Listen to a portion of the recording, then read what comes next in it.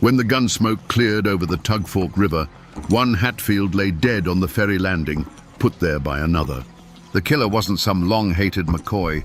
He was the law itself, Sheriff Bud Hatfield, and the man bleeding out in the dirt was his own cousin. This single act raises a chilling question that echoes through the hollows to this day.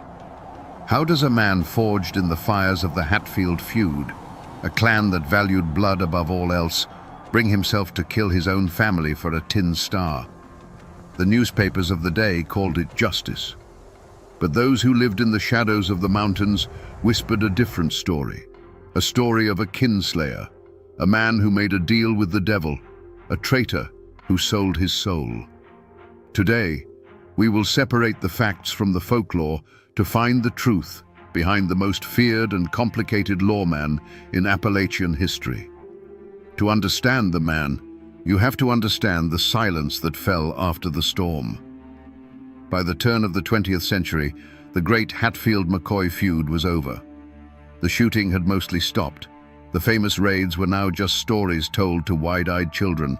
But the peace was a fragile, wounded thing. It was a land of long memories and short tempers, where a man's last name was more important than any law written in a book. The Tugfork Valley was a world unto itself, a labyrinth of creeks and hollows where families lived by codes carved into their very bones over generations. Justice wasn't found in a courthouse. It was settled in a cornfield, on a riverbank, or at the dark end of a lonely mountain path.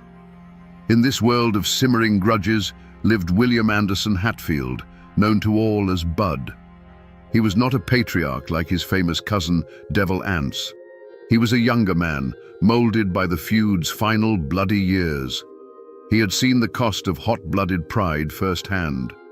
While his kin were known for their booming laughs and explosive tempers, Bud was different. He was quiet, watchful. He moved through the woods not like a man, but like a shadow, his eyes missing nothing. He didn't boast of his skill with a pistol. He simply practiced, hour after hour, until the Colt revolver felt like an extension of his own hand. He learned the mountains as a hunter, but he wasn't just tracking deer. He was learning how men think when they're being hunted, where they hide when they're scared, and the fatal mistakes they make when they believe they're safe. He was absorbing the brutal lessons of the feud, not as a brawler, but as a student of violence. He was a weapon being forged in the quiet aftermath of a war, waiting for a purpose. His world was one of clan loyalty, where the only thing that mattered was protecting your own, no matter the cost. But a new sound was beginning to echo through the mountains, a sound louder than a rifle shot. It was the chugging of steam engines and the grinding of machinery. Coal companies with their fat checkbooks and their armies of private detectives from agencies like Baldwin Felts were pushing their way into the hills. They saw the mountains not as a home, but as a treasure chest to be cracked open. They brought with them a new kind of law, corporate law, and they had no patience for the old ways of the clans.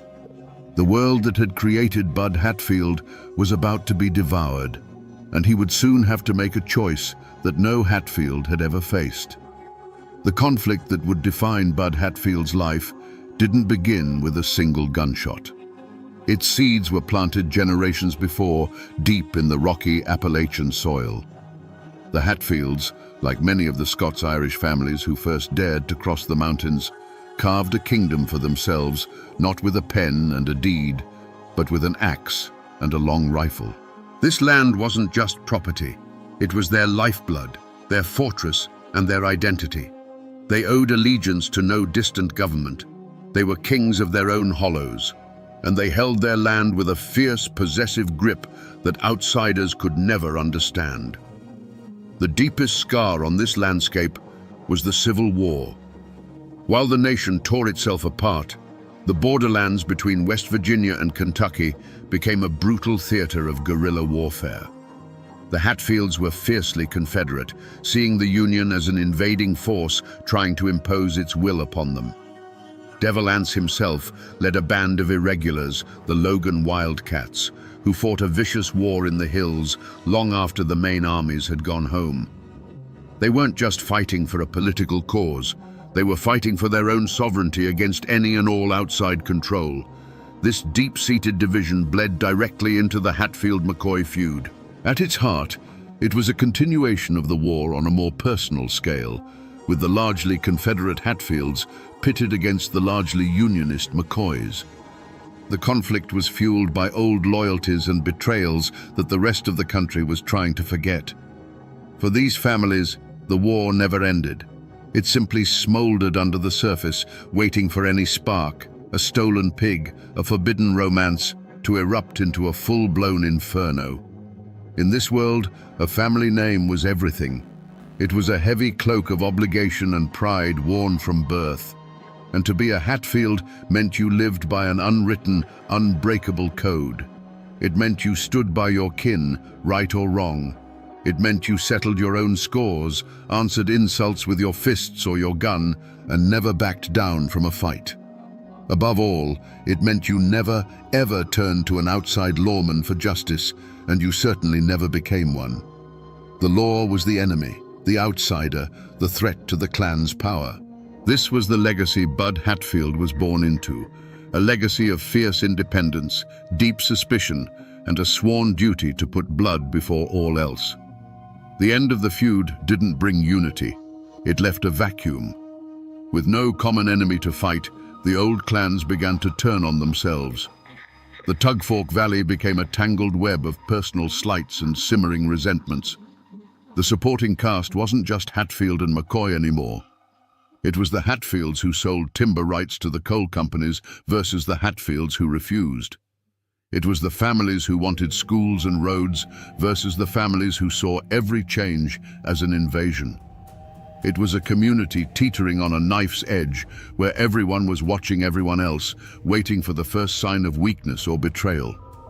At the center of the old guard's resistance was Bud's own cousin, another Elias Hatfield, but this one went by a different name, Bad Lias.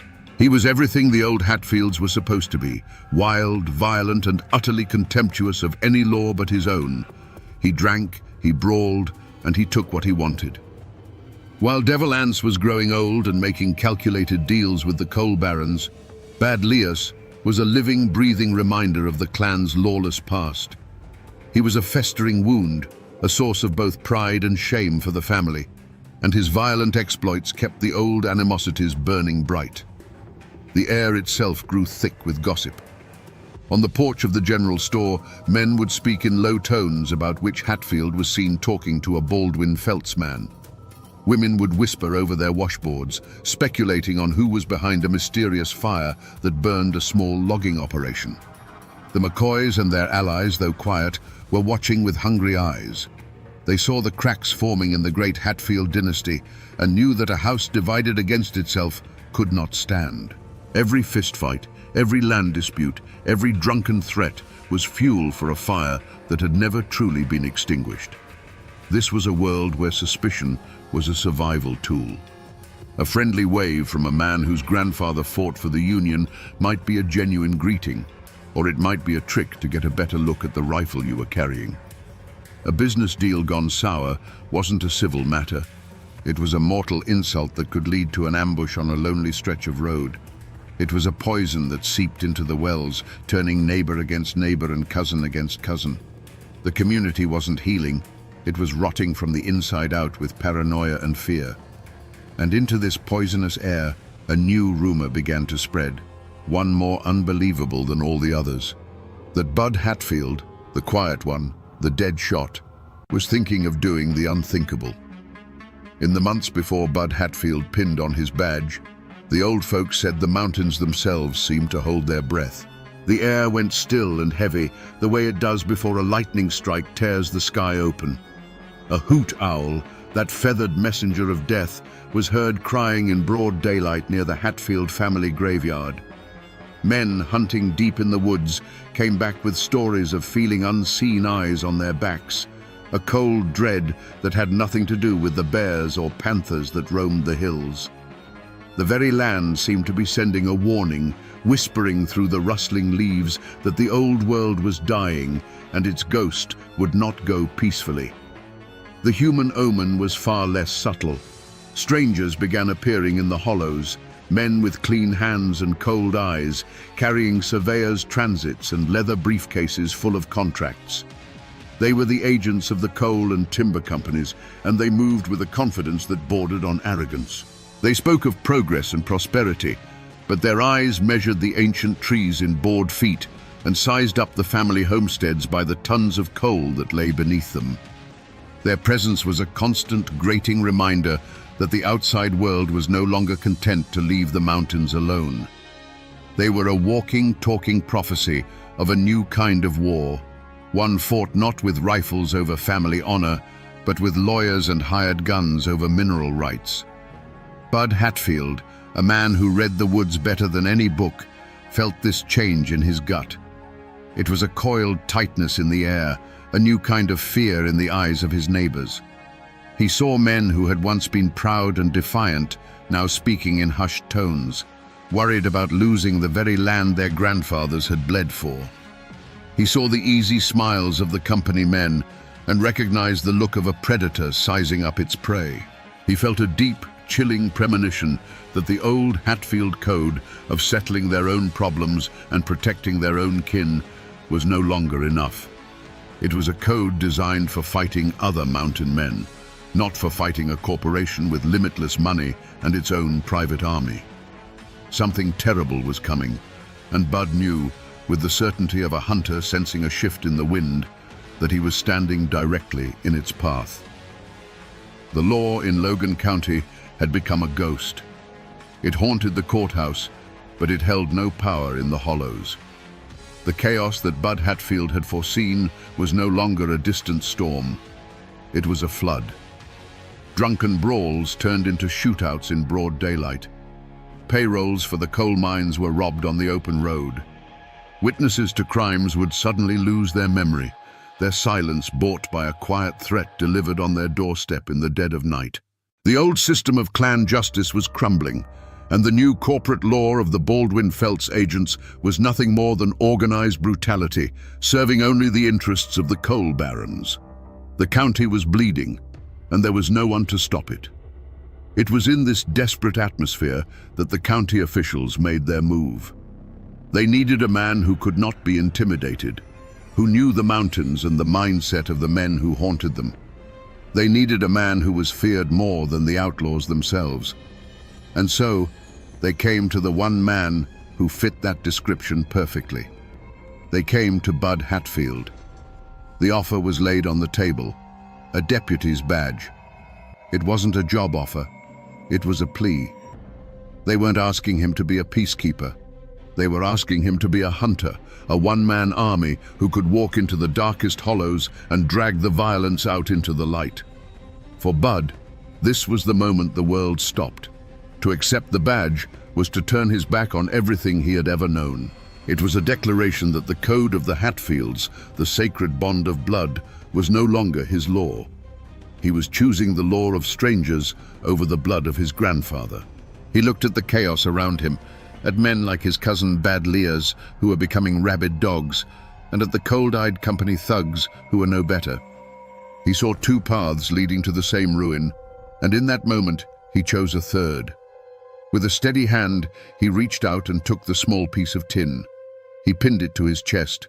The word spread through the hollows like a pestilence. A Hatfield was the law. To his family, it was the ultimate betrayal. Whispers of traitor followed him like a shadow. Uncles and cousins who had known him since birth now looked at him with a mixture of fear and contempt. The community was instantly and violently divided. You were either for the old ways or you stood with the kinslayer.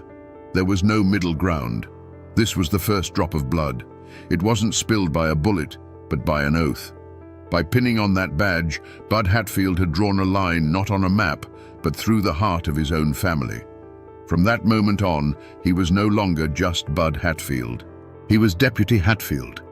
And for men like his cousin, Bad Lears, who saw the badge as a declaration of war, it made him a target. The confrontation was no longer a possibility. It was an inevitability. The confrontation was inevitable, and it happened, as so many things in that country do, by the river. Bud Hatfield and his posse cornered his cousin, Bad Lears, at the ferry landing. The water of the tug fork was slow and brown, the air thick with tension. It wasn't a long standoff. There were no grand speeches. There was only the low, steady voice of Sheriff Hatfield ordering his own blood to surrender, and the wild, defiant laugh of Bad Leas in response.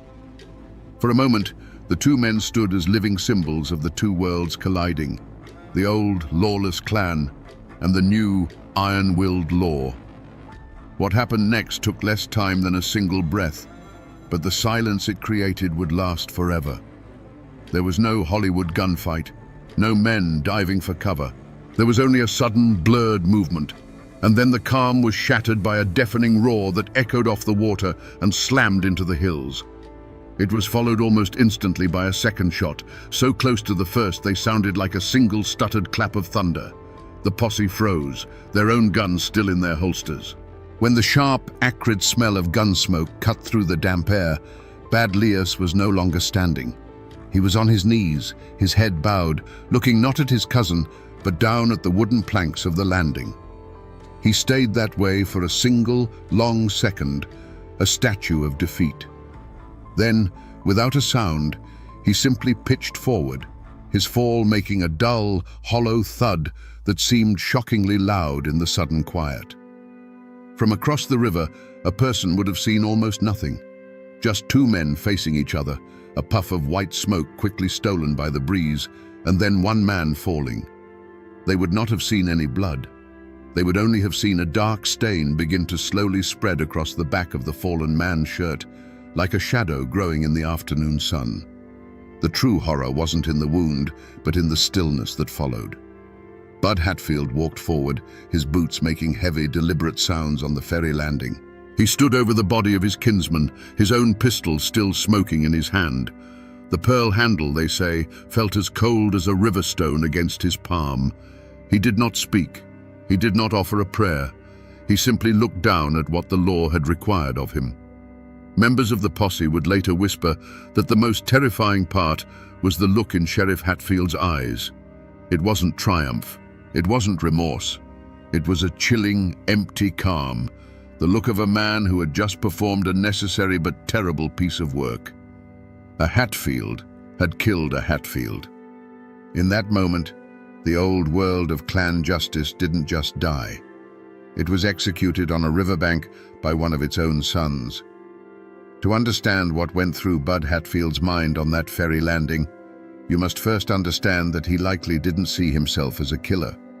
He saw himself as a surgeon. In his cold, calculated view, his cousin, Bad Leas, wasn't a man anymore. He was a disease. He was the living embodiment of the chaos and violence that was strangling the mountains, the very sickness that Bud had sworn an oath to cure. His twisted logic was terrifyingly simple. To save the body, you must cut out the cancer. In that moment, the bond of blood was meaningless. It was an old-world sentiment that had no place in the new order he was trying to build. He wasn't executing his cousin. He was executing a problem. The true transformation didn't happen in the flash of gunfire.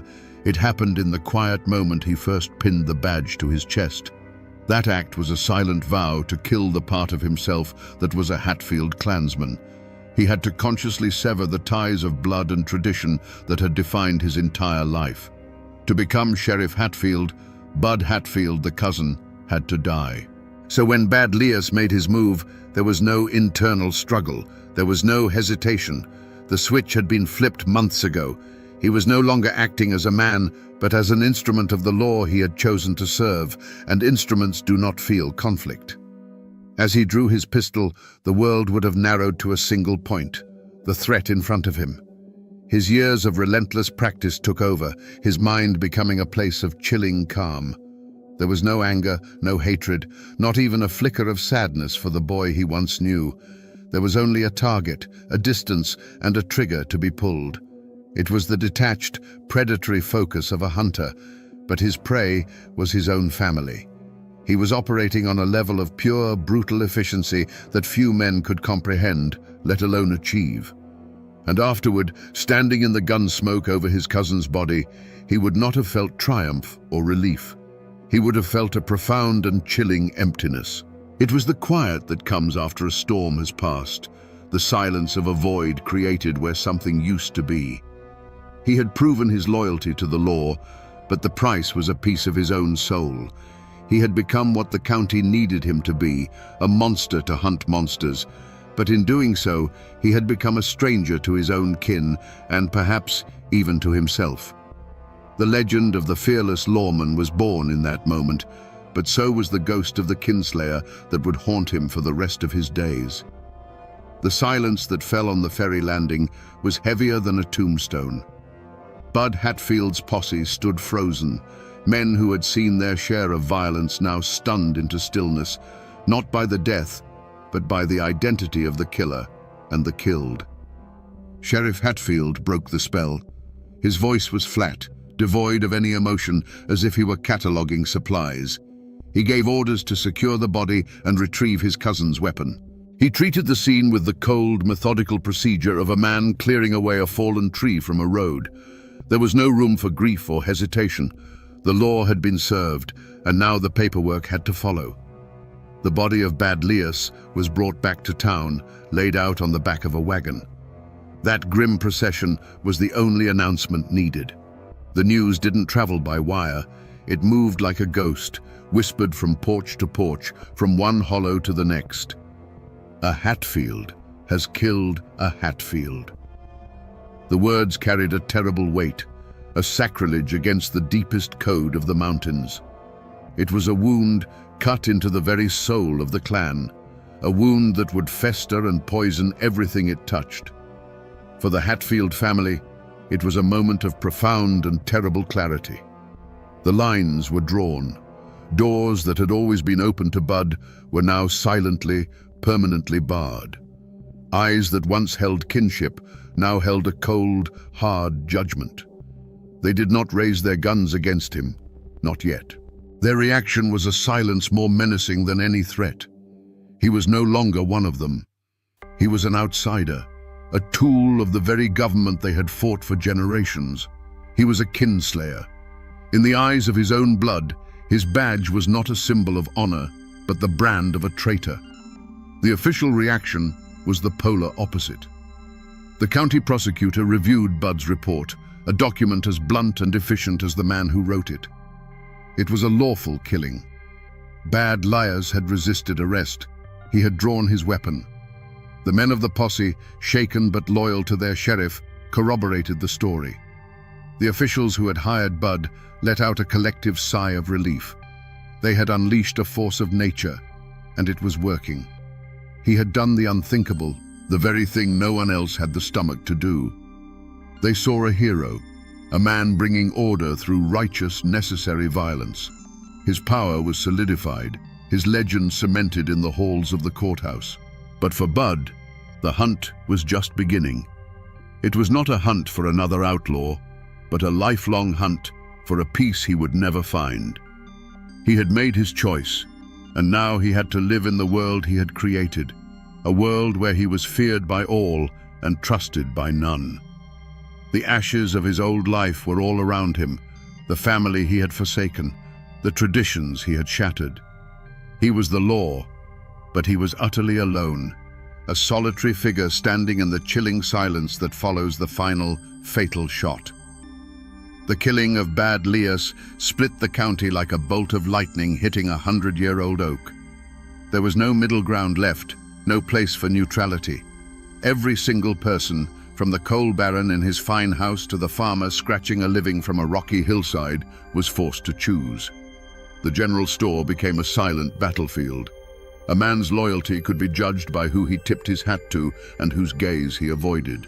A woman buying flour would fall silent if a known supporter of the sheriff walked in, the friendly chatter dying as if a cold wind had blown through the room. It was a war fought with averted eyes, tight-lipped smiles, and doors that suddenly wouldn't open. An unspoken conspiracy of silence descended upon the hills.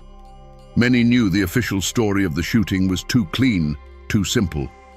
They'd heard whispers of a different tale, that Bad Lias was trying to surrender, that the second shot was unnecessary. But who would dare say so? To speak against Sheriff Hatfield was to invite a visit in the dead of night. People who had once been proud and outspoken now looked at their own children and chose to hold their tongues. Fear was a more effective lawman than Bud Hatfield could ever be, and it kept the community locked in a state of terrified paralysis. The truth, whatever it was buried alive under the weight of that silence. But even in the deepest fear, there were small acts of courage and cowardice that revealed the true heart of the people. A merchant, once a friend of Bad Leah's, now made a point to give Sheriff Hatfield a discount, a public display of his newfound allegiance. A preacher, caught between his fear of the lawman and his fear of God, delivered a sermon on the sin of Cain that was so full of careful, veiled language that both sides could claim it as their own. Then there were the quiet acts of defiance. An old woman from a distant branch of the Hatfield family walked 10 miles to lay a single wildflower on Bad Leah's unmarked grave. A miner, his face black with coal dust, was heard to mutter "Kinslayer" as Bud rode past, a single word of rebellion that could have cost him his life. And the McCoys, the old enemies, they said nothing at all. They just watched, their silence one of grim satisfaction as their great rival, the House of Hatfield, began to devour itself from within. The death of Bad Leah's was not an end, it was a declaration. With that single act, Sheriff Bud Hatfield had served notice to every outlaw, moonshiner, and hot-blooded brawler in the county. The old ways were over. His posse was no longer made of Hatfield cousins riding to defend the clan's honor. It was a new breed of man. They were young, grim-faced deputies who owed their loyalty not to a family name, but to the paycheck and the terrifying man who signed it. They followed him into the darkest hollows, not out of camaraderie, but out of a deep-seated fear of what he would do to them if they refused. They knew they were not his kin, they were his tools. The hunt for fugitives under Sheriff Hatfield became a new kind of Appalachian horror story. He didn't send his deputies, he led them. And when he went into the mountains, he was no longer a lawman. He was a predator returning to his natural habitat. The very skills the feud had taught him, how to track a man through dense rhododendron thickets, how to read a footprint in a creek bed, how to move through the woods without making a sound, were now turned against the very people who lived by that same code. The mountains that had for generations served as a fortress for the clans, hiding them from the outside world, had now become Bud Hatfield's personal hunting preserve. When a warrant was issued, a chilling game of cat and mouse began. The fugitive would run to the hills, believing himself safe in the familiar terrain. But he wasn't just being chased, he was being stalked. Bud was relentless, a force of nature that did not sleep or tire. Men on the run would tell stories of going days without seeing him, only to find the ashes of a campfire still warm, just 100 yards from where they had slept. They would hear a branch snap in the dead of night and know, with a certainty that chilled their blood, that it wasn't a deer. The psychological toll was immense. They weren't just running from the law, they were running from a ghost who knew every secret trail and every hidden cave. The moment of capture was rarely a chaotic firefight. More often, it was a scene of terrifying quiet. After days of being worn down by exhaustion and paranoia, the cornered man would look up to see Bud Hatfield standing at the edge of his camp, a Colt revolver held loosely at his side. He wouldn't shout or make demands. He would just stand there, his eyes flat and cold, his presence promising a swift and final violence if the wrong choice was made. Faced with that unflinching, predatory stare, most men simply gave up. Hardened killers who had sworn they'd never be taken alive would slowly raise their hands, their will to fight completely broken. They understood in that silent moment that they were not facing a man, but a reckoning. The hunt would end not with a bang, but with the quiet click of handcuffs, a sound that signaled the total and absolute surrender of the old world to the new law of the mountains. The Logan County Courthouse, once a sleepy building of legal debate, transformed under Bud Hatfield's reign. It became a theater of fear. When the sheriff brought a prisoner to trial, the room was packed not with curious onlookers, but with a silent, tense audience of clan members and enemies, all watching each other. Armed deputies, loyal only to Bud, stood at every exit, their presence a constant, unspoken threat. The air was thick with a tension that had nothing to do with legal arguments. It was the ancient tension of the mountains, of blood feuds and violent retribution, now brought indoors and wrapped in the thin veneer of official procedure. The trials themselves became a grim formality. The defendants Bud brought in didn't swagger or boast. They stood before the judge with the hollow-eyed look of a cornered animal that has already accepted its fate. Their real trial hadn't happened in the courtroom. It had occurred days earlier in a dark hollow at the end of a relentless manhunt when they looked up and saw Bud Hatfield emerge from the trees. By the time they reached the courthouse, their spirit was already broken. Their reaction was not one of defiance, but of quiet, defeated submission. Even the sharpest lawyers learned a new set of rules. You did not aggressively cross-examine Sheriff Hatfield. You did not challenge his account of the arrest. To do so was to imply he was a liar, and you could feel the temperature in the room drop when it happened. Witnesses for the prosecution spoke with a newfound clarity, while those for the defense often found their memories grew foggy under the weight of the sheriff's quiet, unblinking stare from the front row. It wasn't jury tampering in the traditional sense, it was an atmosphere of pure, suffocating intimidation. The verdicts, when they came, were swift and almost always the same: guilty. The conviction rate in Logan County skyrocketed. The payroll robberies stopped. The open brawling ceased. On paper, it was a staggering success. The law of men, with its procedures and its juries, was finally working. But a chilling question hung over every conviction, whispered on the courthouse steps after the prisoner had been dragged away in chains. Was this truly justice? Or had Bud Hatfield simply brought the old ways of the mountains inside the courthouse walls? He had not replaced the clan's code with the state's law.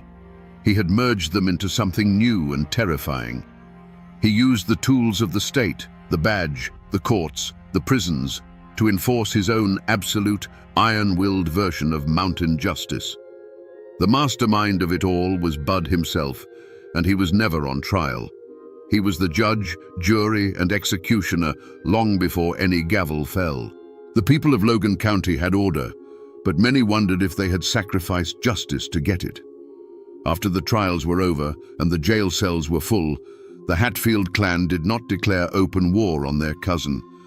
They did something far colder, far more final. They simply erased him. He became a ghost in his own family tree, a name spoken only in whispers of contempt. To the world, he was the powerful Sheriff Hatfield, but to the people who shared his blood, he was a dead man walking. The price for his iron-fisted order was a profound and permanent exile.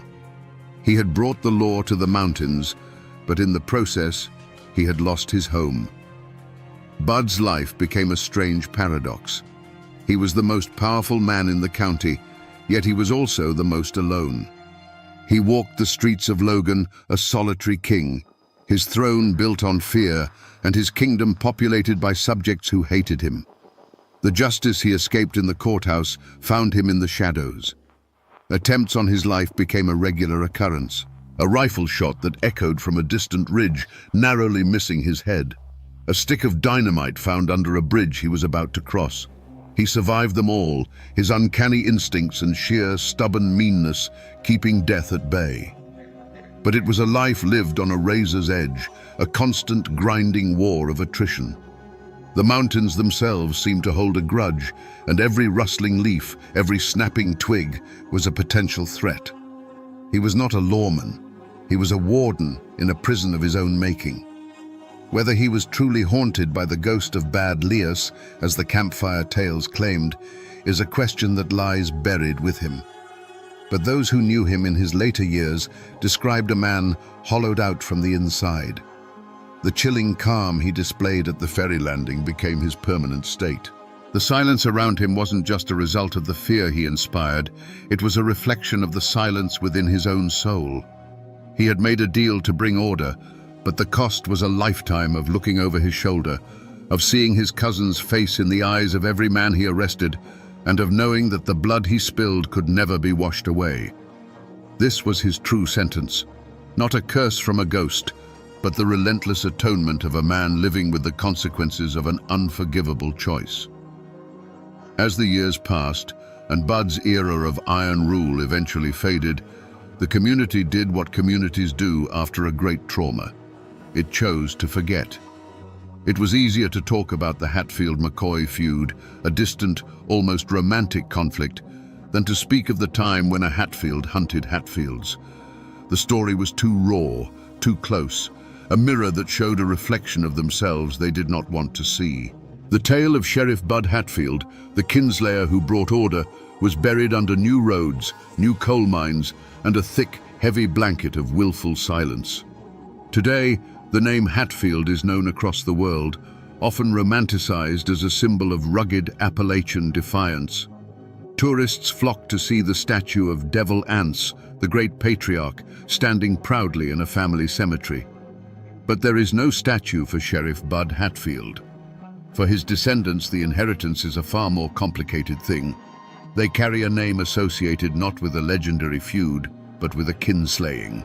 It's a legacy of uncomfortable silence, a chapter of the family history that is rarely spoken of, a ghost that still lingers at the edge of family gatherings.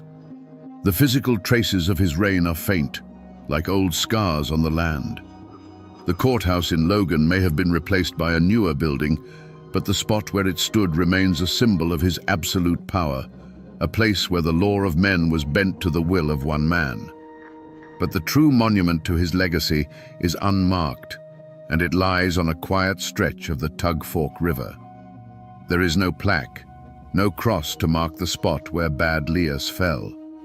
It is just an ordinary ferry landing, a place where the slow brown water slips past the banks, holding its secrets close. It is a place of profound and terrible memory, hiding in plain sight. The official records of his arrests and the newspaper articles praising his efficiency still exist, gathering dust in archives. But the true story of Sheriff Hatfield is no longer found in books. It has seeped back into the soil from which it came, becoming a piece of folklore. It lives on in the quiet conversations of old men on their porches, a cautionary tale told to grandsons about the danger of putting a badge before blood and the terrible price of absolute order. The coal mines have scarred the hills, new roads have been paved over the old horse trails, and the world has moved on. The people have forgotten, or perhaps have chosen to forget the specifics of that dark time. But the mountains have not. They were the silent witnesses to it all, to the oath, the hunt, and the final fatal shot on the riverbank. The mountains remember everything. So we return to the question that hung in the air like gun smoke on that fateful day. How does a Hatfield bring himself to kill a Hatfield for a tin star? The simple answer is that he didn't. Bud Hatfield wasn't fighting for the law of the state. He was fighting for his own brutal vision of survival. He saw a world of chaos and blood that was being devoured by an even greater predator, the coal companies and their armies of hired guns. He believed the old ways of the clan were a sentimental weakness, a path to extinction. So he made a terrible choice. He became a monster to save the mountains from other monsters, sacrificing his own family and his own soul in the process. This is a story not just of one complicated man, but of the brutal, heartbreaking bargain Appalachia was forced to make. It's a story about what happens when the forces of the modern world come for a land steeped in tradition, blood, and honor. Bud Hatfield is the personification of that collision. He was the iron will that brought order, but it was the order of the gallows, the peace of the graveyard. His life is a testament to the fact that sometimes the man who claims to be bringing civilization is more savage than the wilderness he is trying to tame. So the next time you hear the name Hatfield and you think of the famous feud, I want you to remember this story. Remember the man who was both a lawman and a kinslayer, a hero and a traitor, a savior and a beast. He was a man forged in the crucible of the mountains, who then used that fire to burn away the very world that created him, leaving behind nothing but the cold ashes of order. And now, my friends, Another one of these forgotten stories has been told.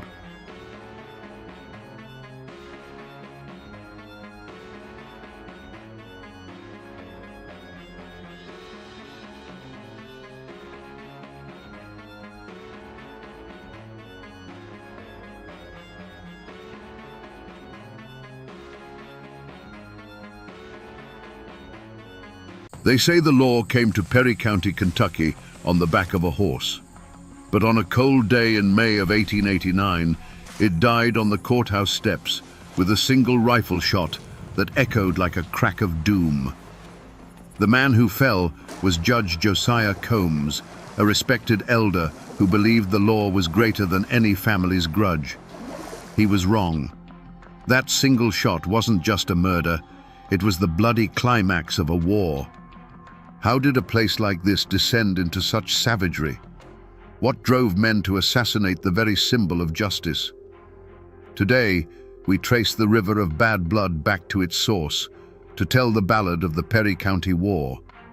To understand the blood that was shed, you first have to understand the ground it soaked into. In the 1880s, Perry County wasn't just a place on a map.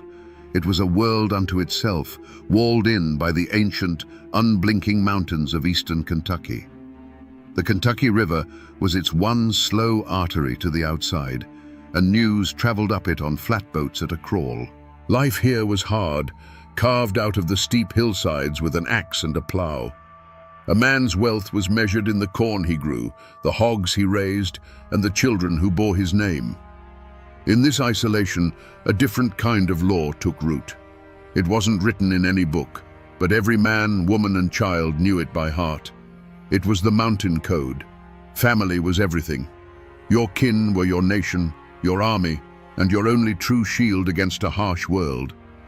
An insult to your third cousin was an insult to you, and it had to be answered. A man's honor was his most sacred possession. It was a fragile thing, easily bruised by a stray word or a sideways glance, and once broken, it could only be mended with blood.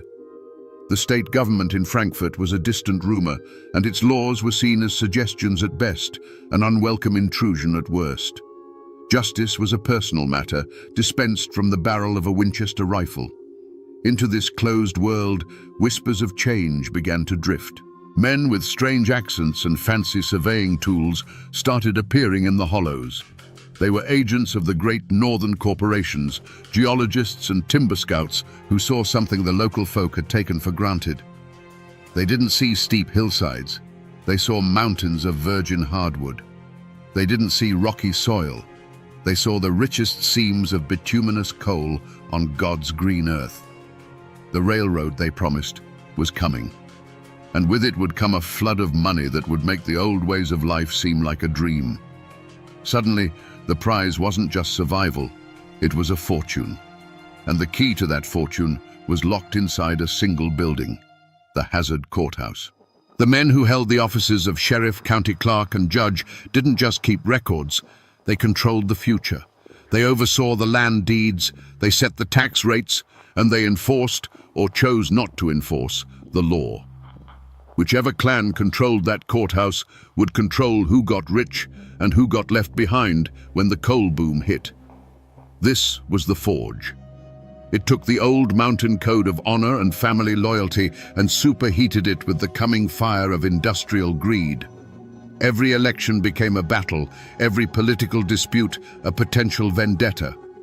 The stage was being set for a war, fought not by soldiers in uniform, but by neighbors and cousins. They weren't just fighting for power anymore. They were fighting for the soul of the mountains, and they were willing to turn their home into a killing ground to win it. Before the shooting started, you could still see the men for who they were, not just the leaders of warring armies. Take Joe Eversole. He wasn't some wild-eyed mountain brawler. He was a man who fought with words, a lawyer who could tie a man in knots with a well-phrased argument in the Hazard Courthouse.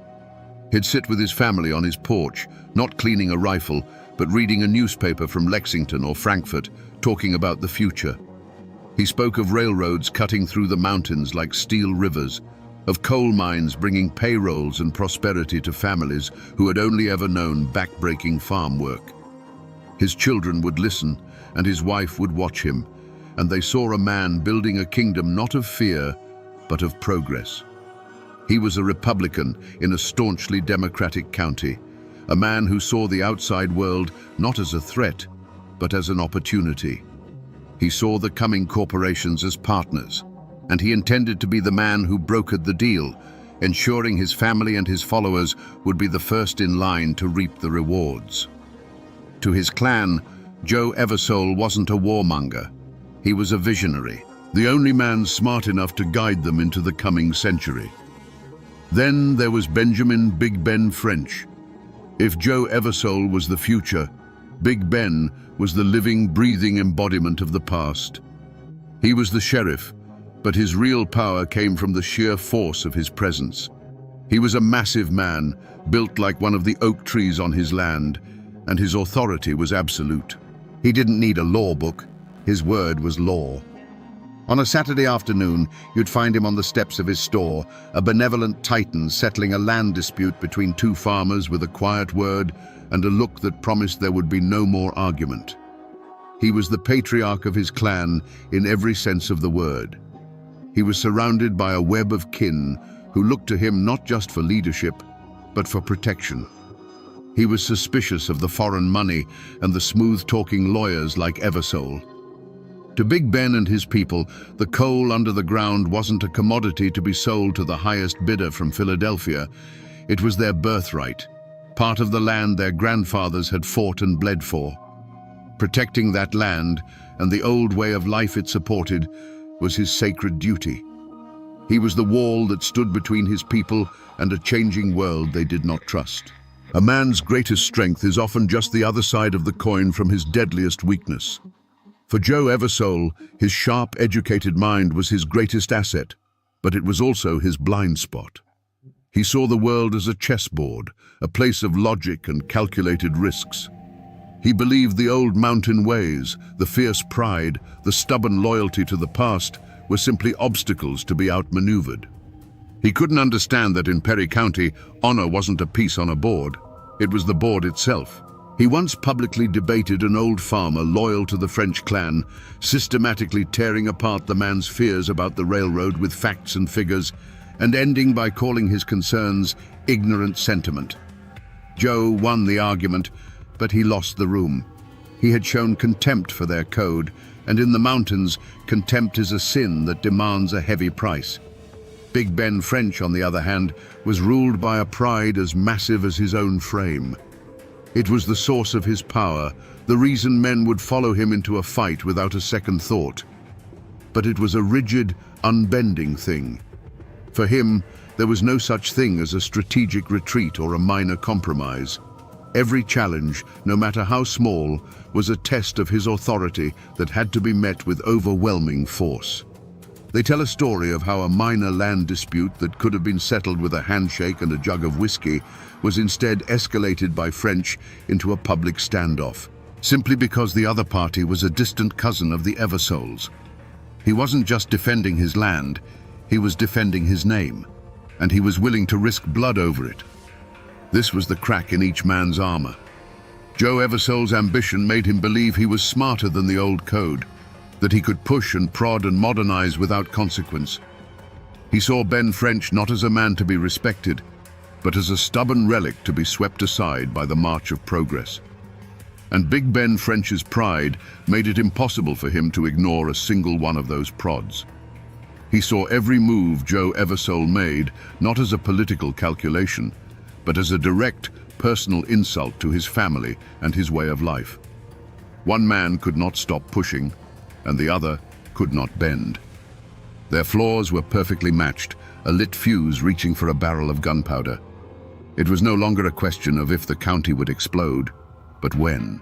The final break, the moment the bad blood turned to poison, didn't happen in a courtroom or a political debate. The legend says it happened where so many mountain feuds begin, over a bottle of whiskey and a game of cards. In 1886, in a smoke-filled room in Hazard, Joe Eversole and Ben French sat across from each other. The air was already thick with tension, but the liquor loosened their tongues and sharpened their contempt. A dispute over the game, a simple accusation of cheating or a misplayed hand, quickly spiraled. It was no longer about cards. It was about everything. Joe Eversole, with his lawyer's wit, made a sharp, condescending remark about the old ways, a jab at the French clan's stubborn resistance to progress. It was a flick of the wrist, but it landed like a fist on Big Ben French's jaw. For a man like French, whose entire world was built on the rock of his personal authority and the honor of his name, this public insult from a man he saw as an upstart was intolerable. His pride, that massive, unbending thing, ignited. He rose from his chair, his shadow swallowing Eversole, and the threats he made were not vague. They were promises, spoken low and cold, of what happens to men who forget their place. In the mountains, a public threat is a debt that must be paid. To let it pass is to admit you are the weaker man, and weakness is a death sentence. The line had been crossed. The room fell silent as the two men stared each other down, and everyone present knew they had just witnessed the conception of a war. Joe Eversole had poked the bear, believing his intelligence was shield enough. Ben French had been challenged in his own kingdom, and his pride demanded a brutal, unforgettable lesson. The lesson came a short time later, not in the open, but from the shadows. Nicholas "Nick" Combs was Joe Eversole's uncle, a trusted friend and a respected man in his own right. He was ambushed on a quiet mountain road, shot from his saddle without a chance to draw his own weapon. It was a cold, calculated act of terror. There was no trial, no witnesses came forward, but everyone in Perry County knew. This was the French clan's answer. It was a message written in blood, sent directly to Joe Eversole. For Joe, this was the moment the chessboard was kicked over. The murder of his uncle was not a political move. It was an act of savagery that ripped through his modern worldview. The old code he had tried to outsmart had just reached out and torn a hole in his family. His grief was matched only by a cold, burning rage. There would be no more debates, no more legal maneuvering. Ben French had chosen the language of the gun. Now, Joe Eversole would answer in kind. The affront had been delivered, and the only acceptable response was vengeance. The blood of Nick Combs was a seed, and from it a forest of rifles began to grow. Joe Eversole's grief was a cold, sharp thing, and it pointed him down a path from which there was no turning back. Now, you might think the mountain code would demand a simple, brutal balance, a life for a life. A French loyalist, maybe the man who pulled the trigger, would be found dead in a creek bed, and the scales of honor would be level once more. That was the old way. That was the path of compromise. Elders from both clans, men with grey in their beards who had seen enough killing in their time, tried to steer the currents back to that old channel. They came to Joe Eversole, not as enemies, but as neighbors. They spoke of the cost of a wider war, of fields that would go unplowed and children who would grow up without fathers. They pleaded with him to seek a targeted revenge, to let the matter end there before it consumed them all. They warned him that turning Perry County into a battlefield would only serve the interests of the outside coal men who were watching from the hills like vultures. But Joe Eversole was deaf to their warnings. His calculating mind, now fueled by rage, saw this as a moment of opportunity. A simple revenge killing would just continue the endless cycle. He wanted to end it, permanently. He didn't want to just balance the scales, he wanted to smash them. He rejected the pleas for peace, framing his decision not as vengeance, but as a crusade. He would raise an army, march on hazard, and tear the corrupt French regime out by its roots. He would bring, he claimed, a new kind of law to the mountains. It was the perfect justification, wrapping his raw ambition and his thirst for retribution in the noble flag of progress. Across the county, Ben French watched Eversole's mobilization, and his own pride provided the equal and opposite reaction. He heard the same pleas for peace, the same warnings, and he threw them back in the faces of those who offered them. To him, backing down now, offering a sacrifice to appease Eversole, would be an admission of guilt and a show of weakness he could not abide. He saw Eversole gathering men and buying rifles, and it confirmed his deepest suspicions. This was never about an uncle's death. It was a coup. So French began to prepare for a siege. He was the High Sheriff, and he would turn the county seat into his personal fortress. He gathered his own loyalists, men who saw Eversole's progress as a threat to their very existence. He sent riders out, and the French clan answered the call. They barricaded windows in the courthouse and reinforced the doors of their homes. Each nail hammered into a board was another nail in the coffin of peace. Each new Winchester rifle that arrived in Hazard was another vote for war.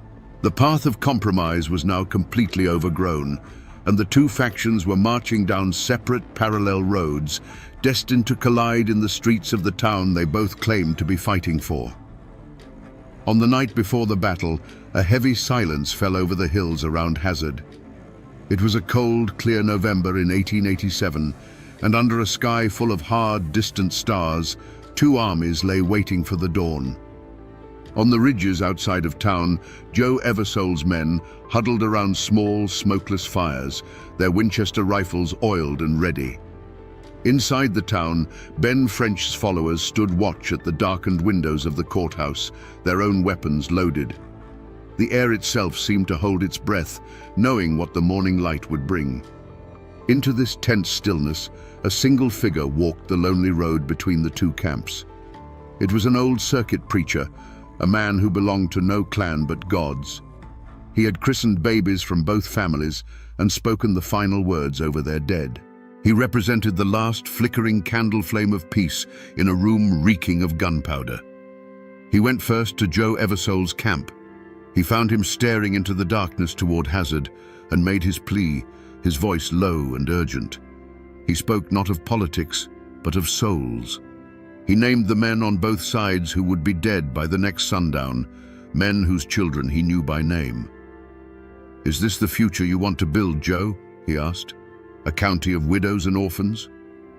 For a moment, they say, Joe Eversole hesitated.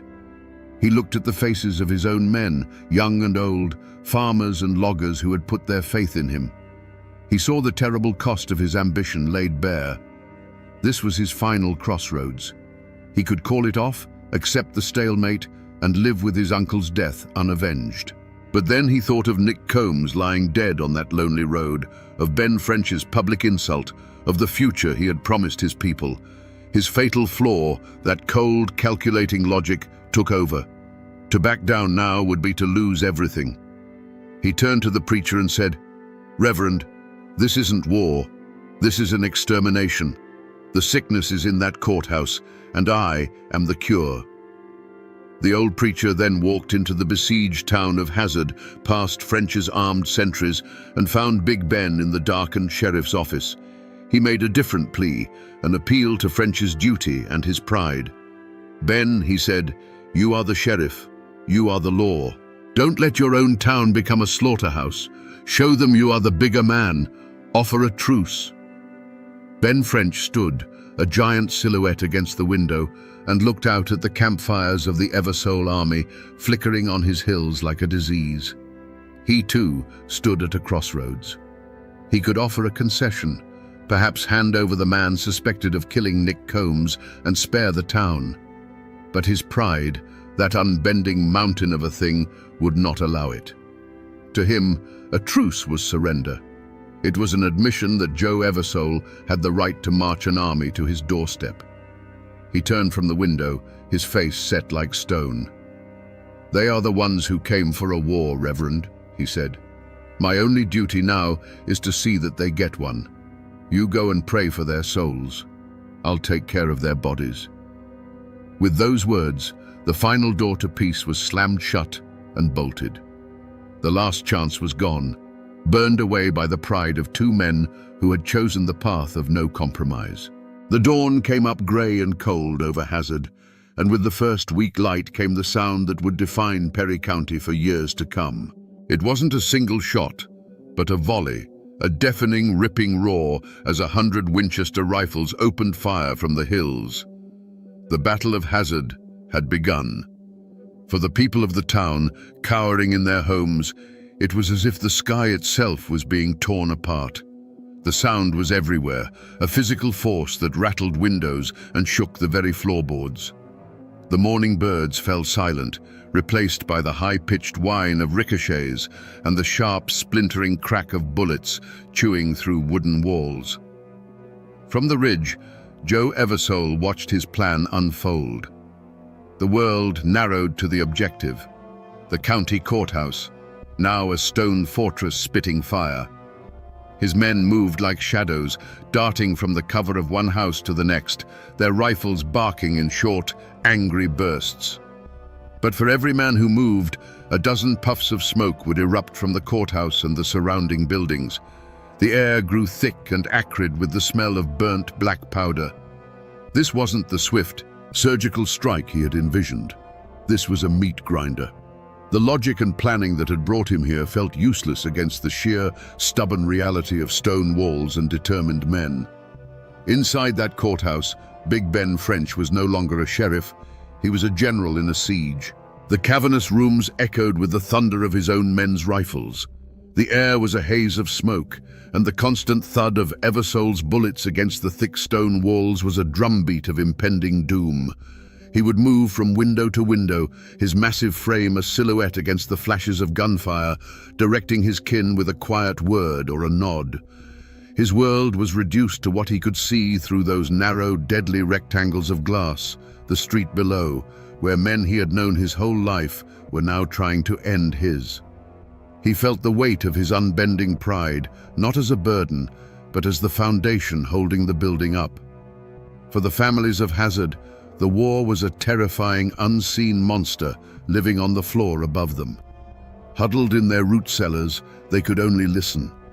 They heard the frantic running of booted feet on the boardwalks, the desperate shouted commands, and the ceaseless, terrifying percussion of the rifles.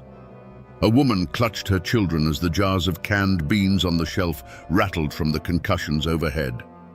An old man pressed his ear to the dirt floor, trying to discern the sounds of friend from foe. The battle wasn't just in the streets, it was in their homes, a violation so profound it would leave a scar on their memory forever. For 2 full days, the town was a war zone. The fighting would lull, creating a tense, ringing silence where the only sound was a dog barking in the distance, and then it would erupt again in a furious crescendo of violence. A man who rose from behind a stone wall to take a shot might suddenly disappear from view. A figure running across an open street would stumble and lie still. The argument that had begun over a card table was now being settled with lead, and its costs were written in the still forms that dotted the muddy streets. Finally, as the second day bled into a weary dusk, the firing from the hills began to slacken. Joe Eversole had to accept the truth. The courthouse would not fall. His army, battered and low on ammunition, began to melt back into the mountains from which it had come. The retreat was slow, sullen, and bitter. A great, profound silence descended upon Hazard, a silence that felt heavier and more menacing than the noise it replaced. The smoke slowly cleared, revealing a town that looked like it had been savaged by a great beast. Windows were shattered, doors were splintered, and the courthouse stood defiant, pockmarked but unbroken. The Battle of Hazard was over, but the war had just begun. No ground had been gained, no decisive victory won. But a terrible line had been crossed. The men of Perry County had proven they were willing to turn their own home into a battlefield. They had fired on their neighbors, their cousins, their kin.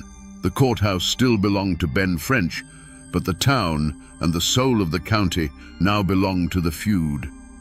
As the last shots faded, Joe Eversole's grand army was gone. It had dissolved, melting back into the hollows like a dirty spring snow. The retreat was a grim, silent affair. There was no order given, just a shared, unspoken understanding that the battle was lost. Men carried their wounded on makeshift litters, their faces grim with exhaustion and defeat. Joe Eversole rode with them, his visionary's fire banked to a cold, hard ember of humiliation. He had promised his people a swift victory, a new order. Instead, he had led them into a bloody stalemate, and left his dead in the streets of Hazard. In the cold twilight of the mountains, he could feel the weight of his failure and the burning need for a different kind of war. The road of the open soldier had ended. The path of the assassin was just beginning. Back in Hazard, Ben French walked out of the pockmarked courthouse into the ruins of his town. He was the victor, but there was no triumph in his eyes. He stood on the steps and surveyed the damage. The sour smell of gunpowder and fresh splintered pine hung heavy in the air. A dead horse lay in the street, and further down, a shape under a blanket told a story he didn't need to hear. Doors creaked open, and the faces of the townspeople peered out, their eyes full of a new kind of fear. They weren't looking at a sheriff who had saved them, but at a warlord who had made their home a battlefield. He walked the muddy streets, his boots crunching on shattered glass. He saw the bullet holes that stitched across the front of the general store, the gouges in the church steeple. He had held his ground. He had beaten back the usurper. His pride was intact. But the cost was written on every building, on every frightened face. This victory tasted like ash and gunpowder.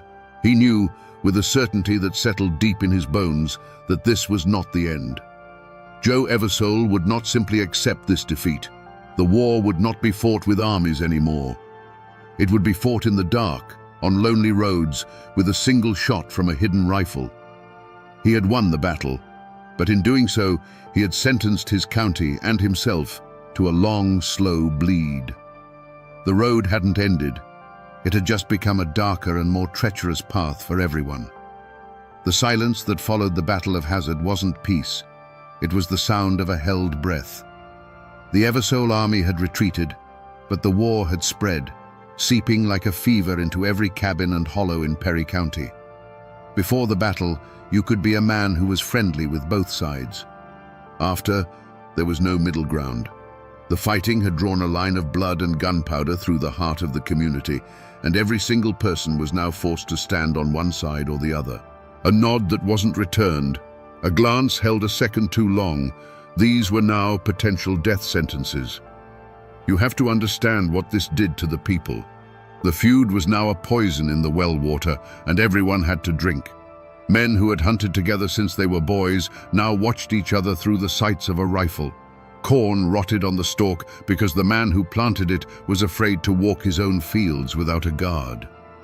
Travel on the county roads, once a simple trip to the grist mill, became a deadly gamble.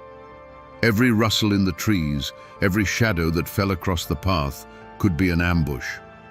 The doors that had always been open to neighbors were now barred at night, and men slept with their Winchesters not just by their beds, but in them. And the wreckage wasn't just measured in the dead. Think of the families left behind. For the wife of a man killed in the fighting, his death was just the beginning. Her grief was compounded by shame, by the poverty that followed, and by the terrible knowledge that her sons were now expected to inherit their father's rifle and his list of enemies. The war wasn't just killing the men of Perry County. It was mortgaging the souls of their children, baptizing them in a legacy of hatred that they had no part in creating. The community, that fragile web of trust and mutual support that allows life to function in such an isolated place, was shredded. Friendships that had spanned generations were severed overnight. Business partnerships dissolved into bitter accusations. Even church on Sunday became a tense affair, with French loyalists sitting on one side of the aisle and Eversole sympathizers on the other, the preacher's words about forgiveness falling like seeds on barren stone. The feud had become a cancer, and it was eating the county alive from the inside out. The tragedy no longer belonged to Joe Eversole or Ben French. It now belonged to everyone. The murder of a judge on the courthouse steps was an act of blasphemy against the state. It was a message sent in powder and lead that the feudists believed their law was the only law that mattered. They were wrong. The news of Judge Josiah Combs' assassination reached the governor's mansion in Frankfurt, and the reaction was swift and furious. Governor Simon Bolivar Buckner was an old soldier, and he saw this not as a crime, but as an insurrection. He sent the state militia back into Perry County, but this time Their orders were different. They weren't there to keep the peace. They were there to hunt. The state put a price on the head of the man everyone believed was the killer, Bad Tom Smith. And his trial, when they finally captured him, was a spectacle. It was more than the trial of one man. It was the trial of the mountain code itself, put in the dock to be judged by the outside world. Imagine the scene. A formal courtroom, with a judge in a black robe, lawyers with stacks of books and witnesses sworn in on a Bible. And in the defendant's chair sat Tom Smith, a man whose entire life had been governed by a different Bible, the simple, brutal creed of loyalty and retribution. The clash of cultures was palpable. The prosecution built its case with evidence, timelines, and legal arguments. They spoke of malice aforethought and conspiracy to commit murder. But the testimony from the mountain folk spoke a different language. They talked of who was kin to whom, of old insults, of debts of honor that had to be paid. The state's lawyers asked, "Did you see the defendant break the law of Kentucky?" But the silent question in the eyes of the local people was, did he betray his clan? Was he a loyal soldier? The court was trying to prove a crime. The feudists were trying to understand a move in their war. The community was torn in two. To the Eversoles and their allies, and to the growing number of people simply sick of the bloodshed, Tom Smith was a monster, the devil himself, and the trial was long overdue justice. They saw the law as a savior, the only force strong enough to break the cycle of killing. But to the French faction and those who clung to the old ways, he was a soldier captured by a foreign power. They saw him as a scapegoat, a man taking the fall for a war that everyone had a hand in. To them, the trial was a sham, an act of conquest by the state government in Frankfurt, which had never cared about their lives until a man wearing one of its robes was killed. He was a criminal to the state, but a martyr to his cause. The verdict was never truly in doubt. The state of Kentucky had to make an example of Bad Tom Smith. It had to prove that its authority was absolute, that its law reached into the deepest, darkest hollows, and that it was stronger than any clan's code of honor. He was found guilty and sentenced to hang. Was it justice? For the family of Judge Combs, yes, but for Perry County, it was something else entirely. It was a declaration. The old world was over. The state was here to stay, and its judgment didn't come from a quiet word between patriarchs. It came at the end of a rope. You might think the story ends there, with the snap of a rope and the fall of the feud's most fearsome soldier. You might think justice, however brutal, had finally tidied up the mess in Perry County. But the truth of the mountains is never that clean. The law that had been so absolute with a hired gun like Tom Smith suddenly became very flexible when it came to the powerful men who had started the war. What became of Big Ben French, the patriarch who had turned the courthouse into his personal fortress? He was indicted, yes, but the charges were eventually dropped in a quiet political truce. There was no grand trial for him, no final judgment. The state, having made its point by hanging Tom Smith, seemed to lose its appetite for the fight. But Ben French didn't win. He had watched his world burn, his power broken not by Joe Eversole's army, but by the chaos they had mutually created. The fire in him simply went out. He lived out his days a diminished figure, a ghost in his own county, a relic of an age that had ended in blood and smoke. And Joe Eversole, the man of progress who had unleashed the storm, he seemed to have won. His chief rival was broken, and the state had crushed the heart of the French faction's enforcers. A few years after the war sputtered out, he was living in Virginia, a successful man who had seemingly escaped the consequences of his own bloody ambition. But the mountain code he had tried to outmaneuver had a longer reach than he ever imagined. The feud found him. He was assassinated, shot down far from the Kentucky hills, a final bloody postscript proving that the hatred he had helped create was a debt that would eventually be paid in full. But the true antagonists, the ones who had provoked the entire conflict without ever firing a shot, faced no consequences at all. While the French and Eversole clans were busy digging graves for their sons, the agents of the Northern Coal and Timber Corporations were busy drawing lines on maps. They had watched patiently as the local leadership bled each other dry. In the ruin and poverty that followed the war, they swept in. They bought up the mineral rights and the land titles for pennies on the dollar from the very widows and broken men the feud had created. The clans had fought a savage war for control of the kingdom, and in the process they had burned the kingdom to the ground, leaving the keys to the ashes for the quiet men in suits to come and pick them up. The killing stopped, but the war wasn't over. It just went on inside the people, a quiet, smoldering fire passed down from one generation to the next. To be an Eversole or a French in Perry County after the war was to carry a ghost on your back. For decades, the names themselves were like a brand, marking you as part of a story that everyone knew but no one wanted to tell.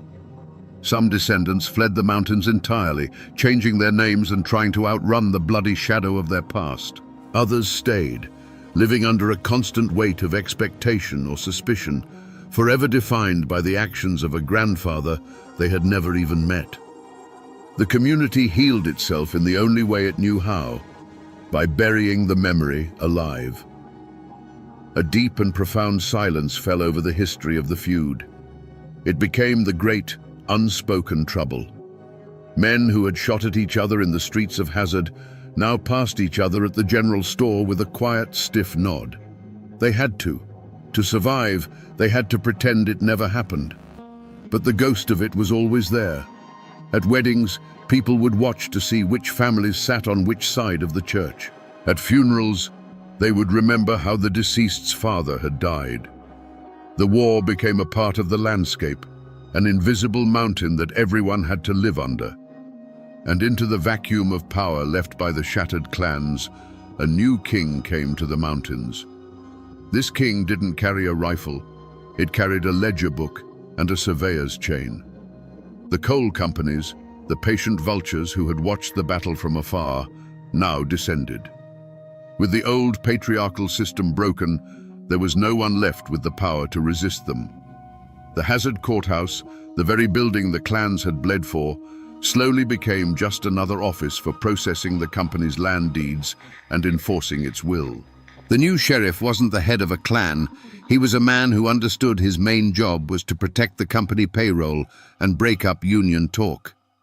The final bitter legacy of the Perry County War was written on the faces of the next generation. The sons of the men who had fought and died for control of the mountains didn't inherit a kingdom. They inherited a job. They traded their rifles for pickaxes and went to work for the same foreign corporations their fathers had either courted or resisted. They swapped their fierce, violent independence for a company paycheck, a house in a company town, and a debt at the company store. The war for the soul of Perry County was finally over, and the soul had been sold for a train car full of coal.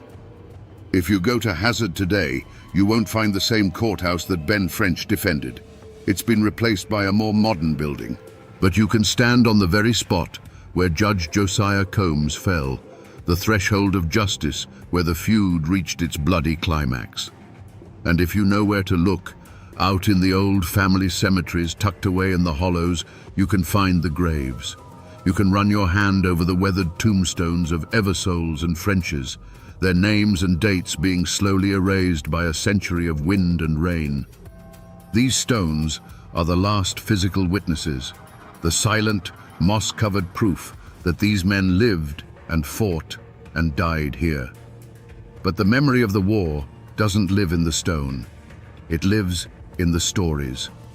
And no name from that time echoes with more chilling power than Bad Tom Smith. He has become more than a man. He's the boogeyman of Perry County.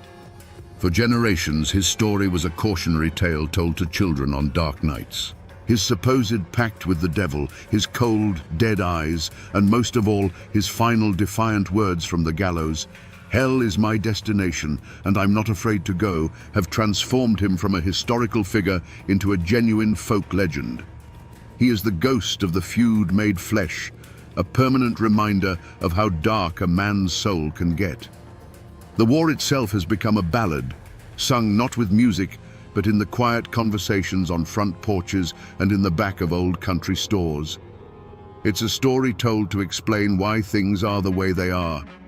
It's a warning about what happens when pride is allowed to run hotter than reason, a lesson in how neighbors can tear each other apart over a prize, only to let a silent stranger walk away with it in the end. It's the foundational myth of modern Perry County, the bloody birth of the coal camp world that would follow. And the ghost of a name is more than just a memory. The names are still there. You can find French and Eversole and Combs in the phone book today. The descendants of these men are now neighbors. Their children go to the same schools, and they live in a world that was built on the ashes of their ancestors' war. The feud is over, buried under layers of silence and time.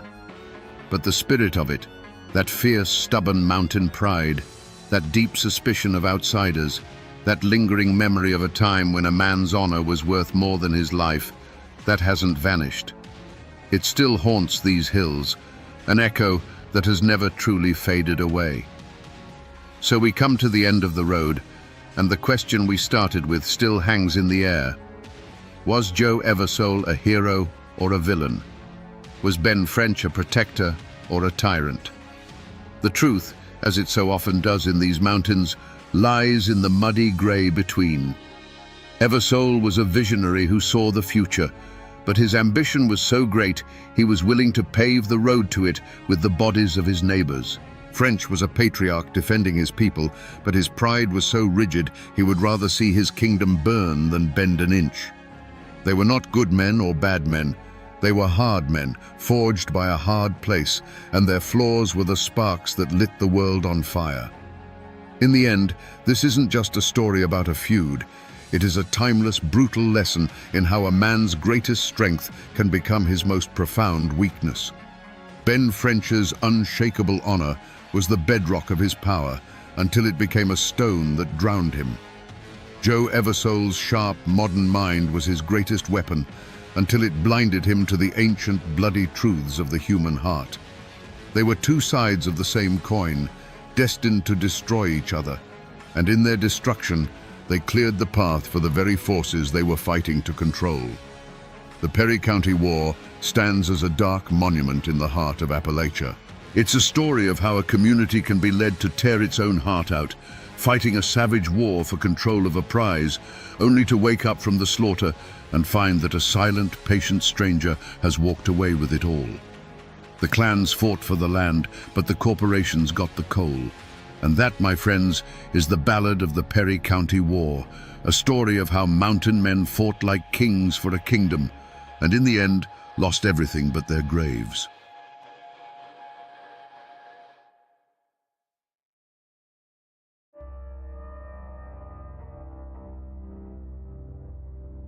In the dead of a Tennessee night, 2 gunshots rip through the silence of a lonely log inn.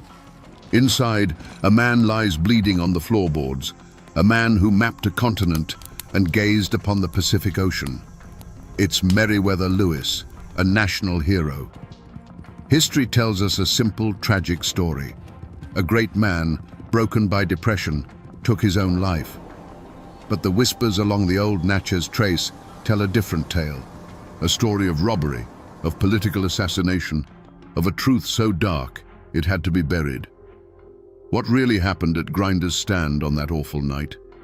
Was it the final act of a desperate man, or the perfect murder of an American icon? To understand the darkness of that end, you must first remember the brilliance of the beginning. Just 3 years earlier, Meriwether Lewis was not a broken man, but the nation's brightest star. He returned from the great unknown not just as a survivor, but as a conqueror of myth. He was the man who had walked to the edge of the world and come back, bringing an entire continent with him, folded neatly onto maps drawn by his own hand. Parades were thrown in his honor, women swooned, and children whispered his name like that of a folk hero sprung to life. He was America's Odysseus, the living embodiment of its boundless ambition. This was no simple soldier. Lewis was a scholar of the wild, handpicked and mentored by President Thomas Jefferson himself. He was a man who could navigate by the stars, identify 1,000 new species of plant and animal, negotiate with dozens of native tribes, and command the unwavering loyalty of his men through brutal winters and starvation. His mind was a finely tuned instrument, capable of holding the vast, unmapped West in its grasp. He was quiet, introspective, and prone to melancholy even then. But it was a poet's melancholy, the thoughtful burden of a man who saw the world with a piercing, almost painful clarity. His reward for this monumental achievement was the governorship of the vast Upper Louisiana Territory. St. Louis, his capital, was the wild heart of this new American empire, a chaotic frontier town of fur trappers, French Creoles, Spanish agents, and land speculators, all swirling in a storm of ambition and conspiracy. For the hero of the Corps of Discovery, this was to be the next great challenge, to tame not a wilderness of rivers and mountains, but one of men. He was meant to be the architect of civilization at the very edge of the map. But the world he had mastered was a world of clear dangers and honest truths. A grizzly bear does not lie. A river does not plot against you. The skills that had kept him alive in the wilderness, unquestioned authority, swift and solitary decisions, and intolerance for deceit, were precisely the ones that made him a poor politician. He was a man of action and honor, suddenly trapped in a swamp of paperwork, petty rivalries, and whispers in smoky back rooms. The ground beneath his feet, once the solid earth of the trail, had turned to quicksand. He had once been at home in the deepest, most unforgiving parts of the continent. The rustle of leaves, the snap of a twig, the cry of a distant hawk. This was the language he understood. The vast, untamed American wilderness was not his enemy. It was his sanctuary and his domain. He could read a forest like a book and a river like a letter from a friend. There was no place on earth he should have felt safer. Little did he know, the modern world he was helping to build would soon turn on him. The hero had returned from the great wilderness, but a different, more dangerous wilderness was beginning to grow within his own mind. The adoring crowds were fading into the distance, replaced by the silent, judging eyes of creditors and the sneering faces of political enemies. The world he had won was about to be lost. The conflict that would end Meriwether Lewis' life wasn't born in a tavern brawl or over a disputed property line. Its seeds were sown in the grand halls of European palaces and in the treacherous politics of a new nation. The land at the heart of this story wasn't a few acres of Rocky Mountain soil. It was an empire. The Louisiana Purchase of 1803 wasn't just a transaction, it was the acquisition of a ghost, a vast, undefined territory haunted by the ambitions of France and Spain. Lewis was the man sent to give that ghost a body, to map its rivers and mountains, to make it truly American. The land was his legacy, the source of his fame, and ultimately the reason for his destruction. The ink on the Purchase Treaty was barely dry, but the region was already scarred by a century of shifting loyalties. St. Louis was not a simple American frontier town. It was a place layered with history, a city with a French soul and a Spanish past. Its most powerful citizens, the old money fur traders and landowners, had deep ties to the old world. To them, Governor Lewis wasn't a hero. He was an outsider, a federal agent sent by a distant government in Washington to impose a new order. He represented an American authority they had no reason to trust and every reason to resent. This wasn't a feud between families. It was a cold war between the old guard and the new nation. At the heart of this simmering conflict was a man who personified the region's treachery, General James Wilkinson. To the public, he was a decorated general. In reality, he was a master of deceit, a paid agent for the Spanish crown, and a man whose ambition knew no bounds. He was a spider at the center of a web of conspiracy that stretched from New Orleans to the Canadian border, and he had served as the first governor of the territory Lewis now controlled. Lewis, a man of uncompromising honor, was a direct threat to Wilkinson's shadowy empire. He wasn't just an obstacle, he was a potential witness, a man who, by virtue of his office, had access to documents and records that could expose Wilkinson's treason and send him to the gallows. In these mountains, a family name can be a heavy burden. But for Meriwether Lewis, his own name had become a curse. The name Lewis was supposed to mean courage, integrity, and triumph over the wilderness. But in the viper's nest of St. Louis, his enemies worked tirelessly to redefine it, to associate it with incompetence, instability, and financial ruin. Every rejected expense report, every political maneuver that undermined his authority, was a deliberate blow against his honor. To be Meriwether Lewis meant you could not fail. And as he set out on that final journey, he knew he was fighting for more than his career. He was fighting for the very meaning of his name. The world of Meriwether Lewis had shrunk from a vast continent to the suffocating confines of his own office, and the most venomous snake in St. Louis was the one who sat across the hall. His name was Frederick Bates, the territorial secretary and Lewis' second in command. Bates was a man made of paper and ink, a bureaucrat who saw the world in rules and regulations. He resented Lewis' fame, disdained his decisive, often unilateral style of command, and coveted his position. He became the quiet, meticulous architect of the governor's downfall. The deepest wounds were not inflicted by a knife, but by a bookkeeper's pen in a distant Washington office. Lewis, acting as governor, had issued drafts to pay for militias, for Indian affairs, and for government supplies, all necessary expenses to manage a wild and unruly territory. But the War Department, perhaps nudged by Bates's poisonous letters, began to reject them. One protest after another came back, branding the hero of the nation as financially irresponsible. The most galling was the refusal to pay for the expedition to return the Mandan chief Shehike to his people, a matter of national honor that Lewis had personally guaranteed. These weren't just numbers in a ledger, they were stones being thrown at his good name, each one chipping away at the foundation of his reputation.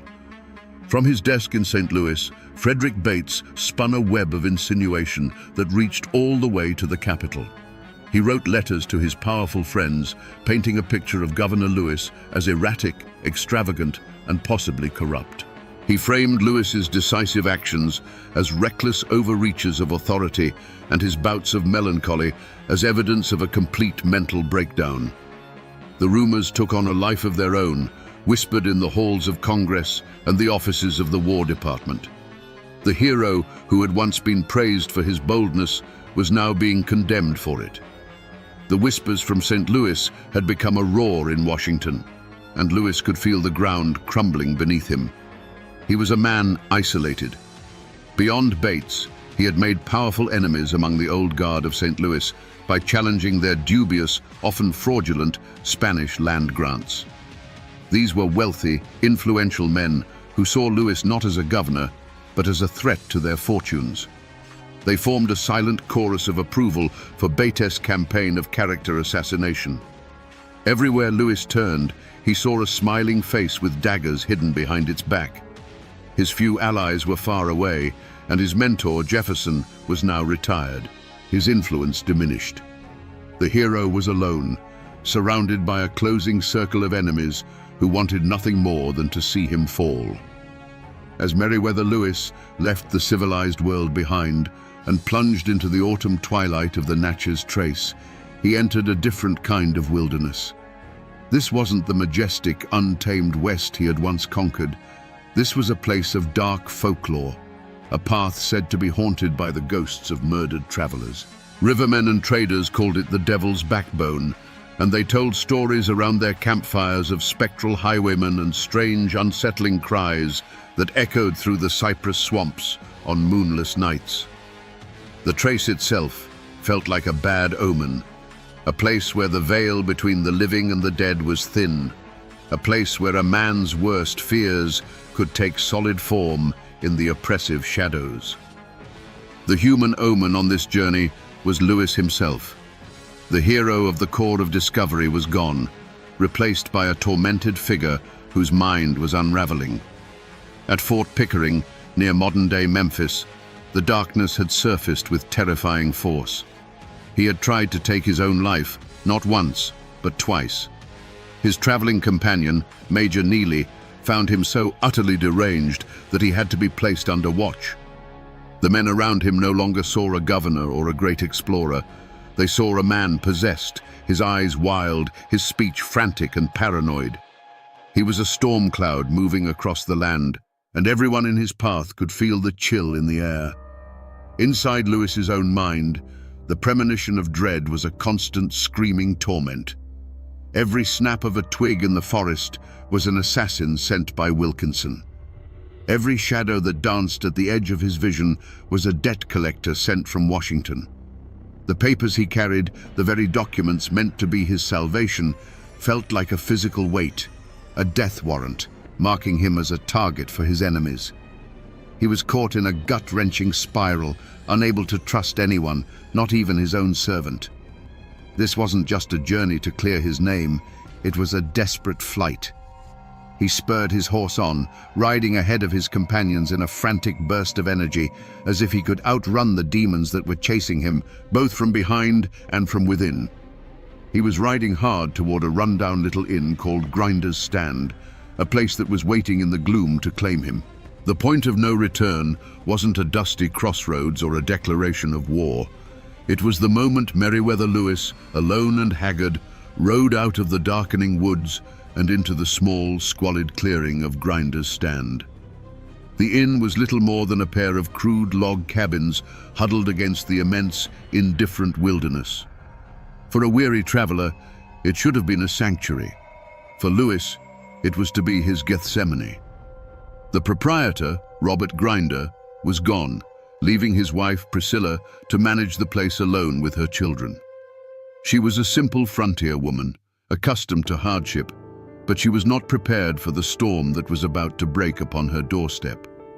The confrontation began not with a drawn pistol, but with a gaze.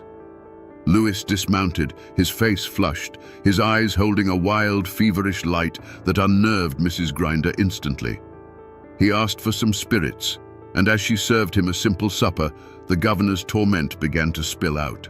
He couldn't sit still. He paced the dirt floor of the cabin, from the hearth to the door and back again, his movements sharp and erratic like a caged wolf. He would stop, stare into the fire, and then burst into frantic, disjointed monologues. The words tumbled out, a torrent of grievances about the government, about the protested drafts, about the ruin of his good name. He wasn't speaking to her. He was a man arguing with ghosts only he could see. Mrs. Grinder watched, her initial unease curdling into genuine fear. This was not the celebrated explorer she had heard tales of. This was a man on the ragged edge of sanity. She saw his hand tremble as he raised his cup. She heard the desperation in his voice as he muttered about his enemies and the destruction of his honor. This wasn't a guest seeking lodging. It was a man's soul coming apart at the seams, right there in her cabin. The conflict was no longer a matter of distant politics and letters. It was a raw, terrifying human crisis unfolding just feet away from her. The escalation was silent, but decisive. When Lewis retired to the room she offered him, the atmosphere in the main cabin was thick with dread. It felt charged, like the air before a lightning strike. The last semblance of normalcy shattered. For Priscilla Grinder, the code of frontier hospitality was overridden by the primal instinct of a mother protecting her young.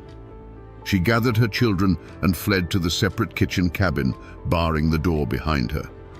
It was a simple act, but it was the final, fatal isolation of Meriwether Lewis. The last friendly human face in his world disappeared behind a wall of logs. He was now utterly, completely alone with the darkness that had chased him all the way down the devil's backbone.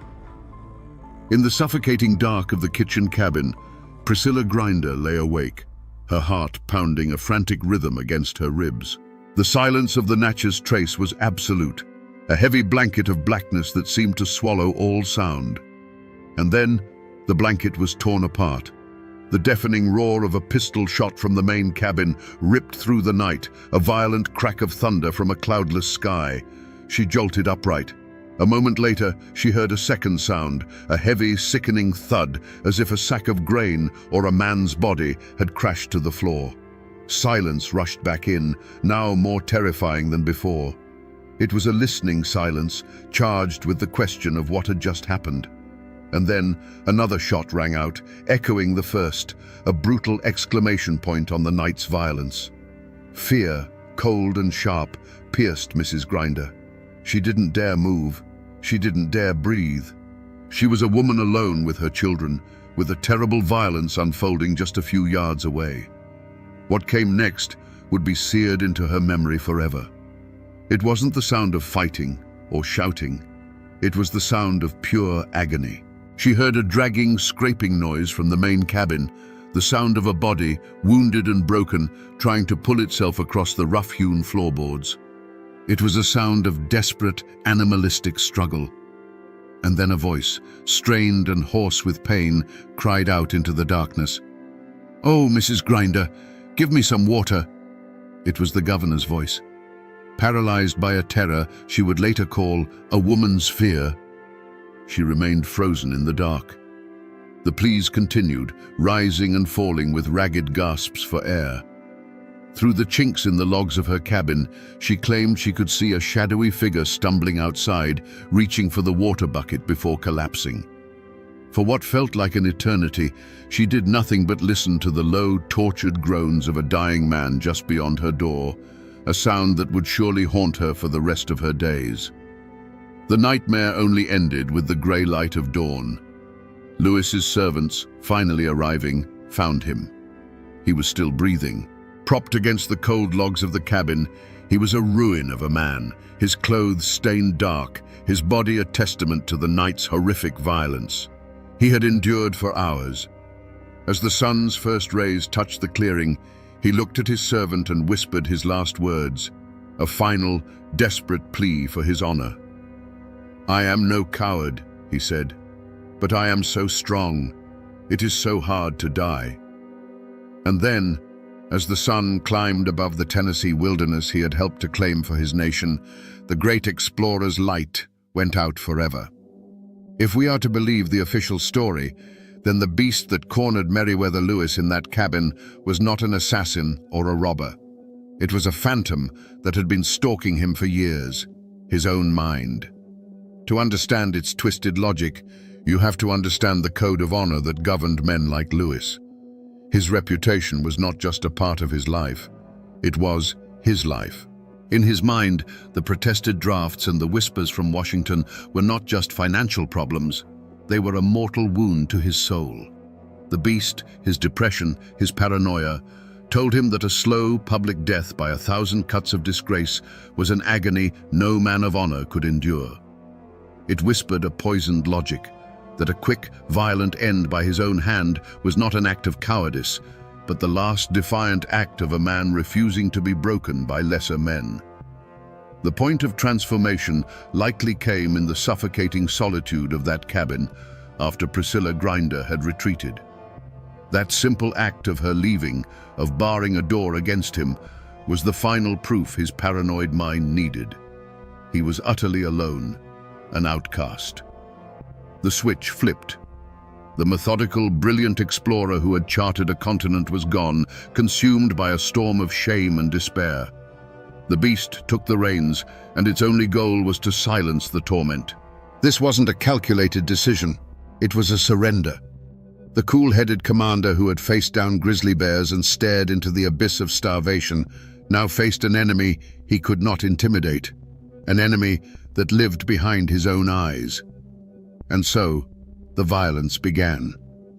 But the beast inside him made one fatal miscalculation. It underestimated the sheer physical resilience of Meriwether Lewis. The body that had survived the Rocky Mountains and the Dakota winters refused to surrender easily. The first shot, a devastating wound that would have felled an ordinary man, only crippled him.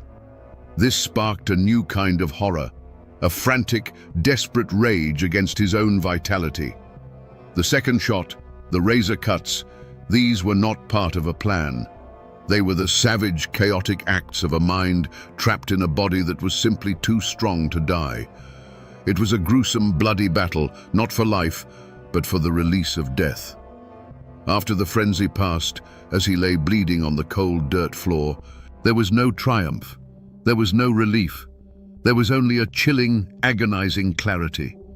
The beast had retreated, and the man, Meriwether Lewis, was left in the wreckage. His desperate cries for water were not the ravings of a madman. They were the most basic, human plea of a person in excruciating pain, a return to the simple, desperate need for life at the very moment he had tried to destroy it. In those final, agonizing hours, he likely felt not the peace of a Roman falling on his sword, but the horrifying, empty truth. His last great expedition, a journey into the uncharted wilderness of his own despair, had ended in nothing but ruin and pain. When the sun was fully risen, it illuminated a scene of profound desolation. The clearing at Grinder's Stand was no longer just a poor, remote inn, it was a gravesite. The unnatural silence that followed Lewis' last breath was broken only by the quiet grief of his servants and the unnerved whispers of Priscilla Grinder, who had finally emerged from her hiding place.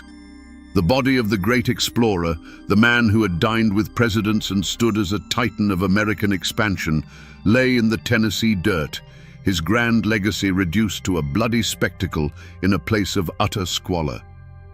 Into this grim tableau rode Major James Neely. He arrived to find his worst fears realized. He saw the body, the pistols, the razor. He listened to Mrs. Grinder's harrowing, disjointed account of the night's events.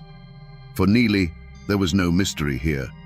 He saw the tragic but logical conclusion to the mental decay he had witnessed just days before at Fort Pickering. He was not a detective arriving at the scene of a crime. He was an officer arriving to confirm a casualty. His mind was already made up. The fate of the survivors began to solidify in those first few hours.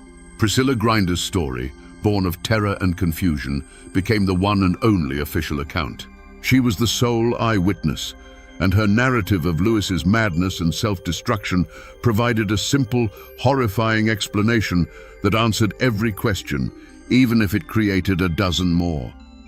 Her fight was not for justice for the governor, but for a version of the truth that would allow her and her family to survive the terrible event that had landed on their doorstep. For Lewis' servant, John Pernier, the fight was over.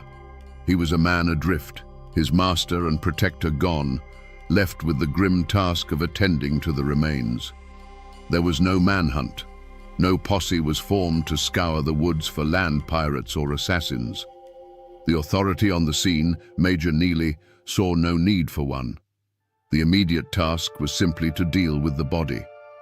Meriwether Lewis was buried with a haste that defied his station. He was placed in a crude coffin and interred just a few dozen yards from the cabin where he died. There was no eulogy from a president, no honor guard, just a simple hole in the ground on the very edge of the wilderness he had given his life to explore.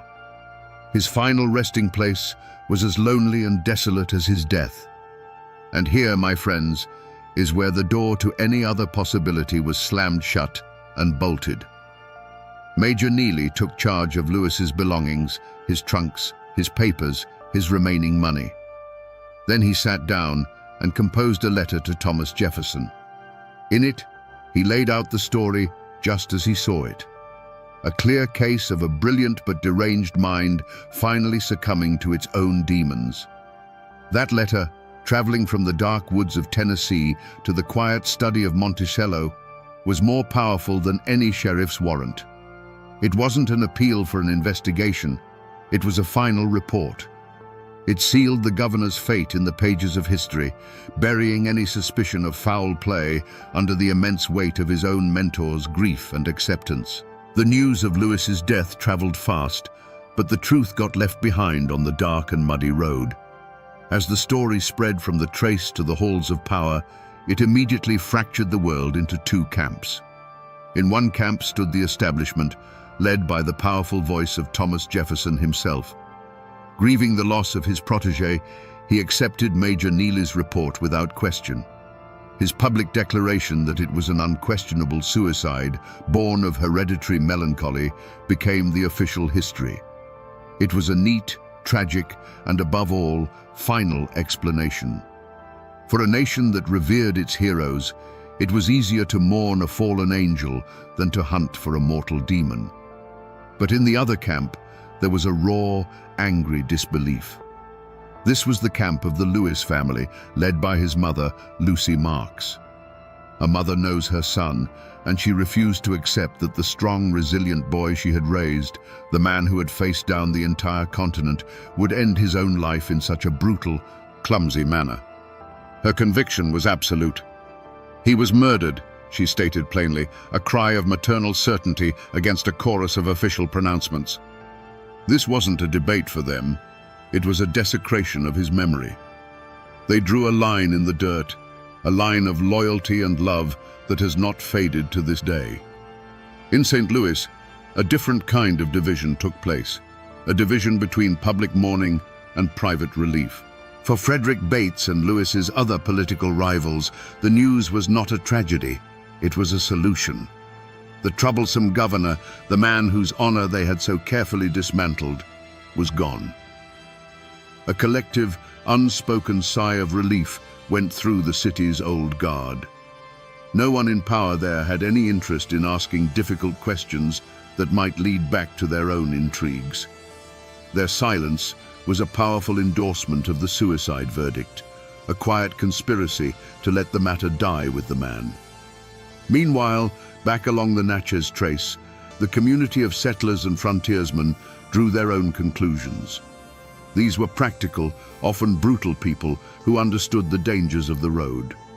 To them, a high-profile traveler getting killed for his money was a story that made perfect sense. The complex tale of a hero's mental collapse seemed far less plausible than simple, bloody-minded greed. A dark cloud of suspicion settled over Grinder's stand. Whispers turned Robert Grinder into a murderer and his wife into a liar, their poverty seen not as proof of their innocence, but as a sign of a curse for the blood they had spilled. This is how the story was buried. Priscilla Grinder, the only witness, was trapped in a conspiracy of silence by her own testimony. To change it would be to invite suspicion upon her own family. The politicians in Washington and St. Louis remained silent out of self-preservation. And so, the only person left to scream for justice was a grieving mother whose voice was drowned out by the official narrative. An act of profound courage on her part was dismissed as the predictable denial of a heartbroken parent. The community had been irrevocably split, not just over the facts of a death, but over the very soul of the man they thought they knew. There was no posse, no sheriff riding out with a warrant, no official manhunt for the killers of Meriwether Lewis. The law had closed its eyes and declared the case solved. But a different kind of hunt began, a quiet, phantom pursuit that took place not in the sunlit woods, but in the dark corridors of rumor and suspicion. The prey wasn't a man on the run, it was the truth itself. The ones who took up this chase were not lawmen, but Lewis's family and the handful of people who could not stomach the official story.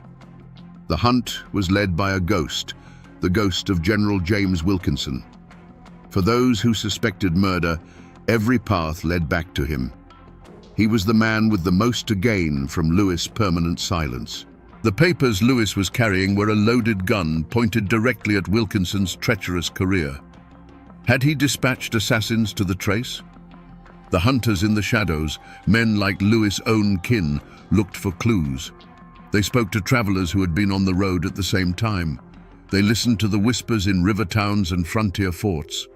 They were searching for a trail that had gone cold the moment it was made, trying to connect the shadowy general to the bloody clearing at Grinder's stand.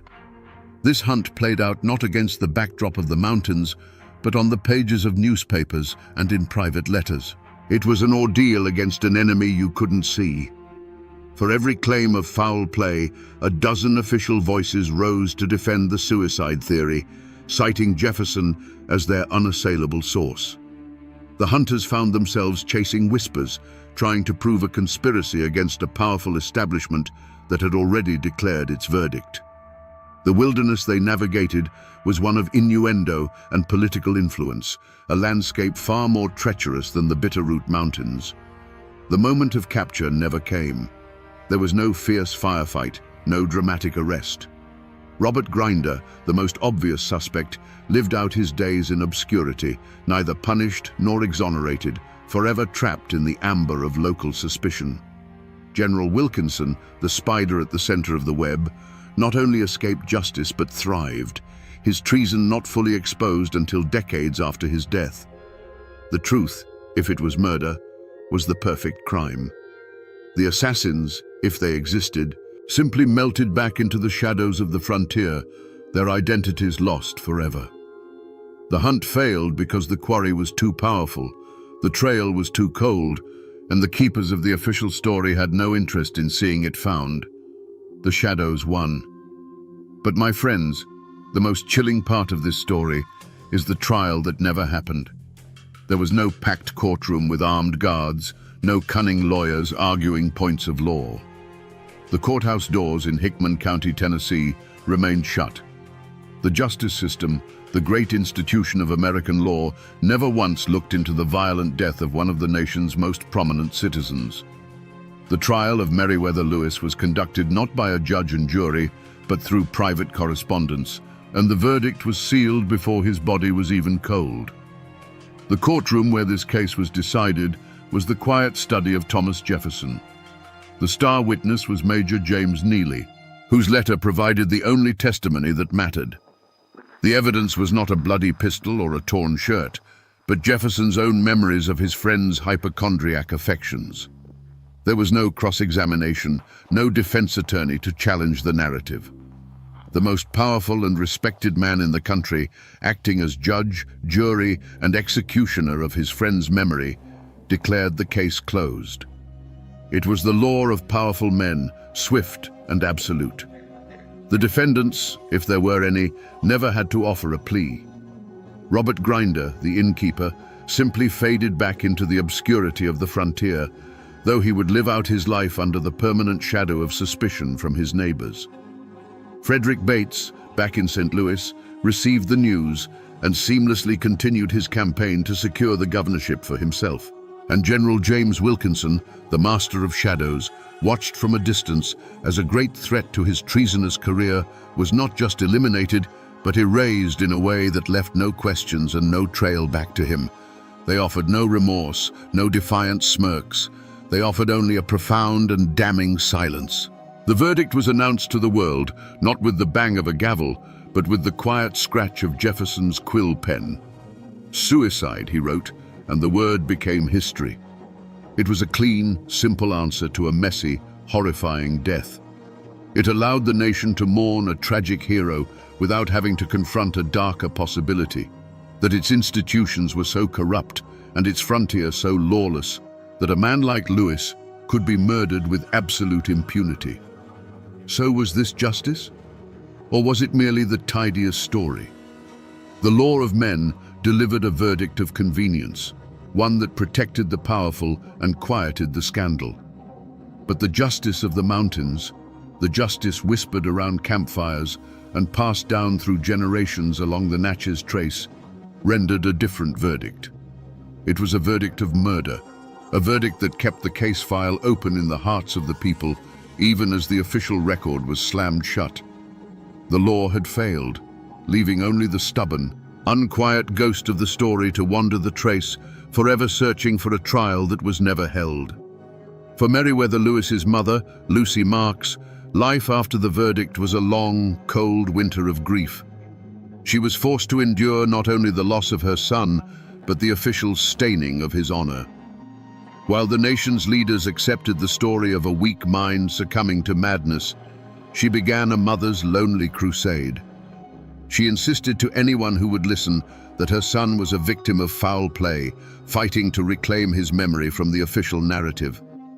She lived out her days with the unbearable burden of knowing that her son, the man who had conquered a continent, lay in an unmarked, unconsecrated grave, his death certificate signed by the very men who may have benefited from it.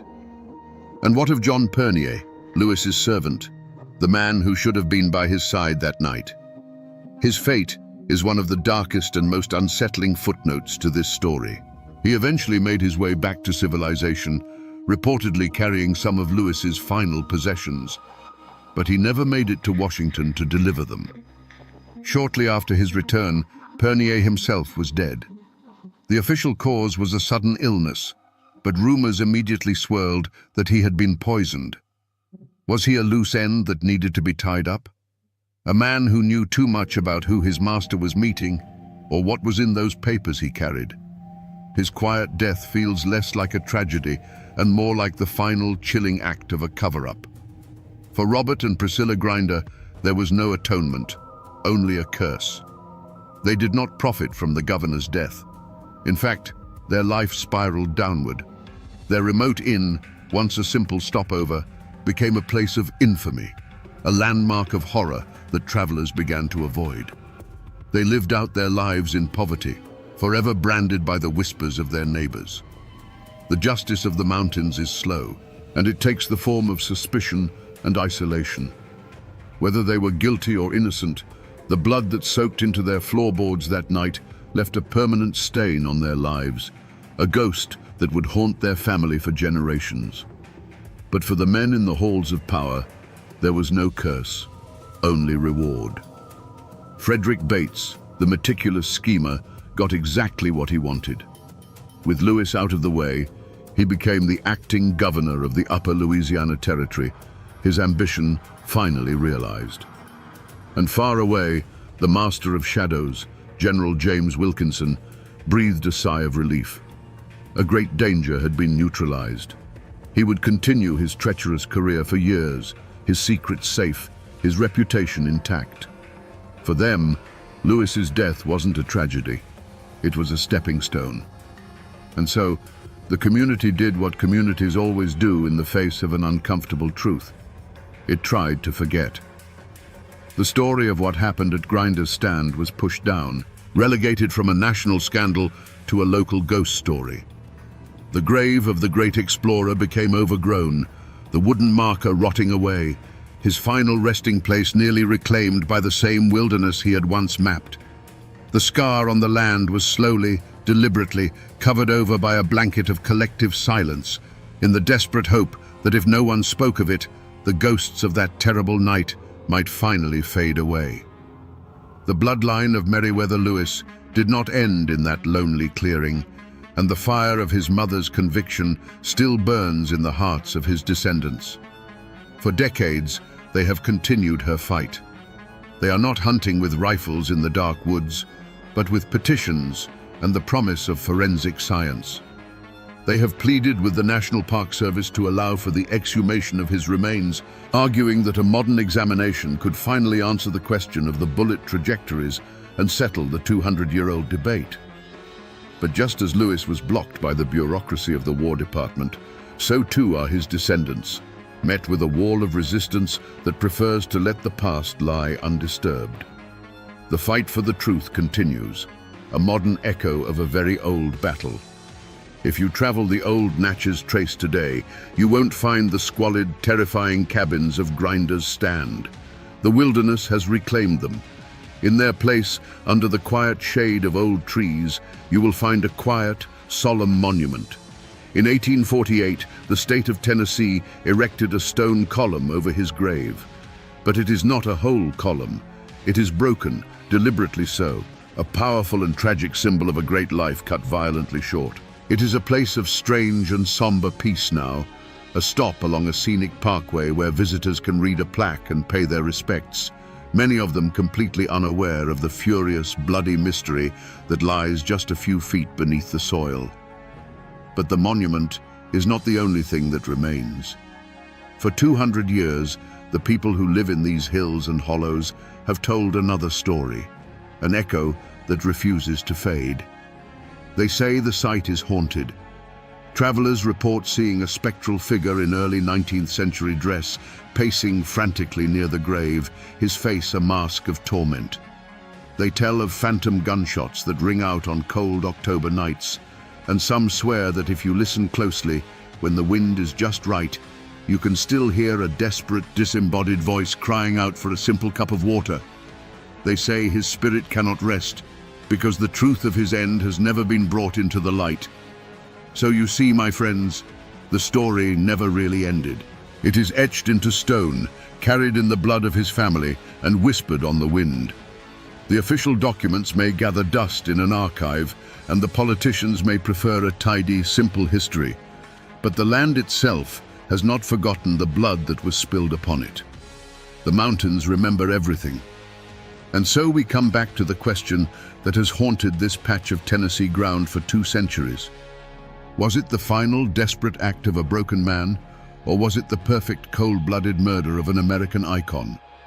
The truth is, the trail has gone cold. The physical evidence is buried 6 feet deep.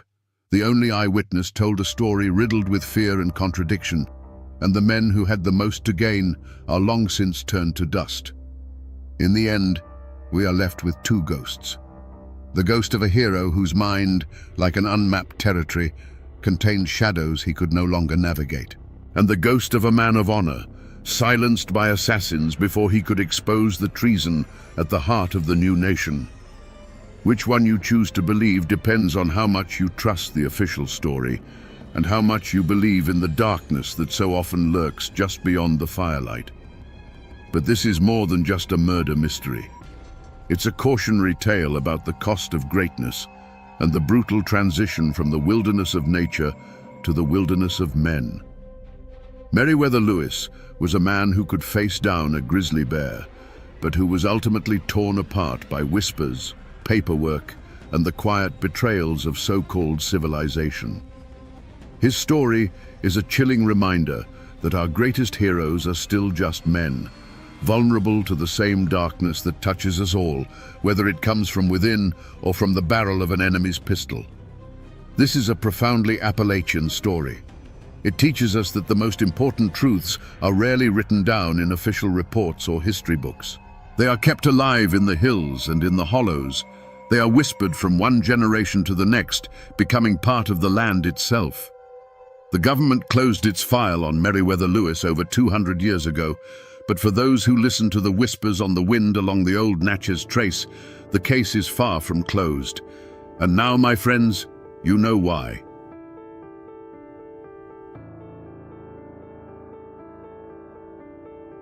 Here, on the banks of the Nolichucky River, the water still speaks in the old tongue of the mountains.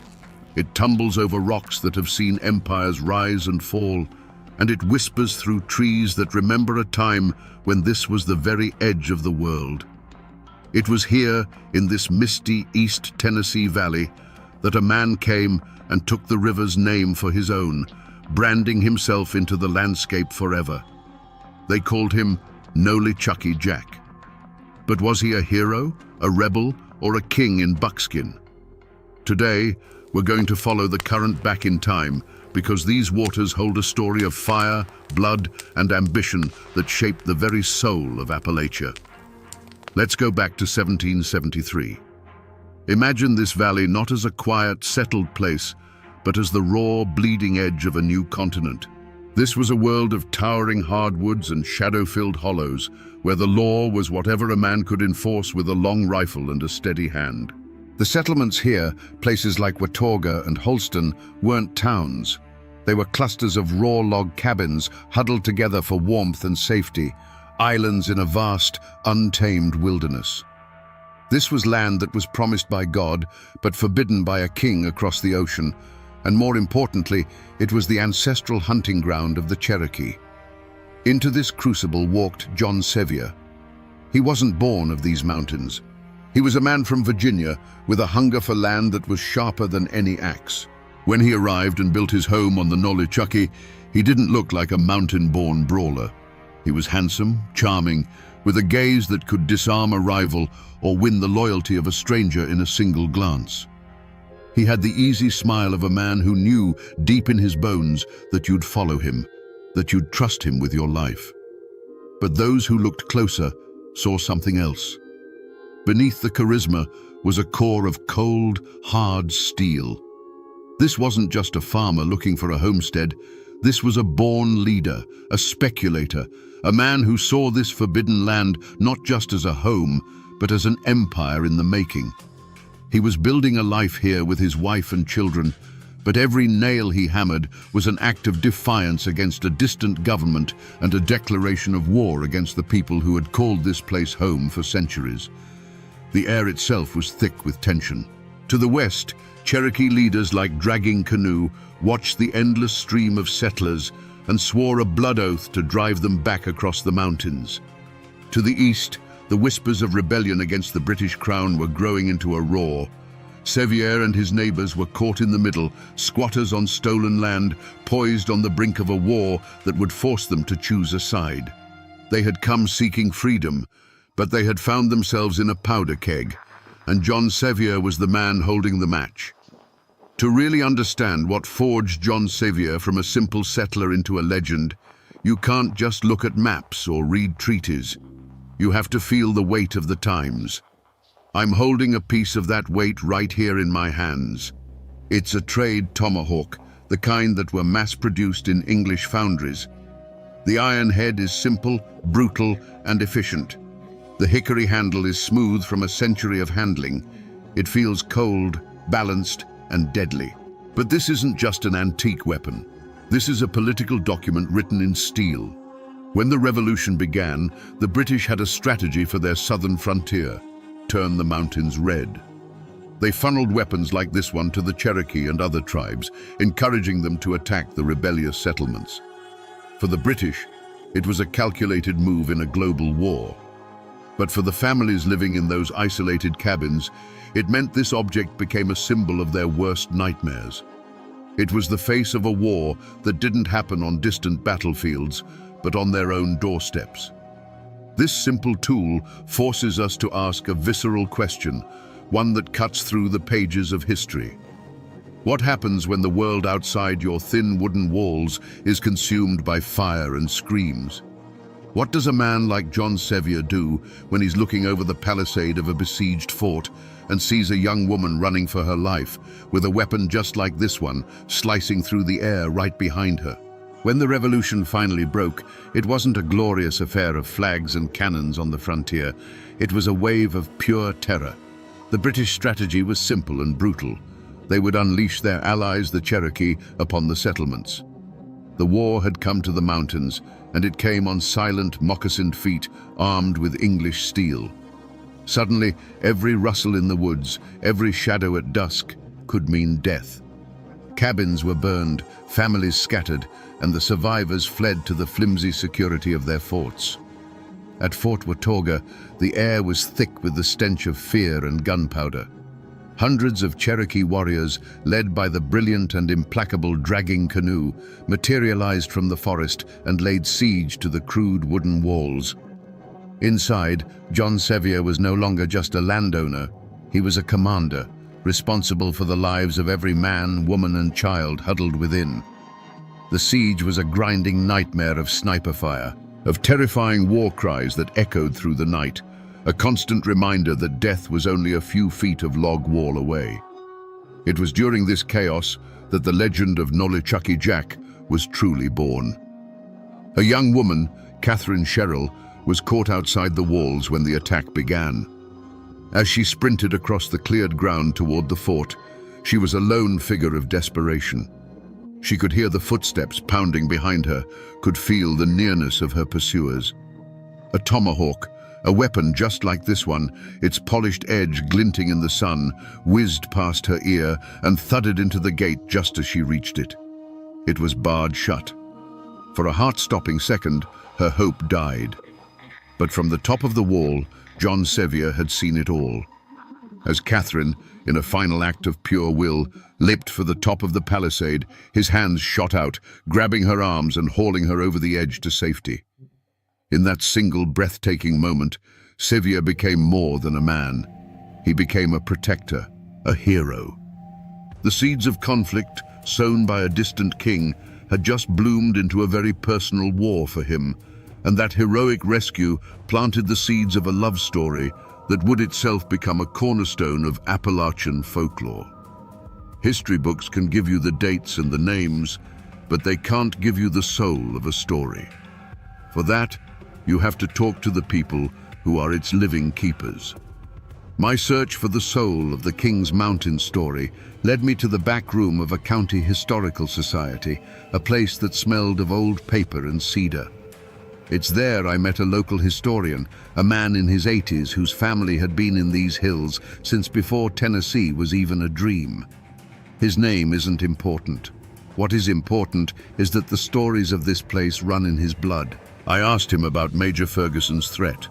Why did it light such a fire? Why march over a frozen mountain on what looked like a suicide mission?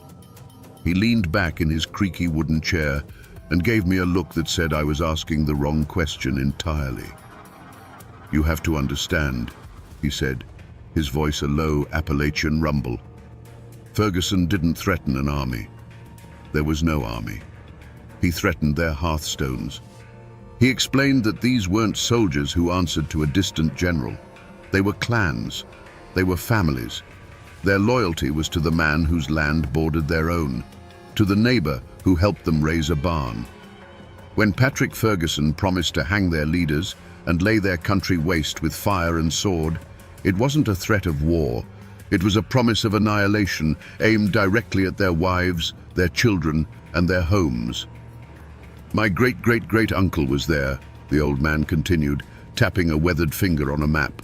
"Family law says he was plowing a field when the rider came with the news. He didn't even unhitch the mule. He just dropped the reins, walked into his cabin, took his long rifle from over the fireplace, and told his wife he'd be back when it was done." That single image, passed down through generations, tells you more than any history book. This wasn't a political calculation. It was a personal insult, a blood feud declared on an entire people. And it was an insult that could only be answered one way. Major Patrick Ferguson's threat was a spark on dry tinder. It wasn't heard in a government hall. It was carried by riders from one isolated settlement to the next, a whispered promise of hellfire that spread through the mountains like a contagion of rage. This wasn't a challenge to an army. It was a personal insult, a vow to burn out the very heart of the over-mountain people. And in that moment, something shifted in the soul of the frontier. The time for talk was over. The time for defense was over. This was now a hunt. The gathering at Sycamore Shoals was not a military muster.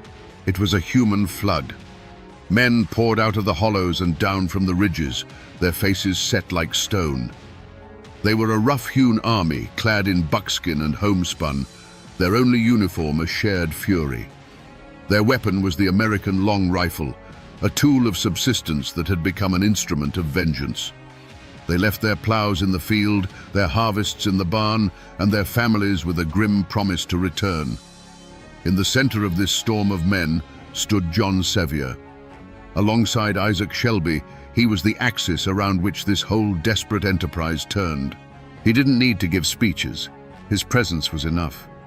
He moved through the camp, his piercing gaze meeting the eyes of farmers and hunters, transforming their individual anger into a singular, deadly purpose. He was one of them, but he was also more. He was the embodiment of their defiance. The decision was made. They would not wait for Ferguson to bring his fire and sword to them. They would take the war to him. They would do the unthinkable, march over the high, snow-dusted peaks of the Appalachians, leaving their own homes vulnerable to hunt down a superior British force. This was the point of no return. As they turned their faces east and began their climb into the freezing autumn air, they were no longer just settlers. They were an avalanche of buckskin and fury, and they would not stop until they had buried Ferguson and his army on a mountain of his own choosing. Today, Kings Mountain is a place of profound peace.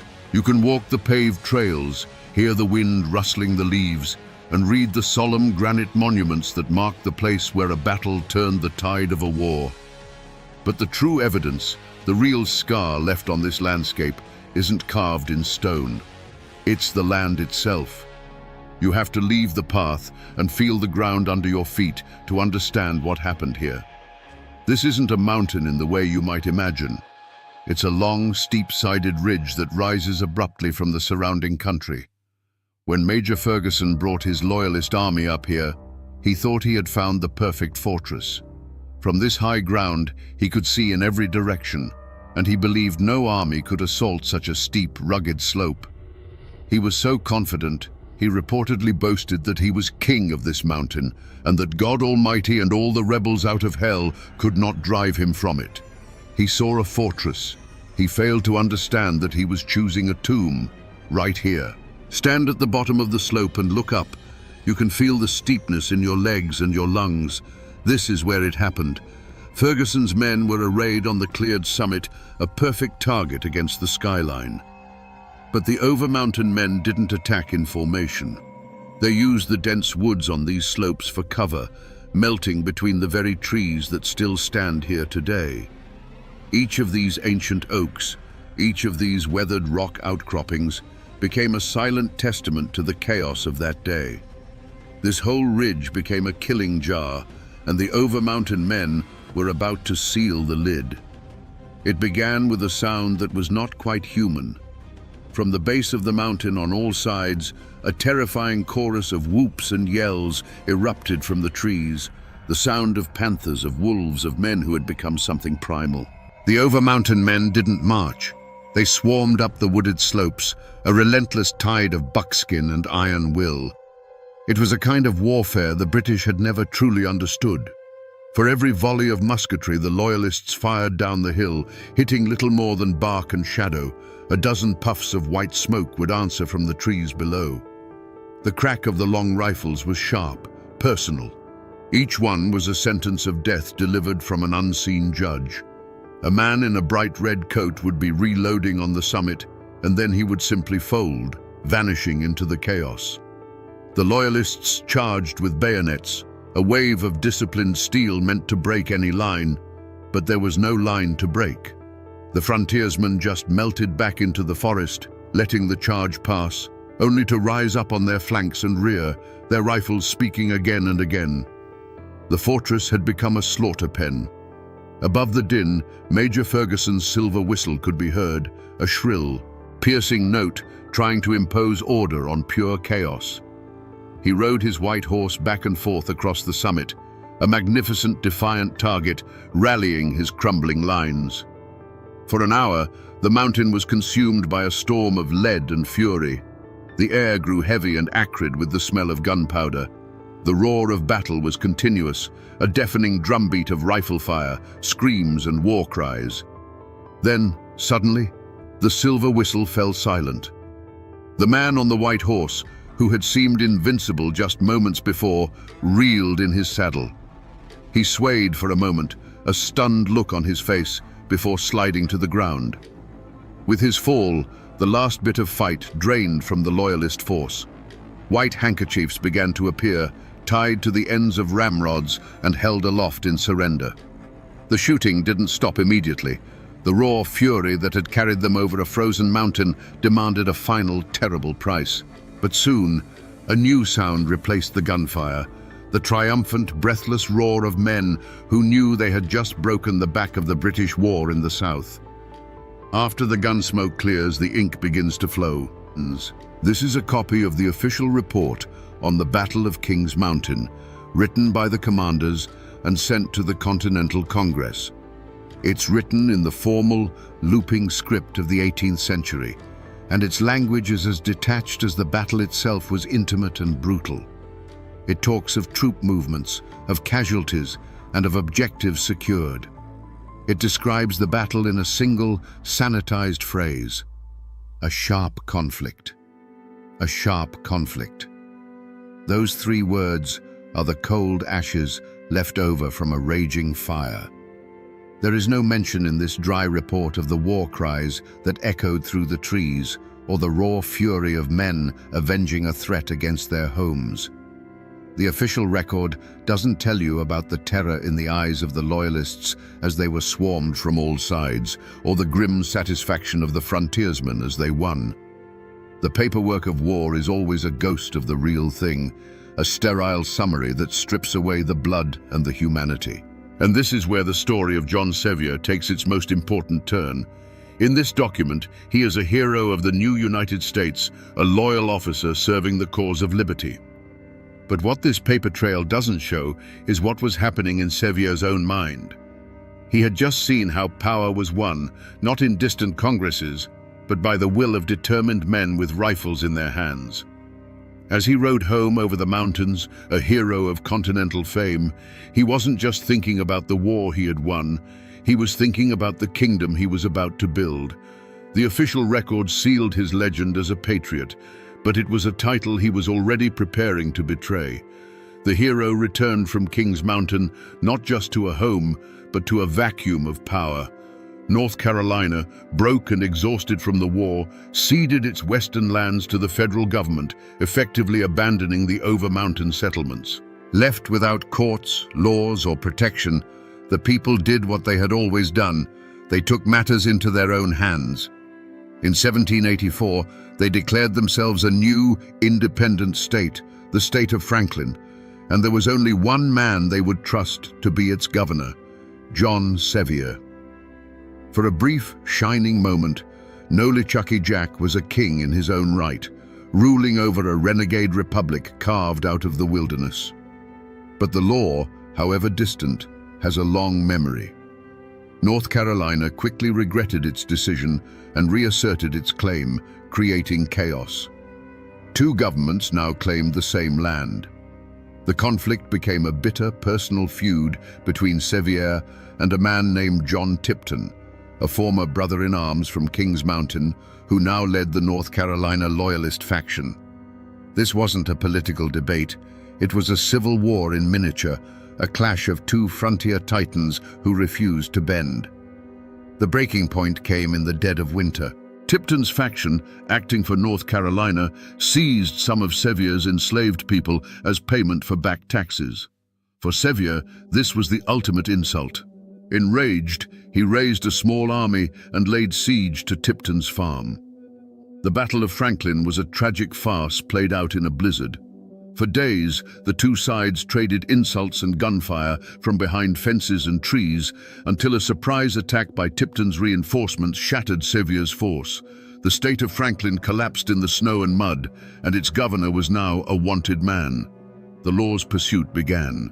The hero of Kings Mountain was now a fugitive, hiding in the very mountains that had once hailed him as their savior. He was hunted by the government of North Carolina, the state he had once defended so ferociously. The cheers of victory were replaced by the quiet footsteps of a man on the run, a king with no kingdom, charged with the high crime of treason. Eventually, the law caught up with him. He wasn't captured in a blaze of glory, but arrested quietly, a shocking humiliation for a man of his stature. They put him in irons. Imagine that sight. Nolichucky Jack, the Indian fighter, the revolutionary commander, being hauled back over the mountains, not as a hero, but as a common felon. The tense journey ended at the courthouse in Morganton, North Carolina, where he was to be tried for his life. But as he stood before the court, a different kind of justice arrived. A mob of his armed followers stormed the building, freed him from his captors, and set him back on his horse. The official verdict was never delivered, because the people of the frontier had already delivered their own. John Sevier simply rode away, a free man, proving that in Appalachia, the loyalty of the people could be a law unto itself. To find the final chapter of this story, you have to visit two very different pieces of ground. The first is here, on the lawn of the old Knox County Courthouse, in the heart of the city he helped build. A grand stone monument marks the final resting place of John Sevier. It proclaims him a hero, a patriot, the first governor of the state of Tennessee. He lies here in a place of ultimate public honor, celebrated as a founding father. But as you stand here, you can't help but feel the paradox. This is the grave of a man who was once arrested, put in irons, and charged with high treason. To understand the other side of that conflict, you have to travel a few miles away to a quieter place. Here, on the rolling farmland that was once his home, lies John Tipton. His grave is simple, solid, unyielding, much like the man himself, who stood for the law when it was unpopular and faced down the most famous man on the frontier. He rests on the very land he defended, the homestead that Sevier himself once besieged. They lie just a county apart now, enemies in life, neighbors in death. The man who upheld the law rests on his private farm, while the rebel who defied him is enshrined in the town square. This stark contrast, written in granite and soil, is the final, silent testament to their long and bitter feud. It forces us to ask the most crucial question of all. What happened in the years after the guns fell silent? How did the fugitive Nolichucky Jack not only escape justice, but rise from the ashes of his failed state to become the most powerful man in Tennessee? The long shadow of his failed state hung over John Sevier, but he was a man who thrived in the half-light. After his dramatic rescue, he was still technically a fugitive, a traitor in the eyes of North Carolina. But in the mountains and hollows of his homeland, he was simply Nolichucky Jack, their leader, protected by a fierce loyalty that no law could penetrate. He was a political ghost they couldn't exorcise.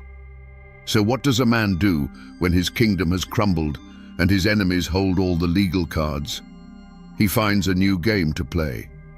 And this is where Sevier's story takes a dark, secretive turn. A desperate man, he began a clandestine correspondence with Spanish diplomats.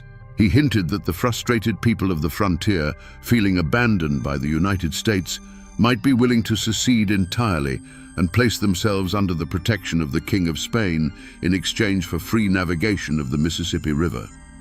Was it genuine treason? Or was it the shrewdest political bluff in American history? A move designed to force the young United States to finally pay attention to its western frontier. The truth is buried with him, but it shows a man willing to risk everything to protect his interests and regain his power. Meanwhile, North Carolina faced a dilemma. They couldn't arrest Sevier. His followers would simply free him again. They couldn't ignore him. His influence was too great. They couldn't defeat him, so they did the only thing they could. They embraced him. In a stunning act of political pragmatism, they issued a full pardon for his treason. Then, they went a step further. They elected the rebel leader to their own state senate. It was a masterstroke.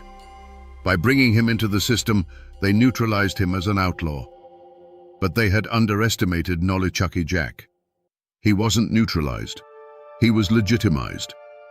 He took his seat in the government that had once hunted him and used his new position, combined with his undiminished popularity back home, to fight for the one thing he always wanted, a new state. But this time, done the right way. He outmaneuvered every opponent, trading his buckskin jacket for a politician's coat without ever losing the grit of the frontiersman. When Tennessee was finally granted statehood in 1796, there was no debate, no question about who would lead it. The election of John Sevier as its first governor wasn't a political victory. It was a coronation. The rebel king was dead. Long live the governor. And that's where the story gets complicated, because even today, John Sevier isn't one man, he's two. The first Sevier is the one written in stone and bronze, the man on the monument. This is Nolichucky Jack the hero, the father of Tennessee, the fearless Indian fighter who protected the fledgling settlements from annihilation. To this day, if you ask the descendants of the Overmountain men, they will tell you he was a patriot who risked everything at Kings Mountain and a statesman who carved a civilization from a savage wilderness. This is the Sevier of public record and popular legend. But then there's the other John Sevier. This is the man whose story isn't written on monuments, but whispered in the shadows of history. To understand this Sevier, you have to stand on the other side of the Nolichucky River, on the land that was once the sovereign territory of the Cherokee Nation. From that perspective, Sevier wasn't a hero. He was the leading edge of an invasion. He wasn't a protector. He was a conqueror. Every acre of land he settled was an acre of land he took. His 35 battles weren't heroic skirmishes. They were a relentless campaign of ethnic cleansing. And it wasn't just about land for a home. The second Sevier was a ruthless speculator. a man whose patriotism and personal profit were always tangled together. His renegade state of Franklin looks less like a noble experiment in democracy and more like a massive land grab, an attempt to secure his and his cronies' illegal claims. His flirtation with Spain wasn't a bluff. It was the act of a man whose ultimate loyalty was to his own ambition. So who was the real Nolichucky Jack? Was he the courageous patriot or the greedy opportunist? The community builder or the dispossessor of a people? The truth is, he was all of it. He was a man who contained the violent, contradictory, and deeply flawed soul of the American frontier itself. And to this day in Appalachia, the version of the story you hear still depends entirely on which side of the mountain your family came from. When a man's life is as large and loud as John Sevier's, it doesn't just end when he's laid in the ground. It seeps into the soil. It becomes part of the mist that hangs in the hollows. The hard facts of his life, the battles, the politics, the betrayals, began to soften over the decades, smoothed over by time like river stones, until a new shape emerged, the shape of a legend. The most powerful legends are often the ones people needed to be true. Take the story that he fought in over 30 battles and was never once wounded. Historically, it's an incredible feat of luck and skill. But in the telling and retelling around a hearthfire, it became something more. It became proof. In a world of constant, random violence, where a snakebite or a fever could kill as surely as a tomahawk, the belief that their leader was untouchable, that he was shielded by Providence itself, wasn't just a story. It was a shield for their own hearts. But every bright legend casts a long shadow. There's another kind of story you'll hear in East Tennessee, one told in a hushed voice after the children are in bed. They say that on certain nights, when the moon is hidden and the river fog is thick, you can still hear the echoes of his forgotten wars down by the Nolichucky. They say it isn't Sevier's ghost you have to worry about. It's the ghosts of those he fought, the Cherokee spirits still bound to the land he took, their whispers of anger and loss carried on the water. It became a cautionary tale, a way for the mountains themselves to remember the price that was paid for the state he built. And so, the man became a myth. He is both the invincible hero protected by heaven and the haunted figure whose deeds left unquiet spirits in his wake. The history books tell you what John Sevier did, but it's the folklore, the ghost stories, and the tall tales whispered from one generation to the next that tell you how the mountains remember him. So we find ourselves back where we started, here on the banks of the Nolichucky. The river still speaks its ancient language, tumbling over the same stones, but we hear it differently now. We can no longer see this as just a quiet valley. We see the ghosts. We see the raw frontier, the smoke of the cabin, and the determined figure of a man who took the river's name and made it his own, bending a wilderness to his will. The journey to understand John Sevier is to understand that our heroes are never simple. It's easy to want the man on the monument to be the whole story, a flawless patriot cast in bronze. But the Appalachian frontier was no place for simple men. It demanded men who were as complex and contradictory as the land itself, men who could be both courageous and cruel, builders and destroyers, heroes and villains, sometimes all in the space of a single day. Sevier wasn't a good man who did bad things, or a bad man who did good things. He was a man of his time, and his time was a storm. So the next time you pass a forgotten ruin on a lonely road, or see an old name carved into a county courthouse, remember that it's not just a pile of stones or a word on a map. It's a library filled with stories of love, loss, and the brutal choices that define us. The story of Nolichucky Jack is a reminder that our history is not a clean, straight line. It's a tangled, bloody, and glorious thicket, and it's in those shadows and contradictions that the truest stories are found. The people are gone. The houses are gone. The world they fought for has vanished. But the story remains. The rope was already around his neck.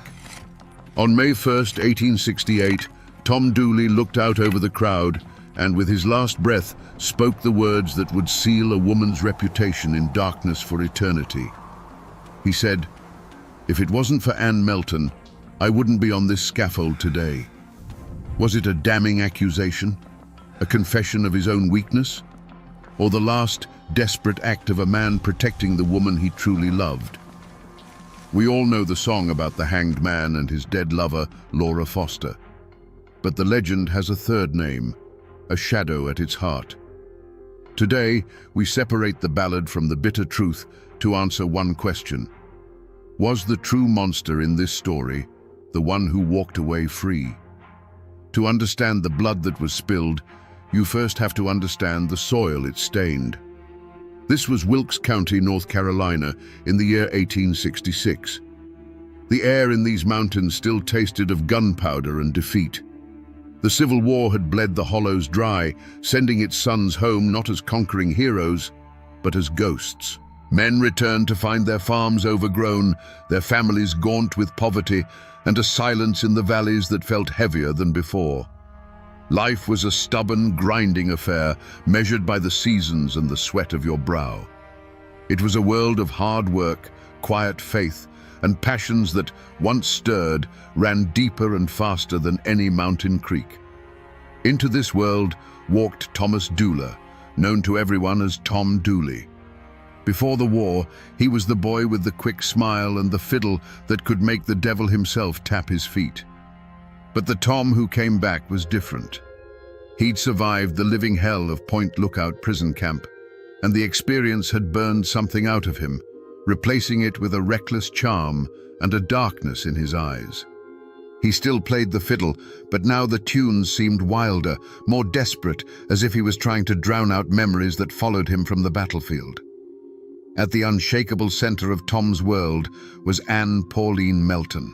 She was Laura Foster's cousin, married to a quiet farmer named James Melton, a man who seemed to exist only in her shadow. Anne was not just beautiful, she was a force of nature. With dark, knowing eyes and a will as strong as iron, she was a woman who refused to be contained by the small, pious world she inhabited. Her affair with Tom Dooley was the worst-kept secret in Elkville, a blazing fire that everyone saw, but no one dared try to put out. It was a passion born long before the war, and it had only intensified upon his return. And then there was Laura Foster, younger, fairer, and by all accounts of a gentler nature than her cousin Anne. She was a girl on the cusp of womanhood, with dreams that were likely as simple as they were sincere: to be courted, to be married, to build a life. She, too, fell under the spell of the handsome, haunted fiddle player. In her, Tom perhaps saw a chance at a different kind of life, a peace he could never find with the tempestuous Anne. For a time, this fragile, dangerous balance held. Life went on. James Melton ploughed his fields, pretending not to know. The community whispered behind their hands at church and at the general store. Anne held court, the queen of a tiny, isolated kingdom, with Tom as her devoted, reckless knight. And Laura Foster watched from the edges, her heart full of a hope that was about to turn deadly. They were all caught in a web of love, jealousy, and obligation, unaware that the world they knew was about to be burned to the ground. But the war had sent home more than just broken men. It sent home a sickness, a blood taint that traveled in silence. It was an unseen enemy, carried in the veins of a soldier, that would soon become the catalyst for an act of brutality that would leave these mountains forever scarred. The storm was coming, and no one even saw the clouds gathering. The Fosters, the Meltons, the Doolers, these were not new names in the Blue Ridge Mountains. Their roots ran as deep as the ancient oaks, clinging to the rocky soil for generations. They were descendants of the first Scots, Irish, and English settlers who pushed into these wild, unforgiving hollows in the late 1700s. They came seeking land of their own and a life free from the meddling of kings and governments. They fought the wilderness, they fought the natives, and sometimes they fought each other to hold on to the small plots of earth that defined their existence. This land wasn't just property, it was a testament to survival paid for in sweat and blood. Every creek, every ridge, every dark stand of timber was tied to a story, a birth, a death, a memory. But history had left scars on this land that had never truly healed. The Civil War was the deepest of them all. Wilkes County had been a place torn in two. While many men like Tom Dooley marched off to fight for the Confederacy, the hills were also crawling with Union sympathizers, draft dodgers, and outright deserters. It was a war fought not just on distant battlefields, but in hushed conversations and suspicious glances between neighbors. Loyalty became a currency more valuable than gold, and betrayal was a poison that could linger in a family's well for 50 years. When the war ended, it didn't bring peace. It brought a simmering resentment. The men who came back, like Tom, were changed, and the community they returned to was fractured. The old order was shattered, and the law was often little more than a suggestion.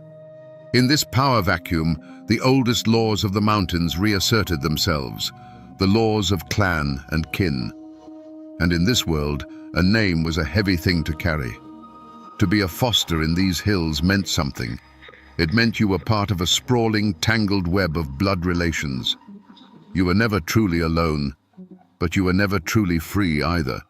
Your triumphs and your shames belonged to the whole family. An insult to one foster was an insult to all, and the family's honor had to be protected at any cost. This wasn't just about pride, it was about survival. A family with a stained reputation was a weak family, vulnerable to its enemies.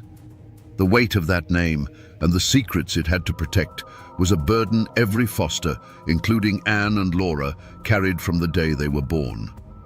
In a place like Wilkes County, news traveled faster on foot than it did by post. The general store, the churchyard, the grist mill, these were the arenas where reputations were built and destroyed. And at the center of this web of whispers was Anne Melton. Her affair with Tom Dooley wasn't just a private sin. It was a public spectacle, a long-running drama the entire community followed with a mix of condemnation and fascination. Every glance between them, every time he lingered too long at her farm, was noted, dissected, and woven into the local law. The supporting cast was a complex gallery of cousins and neighbors, each with their own loyalties and resentments. There was Pauline Foster, another cousin, a woman who moved through the community with watchful eyes.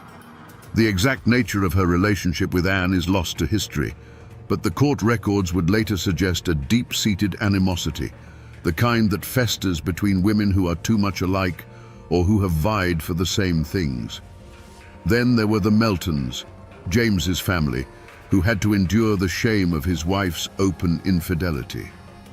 And there was James himself, a quiet, brooding figure. The community saw him as a cuckold, a weak man who couldn't control his wife. But was his silence weakness, or was it the coiled patience of a man nursing a deep and bitter wound? The affair itself was the great, unhealed sore on the community's skin. It was an affront to the sacred institution of marriage and a constant source of tension. But there were other, smaller slights that kept the air poisoned. A harsh word exchanged at a quilting bee, a dispute over a stray hog, the natural jealousies that arise when one family does slightly better than another. In these isolated hollows, such grievances weren't easily forgotten. They were collected like debts, passed down through whispers, waiting for a moment to be called due. The Foster clan was so large and interwoven that it was a world unto itself, rife with its own internal rivalries and power struggles. It was this fertile ground of gossip and resentment that allowed the most dangerous rumor of all to take root. When whispers of the foul disease began to circulate, they fell on ready ears. Syphilis was more than an illness. It was a mark of moral decay, a physical manifestation of sin. The rumor transformed the affair from a simple matter of adultery into something dark and terrifying. It was a secret that, if exposed, would bring a level of shame and ruin that was absolute. It wouldn't just be whispers, it would be utter damnation. The air in Elkville grew thick and heavy. Anne, Tom, and Laura were no longer just three people caught in a tangle of passion. They were characters in a tragedy that everyone was watching unfold, a tragedy being written in real time by the relentless, unforgiving murmur of the community. The pressure was immense. Every smile felt like a mask, every conversation like an interrogation. The stage was set, and the ground was soaked with the fuel of old grudges, just waiting for a single spark to set the whole world ablaze. In the mountains, people have always paid attention to signs. They knew how to read the sky for a coming storm, and they knew how to read the woods for omens.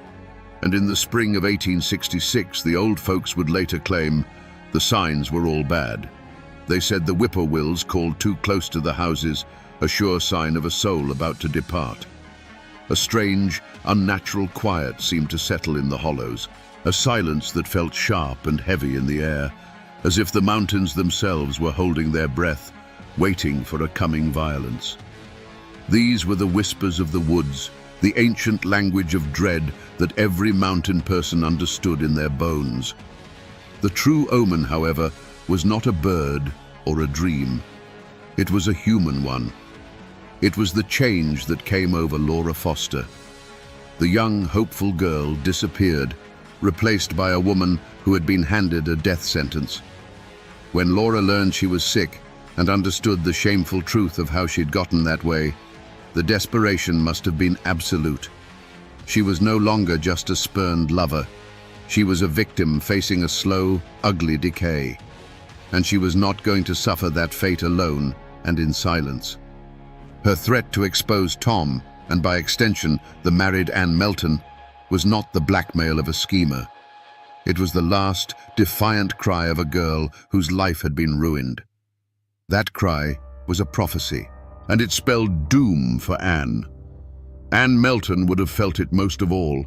She was too sharp, too aware, not to see the abyss opening up before her. The whispers of the community were no longer just background noise. They were the sound of a trap being sprung. The easy power she held over men, the carefully constructed life she had built with her husband James, the fragile respectability she clung to, it was all about to be consumed by scandal and disease.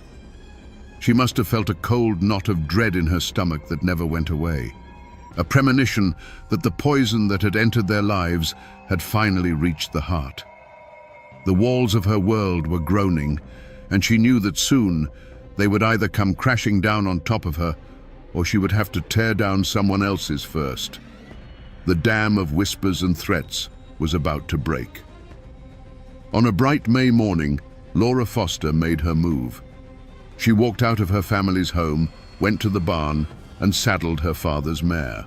She told her family she was leaving to elope with Tom Dooley. This was it. This was the final desperate gamble of a girl who had nothing left to lose. It was not just a flight of romantic fancy, it was a public declaration, an act of defiance that would force every secret out into the sunlight. By riding away to meet Tom, she was setting the entire fragile world on fire. For Tom Dooley, this was the moment of reckoning. He was caught between two worlds, between the fiery, possessive love of Anne and the desperate, righteous claim of Laura. He had made promises to both. Now, Laura was calling in his debt. He had to meet her. He had to face the consequences of his actions. We'll never know what was in his heart on that day, true love for Laura, a sense of duty, or the fear of a man being led into a trap. But we know he went to the rendezvous. His fatal indecision, his inability to untangle the web he had woven, placed him squarely on the path to that shallow grave. The news of Laura's departure must have struck Anne Melton like a physical blow. The threat was no longer a possibility whispered in the dark. It was a girl on a horse, riding to destroy her. Laura's elopement with Tom would be the final, unforgivable humiliation. The whole sordid story, the affair, the lies, and the shameful disease would be laid bare for the entire county to see. The life Anne had so fiercely protected was about to be torn to shreds. The time for talk was over. The time for manipulation and quiet threats had passed. A choice had to be made right there on that spring morning. And so, the first drops of blood were shed, not with a blade, but with a decision. The plan, whether hatched in a moment of panicked rage or cold calculation, was set in motion. The rendezvous between Tom and Laura was no longer a meeting of lovers. It was an ambush. The conflict escalated from a bitter personal feud into a conspiracy to commit murder.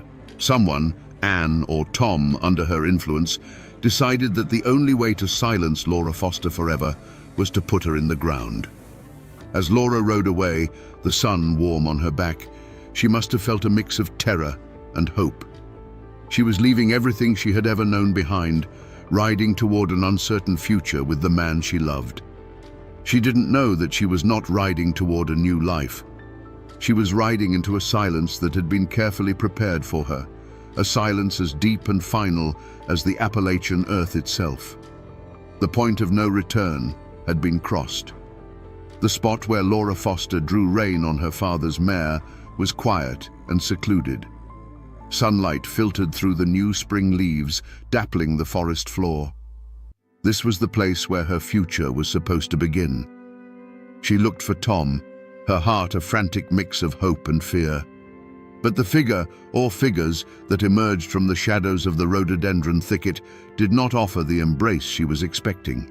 We will never know the exact words that were spoken in those final moments. Was it a plea, an accusation, a bitter, venomous argument? Whatever was said, the hope in Laura's eyes must have died in an instant, replaced by the cold, stark terror of betrayal.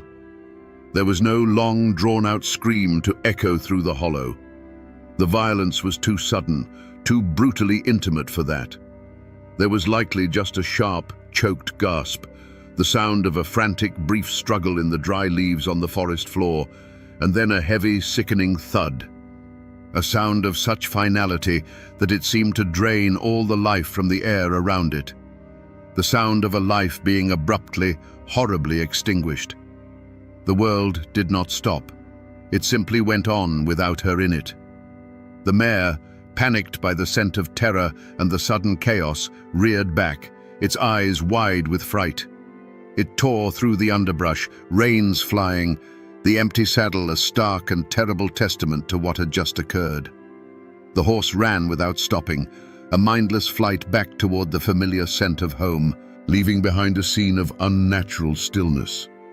A small piece of a woman's life, a bonnet perhaps, or a ribbon, lay trampled in the dirt, the only splash of color in a world that had suddenly gone gray. Then the grim work began.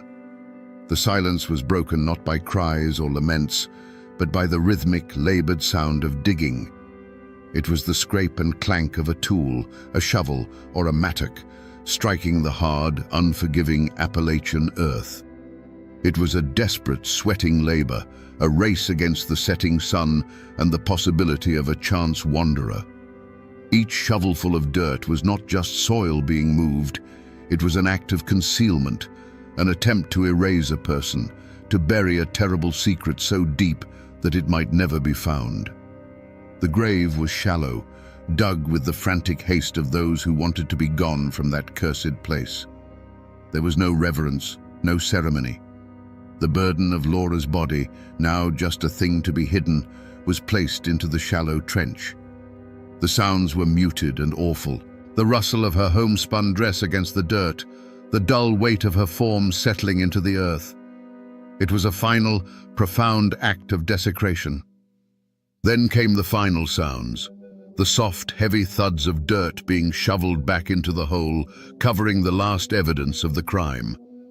The person, or people, who stood there in the fading light, their clothes stained with soil and their lungs burning from the effort, were not just burying a body. They were burying a promise, a future, and a piece of their own souls. When they were finished, they tried to make it look as though nothing had happened. They scattered leaves over the freshly turned earth and arranged the branches just so. But the ground was wounded. No human eyes had witnessed the act, but the ancient trees stood as silent sentinels. The mountains had seen it all, and in the Blue Ridge, the mountains never, ever forget. To understand what happened in that secluded glade, you have to try, for a moment, to look at the world through Anne Melton's eyes. In her mind, Laura Foster was no longer a person. She wasn't her cousin. She wasn't a romantic rival. She was a disease, a walking plague that threatened to consume everything Anne had built. The syphilis rumor was a death sentence, not just for the body, but for the soul. It meant being cast out, shunned, left to rot in shame while the community whispered about your sins. Laura's threat to expose it all wasn't just blackmail, it was a promise of total annihilation. From Anne's perspective, this was not a matter of jealousy over Tom Dooley. This was a matter of survival, as primal and as ruthless as a cornered animal protecting its den. The twisted logic was terrifyingly simple. You cut out the infection before it kills you. The switch flipped the moment word reached her that Laura was on that mare, riding to meet Tom. Before that, the threat was a possibility, a problem that could perhaps be managed with manipulation or intimidation. But Laura on that horse was a lit fuse burning down to the powder keg. It was an act of open war. In that instant, all other options vanished. The cool, calculating part of Anne's mind, the part that had allowed her to manage an affair under her husband's nose and maintain her standing in the community, would have taken over completely. It was no longer a messy human drama. It was a cold, hard equation. Her life, her home, her name, or Laura's. There was no room for both. So when she confronted Laura in the woods, if indeed she was the one who did, it was likely not with the explosive rage of a jealous lover. It would have been with the chilling focus of an executioner. Each step, each word, each action would have been deliberate. She would have looked at Laura and seen not the face of a frightened girl, but the embodiment of her own destruction. The act itself would have been a task to be completed, a problem to be solved. This profound, terrifying detachment is the only thing that can explain the icy composure she displayed later. It wasn't the absence of feeling, it was the absolute suppression of it in the service of a single, overriding goal, self-preservation at any cost. And in the immediate aftermath, standing there in the silence of the woods, what would she have felt? Not guilt, not remorse. That would come later, perhaps, in the dark of night when the ghosts of memory came calling. No, in that moment, she would have felt a profound and chilling relief. The threat was gone. The voice was silenced. The secret was safe, buried under 6 feet of Appalachian dirt. She had faced absolute ruin and had stared it down. She had won. It was a victory that would poison her life and damn her name for all time.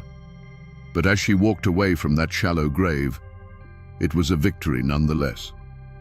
The first sign that the world had broken was the sight of a horse. Wilson Foster's mare came trotting back to the farm late that afternoon, alone.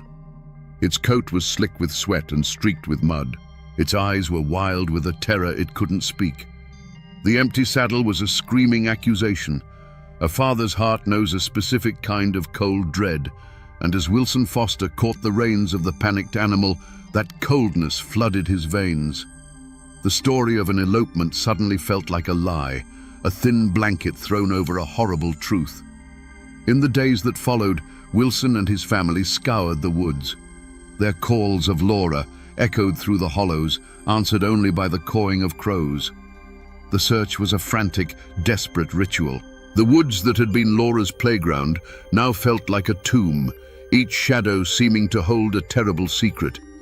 The community watched, and for a time they held on to the simpler explanation.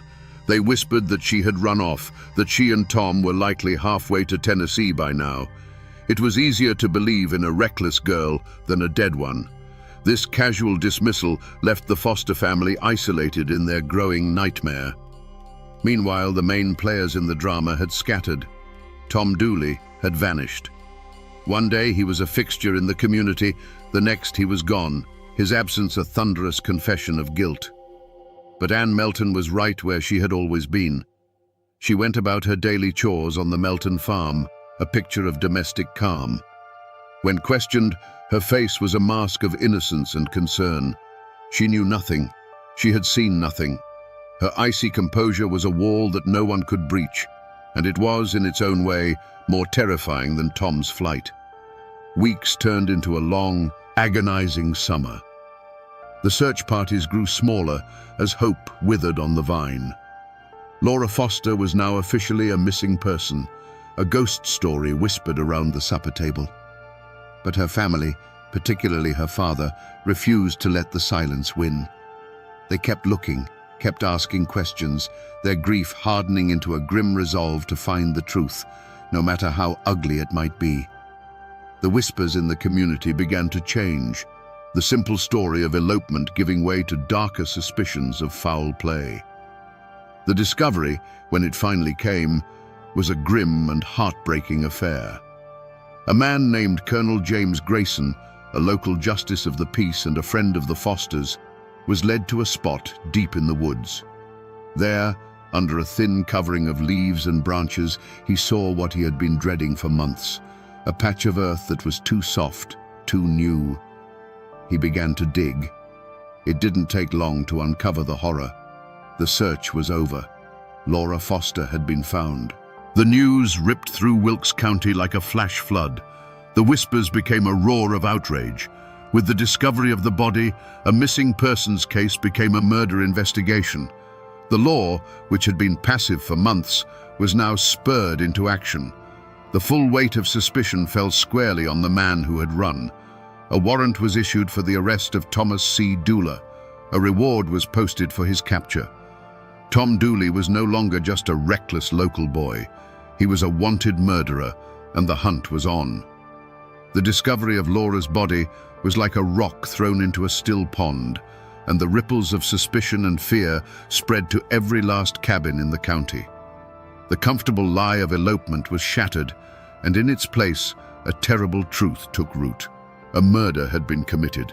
One of their own had been put in the ground like an animal, and now everyone had to choose a side. The general store was no longer a place for idle gossip. It was a courtroom where theories were argued in hushed, angry tones. At church, families who had worshipped together for generations now sat on opposite sides of the aisle, their prayers heavy with judgment for their neighbors. A thick, suffocating fear settled over the community. This wasn't a crime committed by some nameless drifter. The killer, everyone knew, was still among them. Many people must have known pieces of the truth. They'd seen Tom and Ann arguing. They'd heard the rumors about the disease. Perhaps someone had even seen Ann returning home that fateful night, her dress soiled with mud and secrets. But the Foster clan was a sprawling, powerful entity, and Ann Melton, with her iron will and piercing gaze, was a terrifying woman to cross. To speak against her was to risk more than just a cold shoulder. It was to invite a feud, to put your own family and livelihood in jeopardy. And so, a conspiracy of silence was born, not of loyalty to a killer, but out of raw, primal fear. Still, the community was not a monolith. While many pointed the finger at the fugitive Tom Dooley, others whispered that he was just a fool, a pawn in a game played by a much more cunning mind. They looked at Ann Melton, saw her cold defiance, and came to their own conclusions. They saw a woman capable of anything, a woman who had bewitched both her husband and her lover, a woman who would stop at nothing to protect her name. Tom, they argued, might have helped dig the grave, but it was Ann's venom that had struck the fatal blow. In this poisoned atmosphere, small acts of courage and cowardice became monumental. There was the quiet neighbor who, risking the wrath of the Meltons, brought a basket of food to Laura's grieving family, a silent gesture of solidarity. There was the witness, Pauline Foster, who, whether out of a sense of justice or personal spite, decided to break the silence and tell the authorities what she claimed Ann had confessed. And on the other side, there were those who provided false alibis, who swore they'd seen Tom miles away when the murder occurred, weaving a web of lies to protect a friend or simply to avoid getting involved. The murder of Laura Foster had done more than kill a young woman. It had ripped the soul out of the community. Neighbor now looked at neighbor with suspicion. Old friendships curdled into resentment. The valley was no longer a place of shared hardship and trust. It was a fractured landscape of fear, secrets, and unspoken accusations. The lines had been drawn in the dirt, and the blood that had been spilled would stain them forever. The manhunt for Tom Dooley was not just a matter of law, it was a matter of pride. Sheriff William Dooley, a relative of Tom's, was tasked with bringing him in, a duty that must have weighed on him like a shroud. But the official posse was swelled by harder men, men from the Foster clan whose faces were grim masks of determination. They weren't interested in a trial, they were interested in mountain justice, a swift and final accounting for the blood of their kin. They knew Tom, they knew his habits, and they knew the woods as well as he did. They weren't just chasing a killer, they were hunting a ghost who knew every shadow in their own backyard. For weeks, Tom was a phantom. He was a creature of these mountains, born and raised in their embrace, and now he used them as his shield. He moved by night, sleeping in caves and abandoned cabins, living off whatever he could forage or steal. The posse would find his tracks by a creek bed, only to have them vanish on the hard rock upstream. They'd get a tip that he was hiding in a certain hollow, and by the time they'd surrounded it, he was already miles away, watching their lanterns flicker from a distant ridge. The rhododendron thickets, so dense they were called laurel hells, were his fortress. He was making fools of them, and with every passing day, the legend of his cunning grew, while the frustration of the hunters curdled into a cold, patient rage. But Tom knew Wilkes County was a cage, and the walls were closing in. He couldn't run forever in a place where every face knew his name. His only hope was to disappear completely, to cross the Blue Ridge into Tennessee and start a new life under a new name. And so began the second, more desperate phase of the chase. He pushed westward into the wild heart of the mountains that separated the two states. This was a brutal, unforgiving wilderness, a vertical world of razorback ridges and sunless valleys. The hunt became an ordeal of endurance, a battle against not just a man, but against the mountains themselves. The posse, relentless and driven, stayed on his trail. They followed broken twigs, faint footprints in the mud, and the whispers of isolated mountain folk who had seen a haunted-looking stranger passing through. The chase stretched on, a slow, grueling pursuit through some of the most difficult terrain in the eastern United States. Tom was starving, exhausted, and the ever-present fear of the men behind him was a constant, gnawing companion. The freedom he had run for now felt like a different kind of prison, a cold and lonely one. He finally made it to Trade, Tennessee, a small settlement just across the state line. He was no longer Tom Dooley, the fiddle-playing charmer. He was just another ragged farmhand, calling himself Tom Hall, looking for work to fill his empty belly. He found it on the farm of a man named Colonel James C. Grayson. For a brief moment, he might have thought he had made it. He was anonymous. He was safe. But the posse had its own network, and word of a suspicious newcomer who fit Tom's description had trickled back across the mountains. The moment of capture was not a blaze of gunfire on a rocky cliffside. It was quiet, pathetic, and inevitable. The posse found him helping with the chores, his shoulders slumped with weariness. He looked up and saw the familiar hard faces from home, and in that instant, he knew the running was done. The fight had gone out of him. There was no struggle, no last defiant stand. There was only the quiet resignation of a man who had been hunted to the point of collapse. He surrendered without a word, exhausted and cornered, the great chase ending not with a bang, but with the click of iron shackles. The journey back to Wilkes County was a somber procession, the hunters bringing their quarry home to face the justice of men. The trial of Tom Dooley was the greatest spectacle Wilkes County had ever seen. The small town of Statesville, where the trial was moved to avoid the inflamed passions of the locals, swelled with spectators. Farmers in dusty overalls stood shoulder to shoulder with men in fine suits, all of them craning their necks for a glimpse of the infamous killer and the woman at the center of the storm. The courtroom was a tinderbox.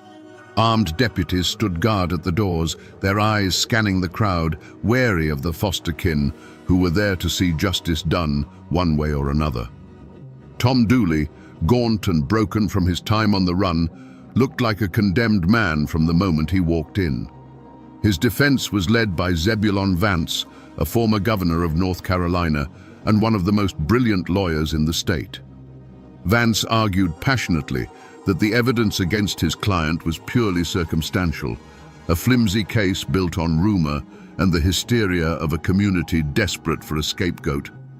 But the star witness, the one everyone had come to see, was Ann Melton. When she took the stand, a hush fell over the courtroom. She was a vision of composure, her dark eyes sweeping over the crowd without a flicker of fear. She answered the prosecutor's questions with a cool, unshakable calm, denying everything. Her voice never wavered. She painted herself as a victim of malicious gossip, a respectable married woman whose name had been unfairly dragged through the mud. It was a masterful performance. To her supporters, she was a woman of incredible strength, unjustly accused. To her detractors, her icy demeanor was the ultimate proof of a sociopathic heart, a woman capable of orchestrating a murder and then lying about it without blinking. The trial was a parade of neighbors and cousins, their testimonies a tangled mess of personal grudges and second-hand stories. Pauline Foster delivered her damning testimony, claiming Anne had confessed the murder to her. But under the sharp cross-examination of Governor Vance, her credibility crumbled. She was portrayed as a spiteful woman, driven by jealousy and a personal vendetta against Anne. The case against Anne was built on a foundation of sand, one person's word against another's, with no hard evidence to tie her to the crime. In the end, the law of men, with its strict rules of evidence, could not convict her. The jury, faced with a mountain of innuendo but not a single piece of concrete proof, acquitted Ann Melton. A gasp went through the courtroom. She had walked into the heart of the fire and emerged without so much as the smell of smoke on her. She stood, smoothed her dress, and walked out of the courtroom a free woman, past the stunned and hateful glares of the Foster family. For Tom Dooley, there was no such escape. The evidence of his flight, his affair with Laura, and his presence near the scene was enough. He was found guilty and sentenced to hang.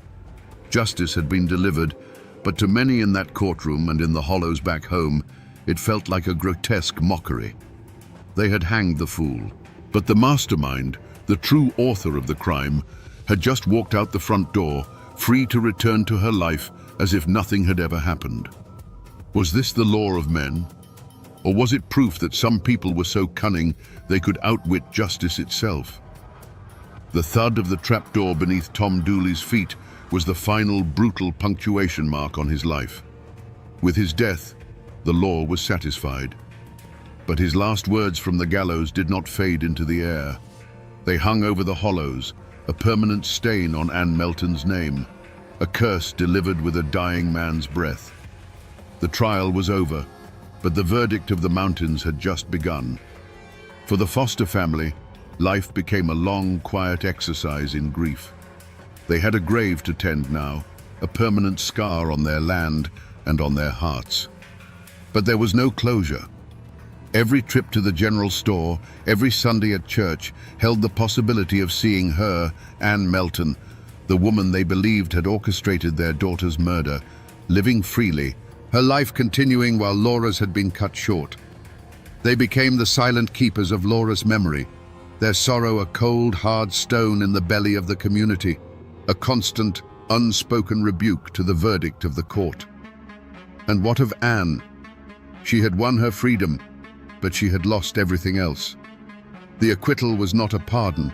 It was a life sentence of a different kind. She returned to her farm with James Melton, but she was now a pariah, a ghost in her own life. Old friends would avert their eyes when she passed. Children would fall silent and hide behind their mother's skirts. She was utterly isolated, trapped in a prison of whispers and sideways glances. The community that had once been her stage was now her jury, and its judgment was a slow, daily poison. She was the woman who had gotten away with it, and for that, she would never be forgiven. History simply records that Anne Melton died a few years after the trial, likely from a fever or some other common malady of the time. But the legend, my friends, tells a different story. The legend is where the mountains delivered the justice the court could not. They say that Anne was consumed by the very disease that had started it all, that the syphilis drove her mad, her mind rotting away along with her body. The folklore insists her death was a thing of horror, that for days she was tormented by visions, screaming Laura Foster's name in the dead of night and clawing at phantom hands that were dragging her to hell. The legend gave her an end befitting the monster they believed her to be, agonizing, shameful, and utterly terrifying. It was a curse fulfilled. And so, the community tried to heal by forgetting. After the raw spectacle of the trial and Anne's supposed damnation, a thick blanket of collective silence fell over the story. It was too painful, too divisive. People stopped speaking the names of the dead. The murder of Laura Foster became a dark secret, a story you didn't tell your children, a wound that was left to scar over in private. They buried the truth under the weight of hard work and the passing of seasons, hoping that if they just stopped talking about it, the ghosts of 1866 would finally find their rest. The silence that the community so desperately tried to impose on this story was ultimately broken, not by a historian, but by a musician. In 1958, a clean-cut group of folk singers called the Kingston Trio recorded a simple, haunting ballad called Tom Dooley. The song became a worldwide phenomenon, a #1 hit. It flattened the brutal, complex tragedy into a simple tale of a love triangle gone wrong. The song became a ghost, its mournful tune drifting out of jukeboxes and radios across the country, ensuring that the names Tom Dooley and Laura Foster would never truly be forgotten. It was this song that pulled the story from the dusty archives and gave it a strange new life in the modern world. And the physical traces, my friends, they are still there. You can travel to Wilkes County today and find them. There's a small, fenced-in plot where a gravestone marks the final resting place of Tom Dooley. It's a newer stone, placed there long after the original was chipped away by souvenir hunters. You can also find the quiet, lonely grave of Laura Foster, tucked away in a family cemetery. But the grave of Anne Melton is harder to find. Some say she was buried next to her husband in the Melton family plot, while others whisper that she was laid to rest in an unmarked grave, shunned by a family that could no longer bear the weight of her name. Even in death, she remains a figure of mystery and shadow. The land itself holds the memory. The old hanging tree in Statesville is long gone, but locals can still point to the spot where the gallows stood. And if you know who to ask, they can take you deep into the woods to a quiet, unremarkable patch of ground. There are no markers, no signs. But as you stand there in the silence of the forest, you can't help but feel a chill. This is the place. This is the earth that held Laura Foster's body for a long, hot summer. It is a wound in the landscape that has never fully healed. The descendants of the Fosters, the Meltons, and the Doulas still live in those hills. For generations, the story was a source of deep shame, a dark chapter that was never spoken of aloud. But the fame of the song changed that. It forced the story out into the light, transforming it from a private family tragedy into a piece of public American folklore. Today, the names no longer carry the same immediate sting, but they do carry an echo of a passion that burned too brightly, of a secret that was worth killing for, and of a tragedy that proves that while people may try to forget, the mountains remember everything. So we come back to the question we asked at the very beginning, a question that has echoed through these mountains for over 150 years. Was Anne Melton the true monster in this story? The law gave us its answer. It said no. But the legend, The folklore and the dying words of the man she loved screamed a different answer from the gallows. The truth, I believe, is buried somewhere in the murky soil between the two. The historical record is silent, but human nature is not. Anne Melton was a fiercely intelligent, passionate woman, trapped in a world that gave her very little power. When faced with total ruin, did she turn to an act of ultimate brutality to save herself? I cannot tell you with certainty that she held the blade. But I believe her will, her fear, and her desperation were the forces that drove the tragedy to its bloody conclusion. This is not just a simple story of a love triangle, the way the song tells it. This is a story about the awesome and terrifying power of secrets. It's a testament to how, in the isolated, close-knit world of the mountains, things like honor, shame, and reputation are not abstract ideas. They are matters of life and death. It's a brutal lesson in how love can curdle into obsession, and how obsession, when cornered, can become homicidal. It is a story not just of cruelty, but of the indomitable Appalachian spirit, a spirit that will endure unimaginable hardship, protect its own with a fierce and sometimes violent loyalty, and never, ever forget a wrong. The Kingston Trio made Tom Dooley famous, but they only told you a piece of the tale. They never told you about the disease, the web of family secrets, or the cold, defiant woman who walked free, only to be imprisoned forever by her own legend. The ghosts of that tragedy still wander the hollows of Wilkes County, a timeless reminder of a passion that burned a hole in the fabric of the mountains. They are a warning that the darkest hearts sometimes beat within the most beautiful chests, and that justice, in the end, is not always found in a courtroom. And now, my friends, you know the rest of the story. Imagine the morning fog over Moorhead, Kentucky on June 22nd, 1887. It doesn't carry the smell of wood smoke or damp earth. It carries the deafening roar of 100 rifles firing at once. This wasn't a simple duel. It was a full-scale battle, waged street by street, where neighbors hunted neighbors from behind windows and doorways. The history books call it the Rowan County War, often dismissing it as just another mountain feud. But was it? How does a quiet county seat turn into a slaughterhouse? And how does one man, a charismatic saloon owner, become its undisputed king, holding life and death in his hands? Today, we separate the smoke of legend from the fire of truth to understand how a political argument on a hot August day unleashed 3 years of terror. To understand the blood that was spilled, you first have to understand the land. This was Rowan County, Kentucky, in the years after the Civil War. A place carved out of the Appalachian Mountains, where steep hills and deep, shadowed hollows kept communities isolated, suspicious of outsiders, and fiercely self-reliant. Here, the law wasn't something that came from the state capital in Frankfurt. It was something made by the men who held the most land, commanded the most respect, or carried the fastest gun. The forests provided a living, the cornfields provided the bread, and the family name provided your identity. It was a world that ran on its own clock and lived by its own unwritten rules.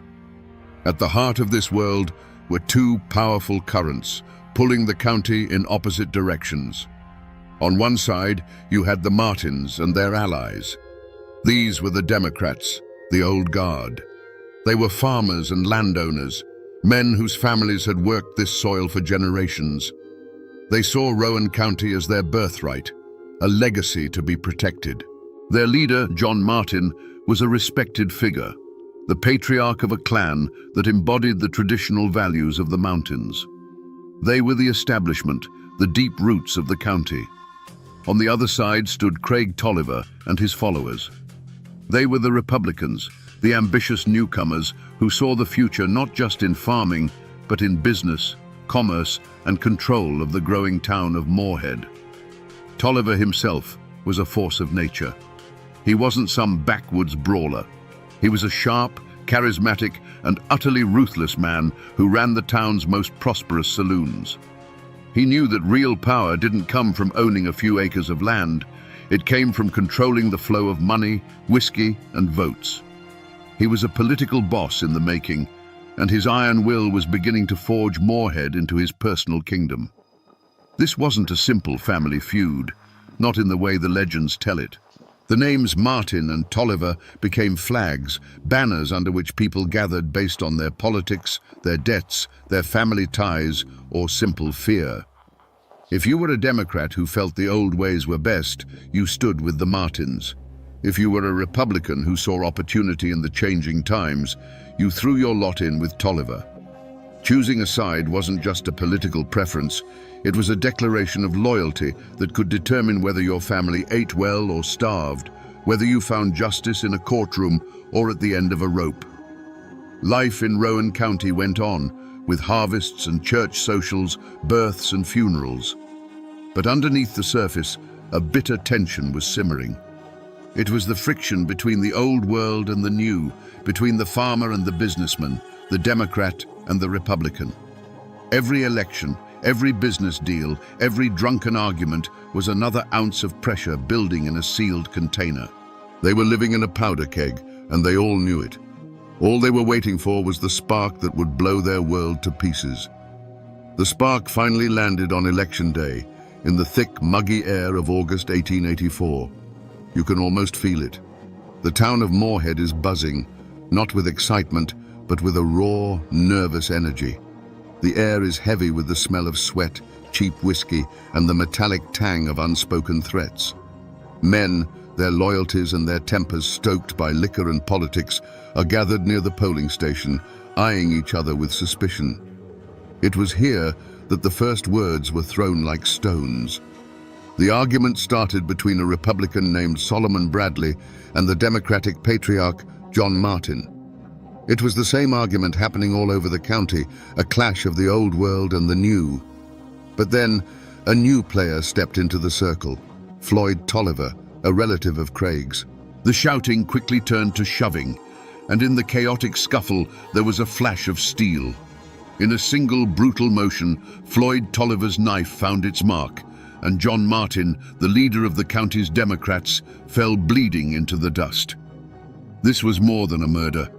It was a public execution, a message sent in broad daylight. The Republicans had struck down the head of the Democratic snake.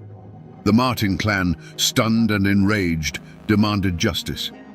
They turned to the law, but in Rowan County, the law had a name, and that name was Craig Tolliver. He controlled the courts, he controlled the sheriff, he controlled the narrative. And so, it came as no surprise to anyone when a jury declared Floyd Tolliver had acted in self-defense and set him free.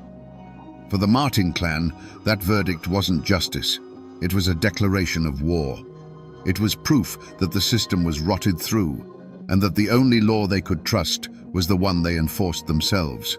They retreated into the hills, not in defeat, but to plan. A few cold months later, in December, Floyd Tolliver was walking down the main street of Moorhead, wrapped in the arrogant confidence of a man who believed he was untouchable. He was wrong. A sudden volley of rifle fire erupted from a darkened alleyway. Floyd fell dead onto the frozen ground, his body riddled with the Martins' answer to the court's verdict. The blood of John Martin had been answered with the blood of Floyd Tolliver.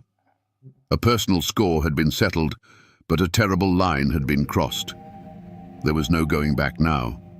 The first drops had been spilled, and they had opened a wound that would bleed for 3 long years, turning the hollows and streets of Rowan County into a hunting ground. The war had begun. For 2 years, the war had been a story of back-alley ambushes and simmering fear. On June 22nd, 1887, it exploded into the open. Before the sun had fully risen, nearly 100 men from the Martin faction descended on Moorhead. They moved not as a frantic mob, but as a determined army, entering the town from multiple directions with a single, unified purpose: to cut the head off the snake and end the reign of Craig Tolliver. The first shot wasn't a single crack, but a deafening, rolling thunderclap as dozens of rifles opened fire at once.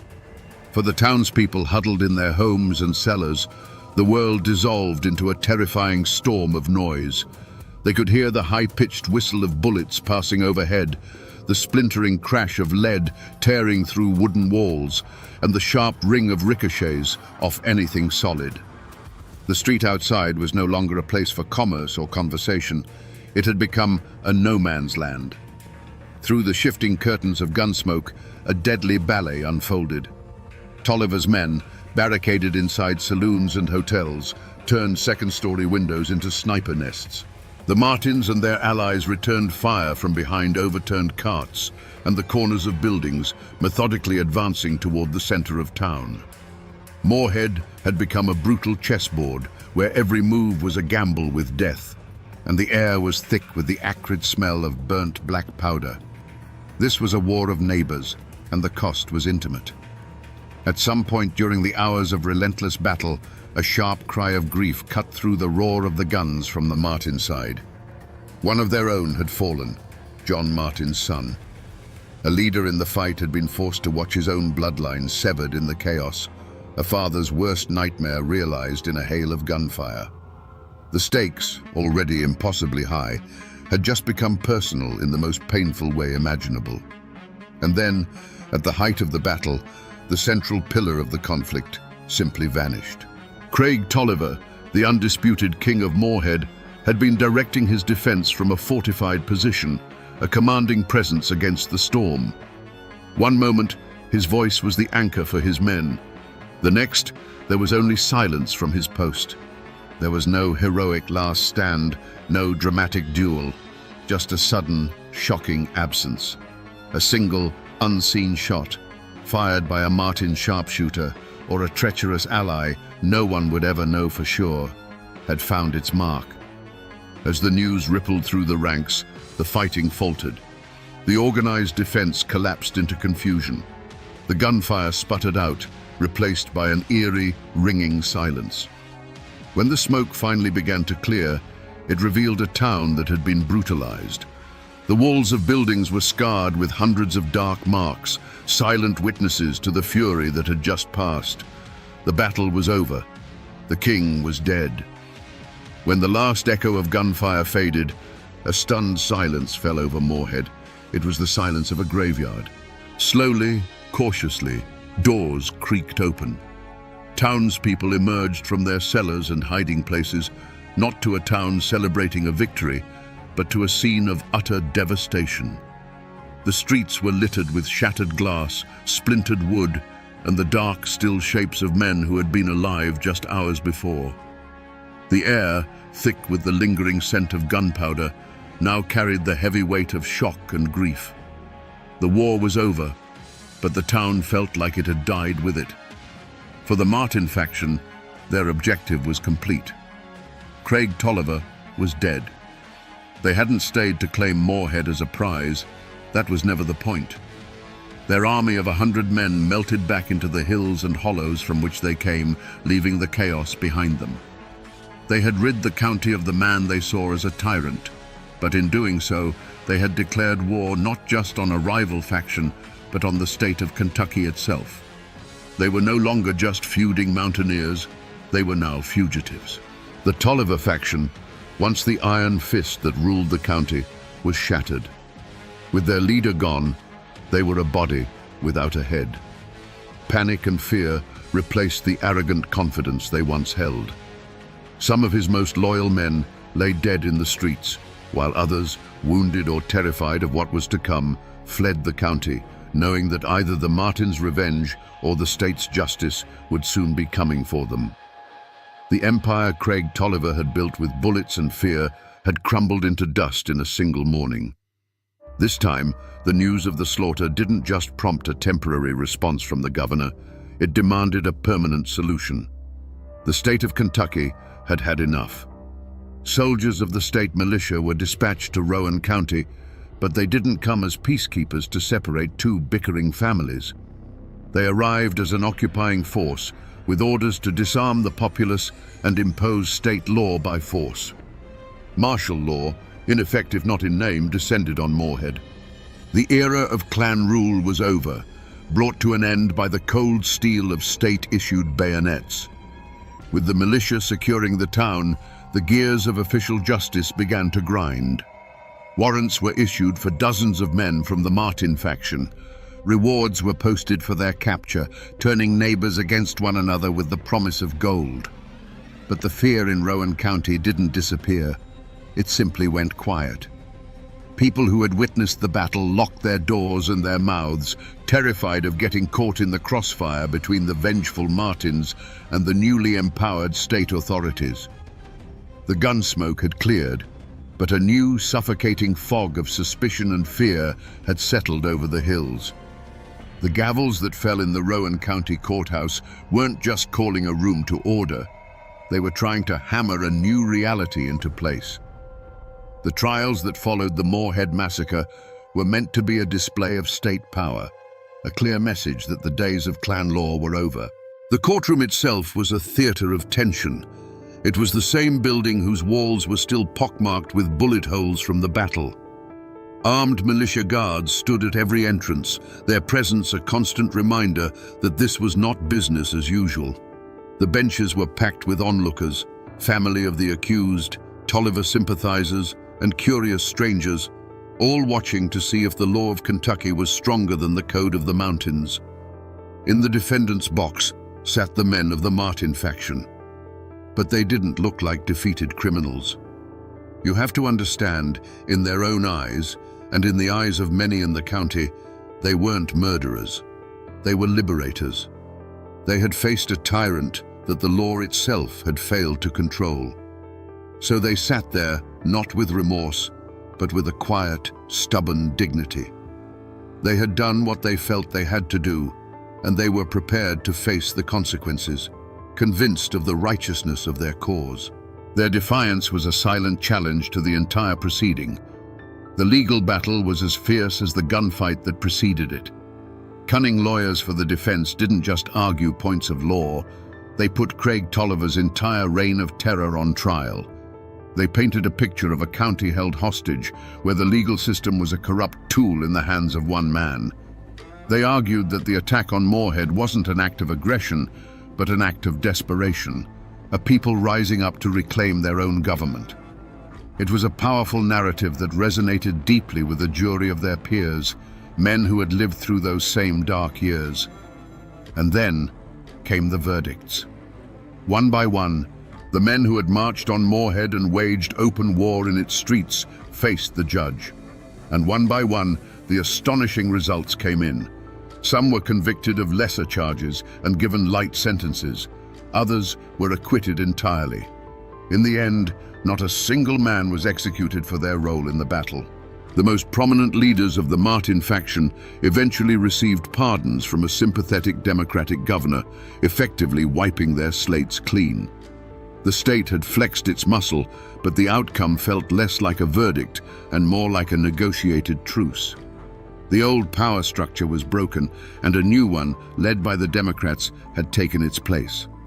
The men who had taken the law into their own hands had been vindicated, not by the mountains, but by the very system they had attacked. So, was this justice? The Tolliver faction was gone, their leader buried. The Martin faction, despite laying siege to a town, walked free. The law of men had been spoken in the courtroom, but the final judgment sounded an awful lot like the justice of the mountains. It left a profound and unsettling question hanging in the Appalachian air. Who really won the war? The war ended, but the peace was a fragile, bitter thing. The hatred stirred up by the feud didn't vanish with the last puff of gunsmoke. They seeped into the soil of Rowan County and poisoned the roots of the community for generations. For decades after the massacre, the names Martin and Tolliver were spoken with caution. They dictated who you did business with, whose children your children were allowed to marry, and which side of the aisle you stood on in local politics. The shooting had stopped, but the war lived on in quiet, resentful hearts. If you visit Moorhead today, you might think the past has been completely erased. It's a bustling university town now, full of students who know more about textbooks than blood feuds. But the ghosts are still there, if you know where to look for them. For many years, the old courthouse stood as the most stubborn witness. Visitors could run their hands over the dozens of pockmarks scarring its brick walls, each one a physical memory of that terrible morning in 1887. And up in the cemetery, you can still find the grave of Craig Tolliver, the fallen king, a simple stone marker for a man who once held the county in an iron fist. But the most powerful reminders aren't the ones you can touch. They're in the landscape itself. The main street of Moorhead is no longer a battlefield, but the ghosts of the men who fought and died there still linger in the local lore. The winding back roads and shadowed hollows leading out of town were once the sites of countless ambushes and secret meetings. They are quiet now, but it's a heavy kind of quiet, the kind that holds stories. Most people who walk those streets today have forgotten the names of Craig Tolliver and John Martin. The story of the Rowan County War has faded from living memory into the dry pages of history books. But the story hasn't truly vanished. It has simply become part of the place itself. It's a lesson embedded in the land, a reminder of how quickly order can break down and how thin the line is between neighbor and enemy. The people may forget the details, but the mountains always remember everything. So we return to the question that hung in the gunsmoke at the start of our story. How does a quiet county turn into a battlefield? The answer, buried for a century under the myth of a simple family squabble, is now clear. The Rowan County War was never just a feud. It was a political war, fought for the soul of a community. The names Martin and Tolliver were the banners, but the real conflict was over power, control, and whose vision of the future would prevail. Craig Tolliver became a king because he understood that in a place where the law was weak, the strongest will becomes the law. And the Martins went to war because they believed the only way to fight a broken system was to burn it to the ground. This story is more than a dark chapter in Kentucky's history. It is a brutal lesson in what happens when people lose faith in their institutions, when they believe the ballot box is broken and the judge's gavel is for sale.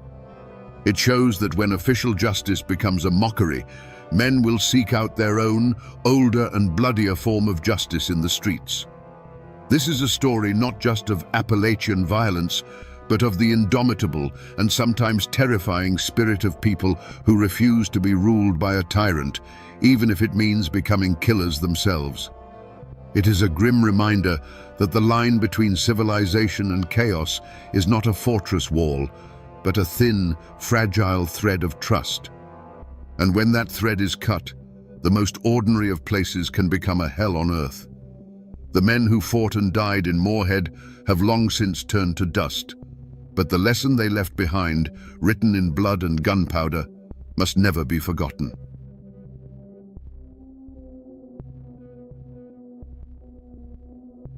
Two days shy of her 41st birthday, shotgun blasts ripped through the quiet hills of the Indian Territory. She was shot in the back, a coward's ambush.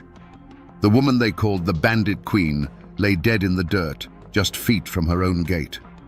The dime novels painted her as a female Jesse James, a ruthless outlaw. But that's the legend. How does a girl who mastered Greek and the piano, born to a respectable family, end her days this way? Today, we separate the truth from the lies to find the real Myra Maybelle Shirley and to ask the question that still haunts these hills. Who wanted her dead? Before the legend, there was a girl named Myra Maybelle Shirley. She wasn't born in a dusty outlaw camp, but into a life of relative comfort in Carthage, Missouri. Her father, John Shirley, was a respected farmer, innkeeper, and judge, a man of property and standing. Their home sat on the very edge of civilization, where the rolling prairies gave way to the rugged ancient Ozark Hills. It was a land with a soul much like Appalachia's, a place of tight-knit clans, fierce independence, and memories as long and deep as the valleys themselves. The roots of that spirit ran deep in Myra's blood. Her mother, Elizabeth Hatfield Shirley, came from the same line as the notorious Hatfields of the West Virginia-Kentucky border. This wasn't just a distant relation, it was a heritage. It meant that Myra was born into a world where honor was defended with fists and firearms, where loyalty to family was the highest law, and where an insult was a debt that would one day be paid in full. This was the unwritten code of the mountains, a code she understood long before she ever read a law book.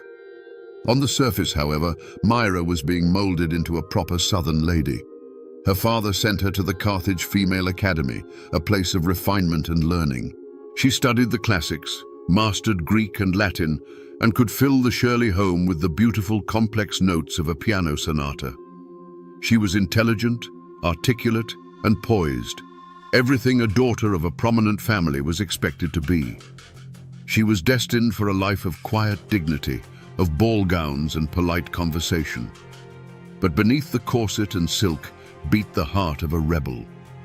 The same girl who could quote Greek philosophers was more at home in the saddle, racing her horse through the woods with a freedom most women of her time could only dream of.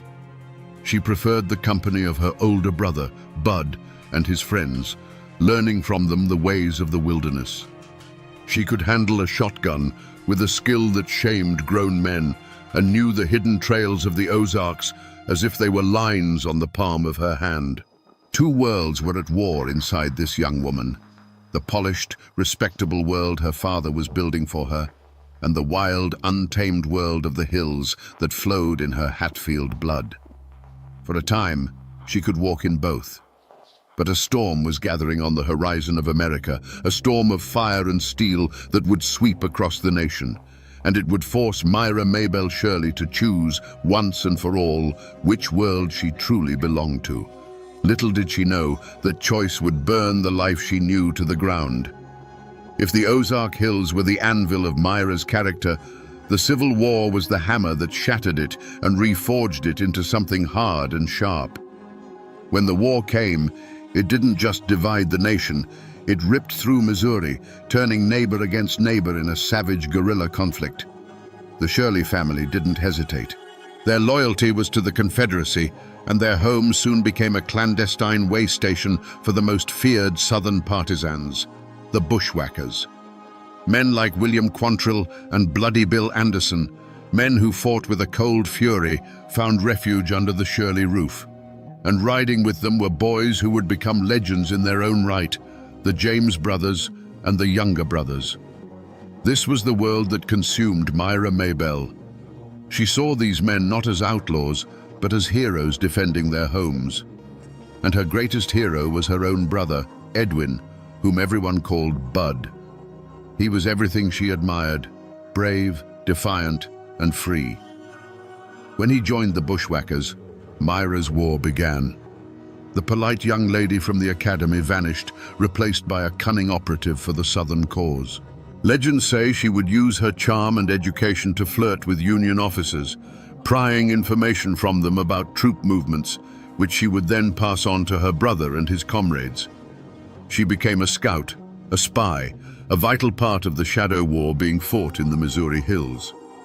For a time, it must have felt like a dangerous, righteous adventure. She was fighting alongside her brother, defending her family's beliefs. The risk was real, but so was the adrenaline, the sense of purpose. She was no longer just a girl playing piano, she was a player in the great bloody drama of her time. But this was no adventure, and the price of this war was about to be brought to her door in the most brutal way imaginable. In 1864, the hammer fell. Federal troops, tired of the constant raids and ambushes, hunted down Bud Shirley. He was trapped, cornered, and killed. For 16-year-old Myra, the news wasn't just devastating, it was the end of her world. The light of her life, her protector, her idol, was gone, slain by the very men she saw as foreign invaders. In that moment, her girlish patriotism and grief curdled into something far darker, a cold, permanent, all-consuming hatred. A hatred for the government, for its uniforms, for its laws. They had taken her brother, and in doing so, they had taken a part of her soul. The war might end for the country, but for Myra Shirley, it would never be over. She would spend the rest of her life fighting the victors. After the war, the Shirley family fled to Texas, seeking a new life from the ashes of the old. But for Myra, peace was a foreign country. Her heart, forged in hatred, was drawn to the fire. She found that fire in the eyes of the men who, like her brother Bud, refused to surrender. Men like the charismatic Cole Younger, a childhood friend and now a notorious outlaw. Rumors would later whisper of a passionate affair, claiming her daughter Pearl was his. It was a romantic story, but likely just that, a story. The truth, however, was no less dangerous. Her first husband was Jim Reed, another former bushwhacker who couldn't trade his pistol for a plow. With him, Myra stepped fully into the world of the outlaw. Their life was a blur of stolen horses and dodging posses, a frantic existence on the run. In this chaos, her two children, Pearl and Eddie, were born. But this was no family portrait. It was a partnership born of war and rebellion, and it was destined to end in blood. In 1874, Jim Reed's luck ran out. The news that reached Myra was cold and brutal.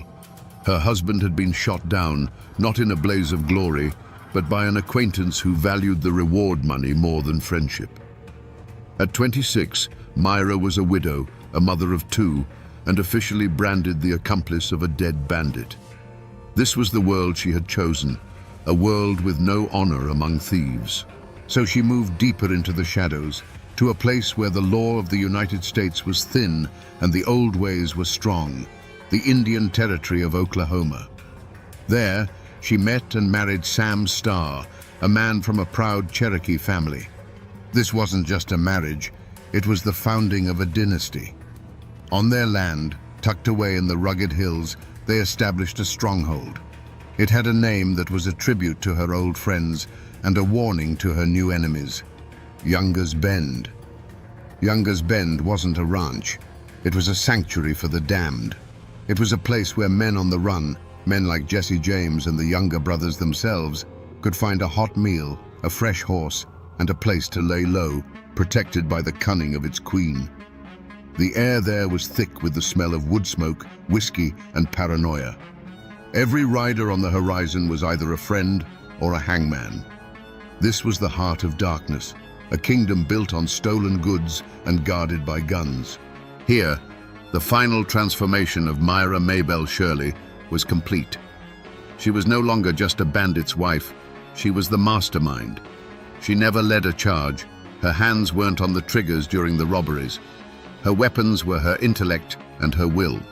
She planned the heists, fenced the stolen property, bribed officials, and used her deep knowledge of the law to tangle up prosecutors in court. And she crafted an image that became a legend. She would ride into town on a fine horse, sitting side-saddle in a velvet dress like a proper lady, but on her hips, for all the world to see, rested two Colt revolvers. She could quote classical poetry one moment and arrange the sale of a stolen herd the next. This walking contradiction, the refined lady and the criminal queen, was her armor and her declaration of war.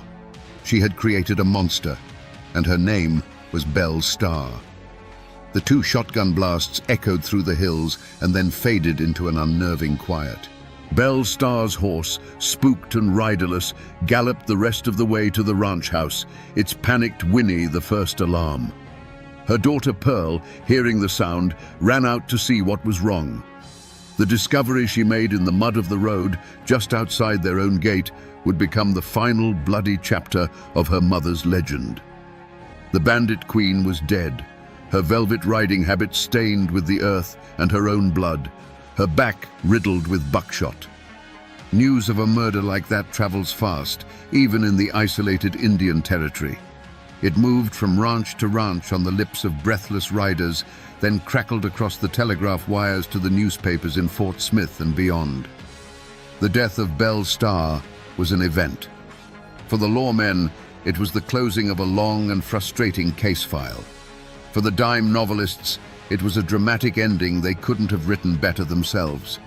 For the locals, it was a source of fear and feverish gossip. The queen was dead. But who had dared to kill her? Soon enough, Deputy U.S. Marshals rode down the trail to Younger's Bend. For years, this place had been a no-go zone, a sanctuary for fugitives where the law entered at its own peril. Now, they were in charge, picking through the life of the woman who had so often made fools of them. The investigation began, and the web of suspects was tangled and dark, spun from the threads of Belle's own life. Every person in her orbit had a potential motive. The first and most obvious suspect was a man named Edgar Watson. He was a tenant on Belle's land, a man with a shadowy past from Florida, rumored to be wanted for murder himself. They had argued bitterly. Belle wanted him gone, and Watson wasn't a man who liked being told what to do. It was a simple, logical motive, a dispute over land and money that ended in violence. But the simple answer isn't always the true one. Then there was her own husband, a Cherokee man named Jim July Starr. He was younger than Belle and was, at the time of her murder, facing his own trial for horse theft. Did they have a falling out? Was he driven by jealousy? Or, as some whispered, did he arrange the murder to silence her before she could testify in some secret deal with the law? He had an alibi, but in the murky world of Younger's Bend, an alibi was just another story. The silence that fell over the hills wasn't one of peace. It was a silence of fear. Belle's network of outlaws scattered, not knowing who among them might be next, or who might sell them out for a pardon. A reward was posted for information, but few dared to speak. The killer was still out there, and no one knew how far their reach extended. The hunt was on, not just for a murderer, but for the truth behind the final bloody act of the bandit queen's life. The wheels of justice turned slowly, but in the case of Belle Starr's murder, they seemed to grind through mud. The primary suspect, Edgar Watson, was finally brought to trial. You can just imagine the scene in the Fort Smith courtroom. It wasn't just a legal proceeding, it was a spectacle. The room was packed with a tense mix of lawmen, curious townsfolk, and shadowed figures in the back rows, friends and enemies of the dead woman, all there to see how this final chapter would play out. The air itself felt heavy, thick with whispered theories and cold stares. Everyone had an opinion, and everyone was waiting for a conviction. The prosecution laid out its case. They painted a picture of a bitter dispute between a landlord and her troublesome tenant. They spoke of threats exchanged, of Watson's notorious temper, and of his presence near the scene of the crime. They presented him as a man with a motive, the means, and the opportunity. But their case was like a house built on sand. There was no murder weapon. There were no direct eyewitnesses to the shooting. The entire argument rested on bad blood and circumstantial evidence, a foundation that began to crumble under the slightest pressure. Watson, for his part, sat there with a cold confidence. He was no frightened farmer caught in the gears of the law. This was a man who understood the violence of the world. His defense lawyers didn't just deny his guilt. They threw the courtroom doors wide open to the chaos of Belle's life. They argued that putting only Edgar Watson on trial was absurd. Why not her husband, Jim July, who had his own legal troubles?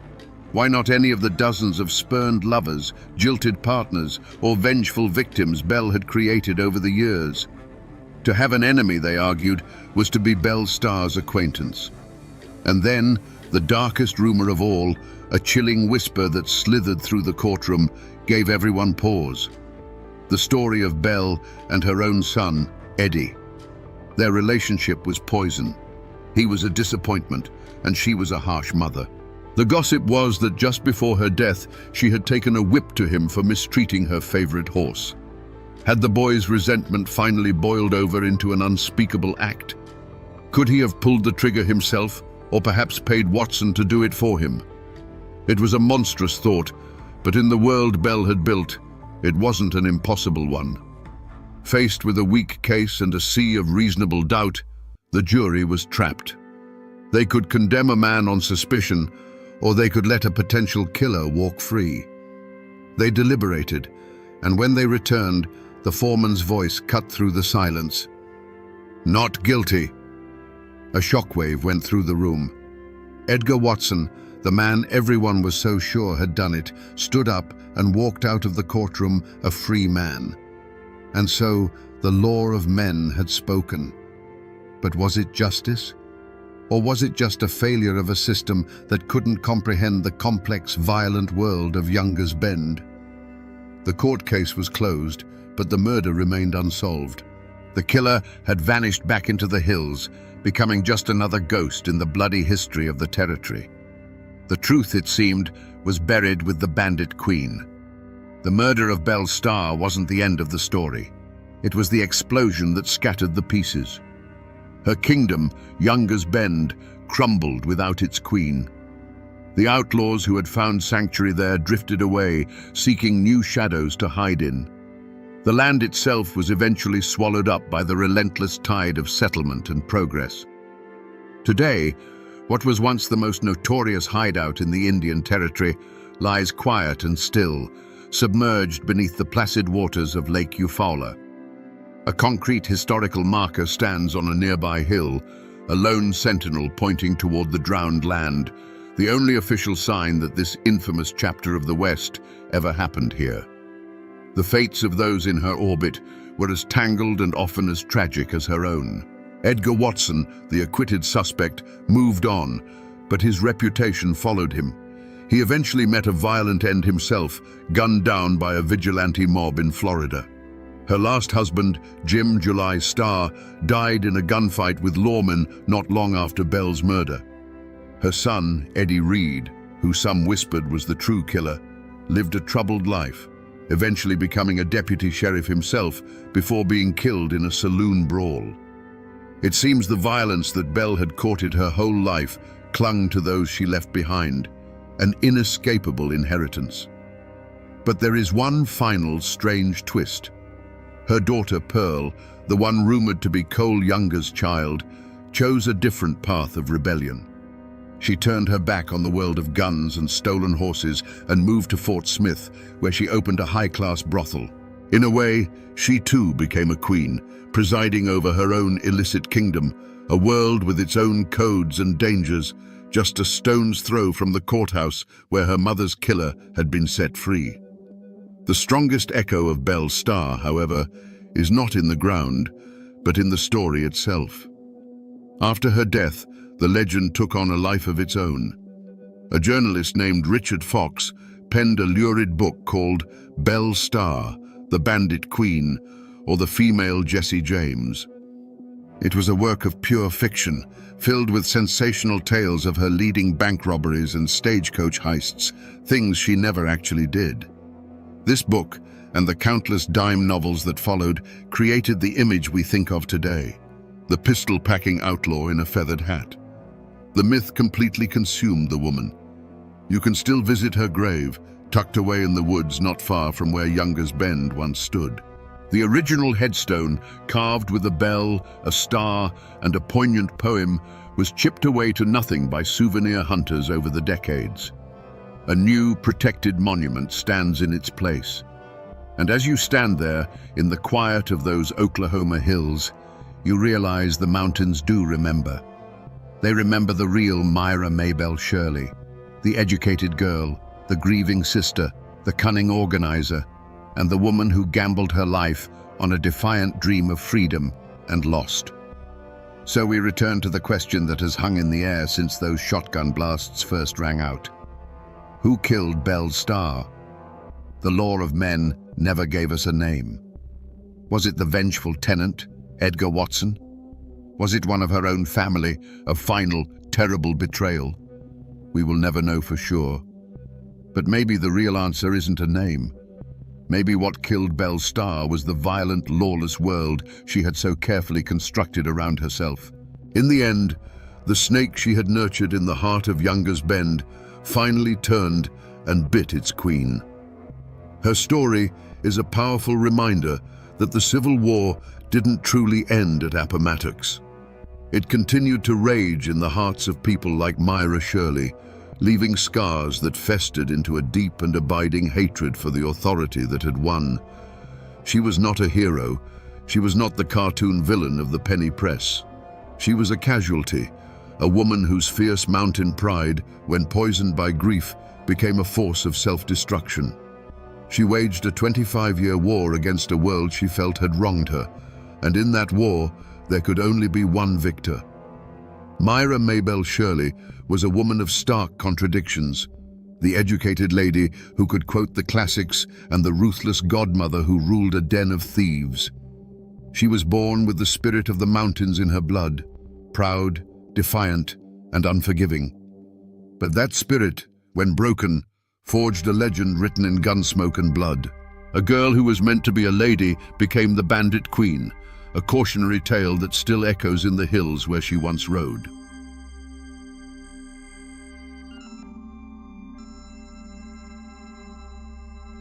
In the misty mountains of Appalachia, they say a word can be sharper than any blade, and a woman's pride can be a poison more potent than any rattlesnake's venom.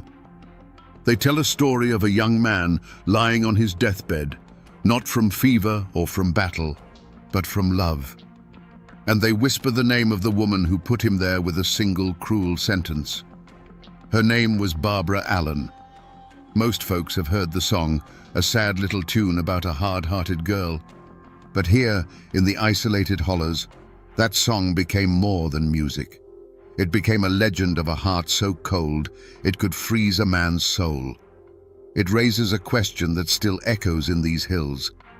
Can a person truly be killed by a word? Today, we separate the ballad from the chilling folklore it spawned, to look into the icy heart of Barbara Allen and ask the one question the mountains have been asking for centuries. Was she a monster, or the most tragic victim of them all? You have to understand what life was like back then, in those hidden pockets of the Appalachians. It was a world carved out of the wilderness by sheer grit and stubbornness. Life wasn't measured in the turning of pages on a calendar, but in the rhythm of the seasons, the spring thaw that swelled the creeks, the long hot summers of planting and tending, the autumn harvest that decided who would eat well and who would go hungry through the biting winter. The mountains weren't just a backdrop, they were a living entity, providing everything you needed, but also capable of taking it all away in a heartbeat with a flash flood or a sudden blizzard. In the heart of one such settlement lived a young man they called Sweet William. The name wasn't just a convenience, it was a description. He was the kind of man who was first to help a neighbor raise a barn and the last to leave a campfire. He had a strength that came from working the hard soil and a laugh that could cut through the thickest mountain fog. He was the future, the promise of another generation surviving and thriving in this unforgiving land. Everyone loved him because he was the best of them, a reflection of the warmth and community that was the only real shield against the cold and the dark. And then there was Barbara Allen. If William was the warm hearth of the community, she was the frost on the window pane. She possessed a beauty that was almost painful to look at, sharp and perfect, like a shard of ice. But it was a remote beauty. She lived with her mother in a small cabin, keeping to herself, her silence often mistaken for arrogance. The other girls whispered about her pride, and the young men who tried to court her came away feeling as if they'd tried to warm their hands on a marble statue. She was a mystery, an outsider in a community where there were no secrets. Yet, as it so often happens, the fire was drawn to the frost. William saw something in Barbara that no one else did. Not coldness, but a guarded sorrow, a strength that had hardened into a shield. And she, in turn, saw in his open-hearted nature a warmth she'd never known. Their courtship wasn't one of public pronouncements, but of stolen glances across the clearing during a Sunday service, of a wildflower left on her doorstep, of two people from different worlds circling each other like the sun and the moon. For a brief, hopeful season, it seemed that William's warmth might just be enough to melt her icy heart. But this world was as fragile as it was harsh. It was held together by unwritten laws of respect, honor, and pride. A person's reputation was their most valuable possession, more precious than land or livestock. And in a place where life was a constant struggle, a wounded pride could fester like a snakebite, turning the promise of love into the certainty of a grave. The community, watching the two lovers, held its breath, sensing that this was a story that could only end in one of two ways: with a wedding, or with a tragedy that would be whispered around their fireplaces for 100 years to come. The turning point, the moment the future split into what could have been and what was, didn't happen in a dark forest or with the flash of a knife. It happened in a place of celebration. The harvest had been good, and the community gathered in the largest clearing, the air thick with the smell of roasting meat, wood smoke, and the sweet, sharp scent of homemade apple cider. Fiddles were playing, people were laughing, and for a little while, the harshness of mountain life was forgotten. At the center of it all, of course, was sweet William. He was in his element, surrounded by friends, his voice booming over the music. Flushed with cider and the simple joy of the evening, he raised his wooden cup. "A toast!" he shouted, a wide grin on his face. "A toast to the beauties of this valley who make the work worthwhile and the winters warm." Men cheered, and the women, both young and old, smiled at the compliment. It was a simple, clumsy, heartfelt gesture from a young man who loved his home and the people in it. But in a shadowed corner, one pair of eyes didn't smile. Barbara Allen had watched him all evening, a rare warmth in her own heart. She saw him as hers, a private treasure. And in that moment, his toast felt like a betrayal. He hadn't toasted her. He had thrown her into the common lot with every other woman there. To his mind, it was a harmless, all-encompassing compliment. To her proud and guarded heart, it was a public declaration that she was nothing special to him at all. It was a careless flick of the wrist that to her felt like a slap across the face. She didn't scream or cry. Her pain was a cold, quiet thing. The light in her eyes simply went out, replaced by a glacial hardness. Without a word, she stood up, smoothed her dress, and walked out of the clearing, vanishing into the night. Her departure was so silent that at first only a few noticed. But a chill followed in her wake, and soon the whispers started. William, seeing her empty place, felt a knot of dread tighten in his stomach. The laughter died on his lips. He followed her, of course. He went to her cabin that night and the next day, but the door remained barred. He sent friends to plead his case, but they returned with shaken heads, speaking of a coldness they had never seen in a living soul. The community watched as a wall of silent, unforgiving pride rose between the two lovers. William's careless words had been the spark, but Barbara's wounded heart was the tinder. A fire had been lit, a slow, consuming blaze that wouldn't be put out with apologies. It was a fire that would demand a sacrifice. William's life wasn't being taken by disease. It was draining away from a wound no doctor could see, a sickness of the soul. His servants, loyal and terrified, saw their master fading like the last embers of a fire. In desperation, they went to the one person who held the cure or the final poison. They found Barbara Allen at her cabin, and their message was a raw plea.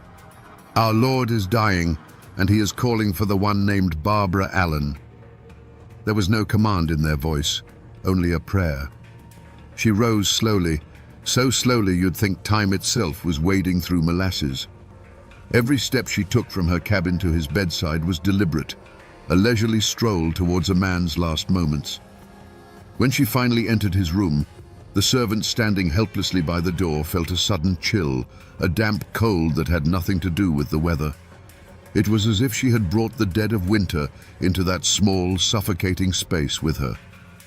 William, pale as a death shroud, his voice a dry whisper, turned his face from the pillow. He looked at her, his eyes pleading for a single drop of mercy.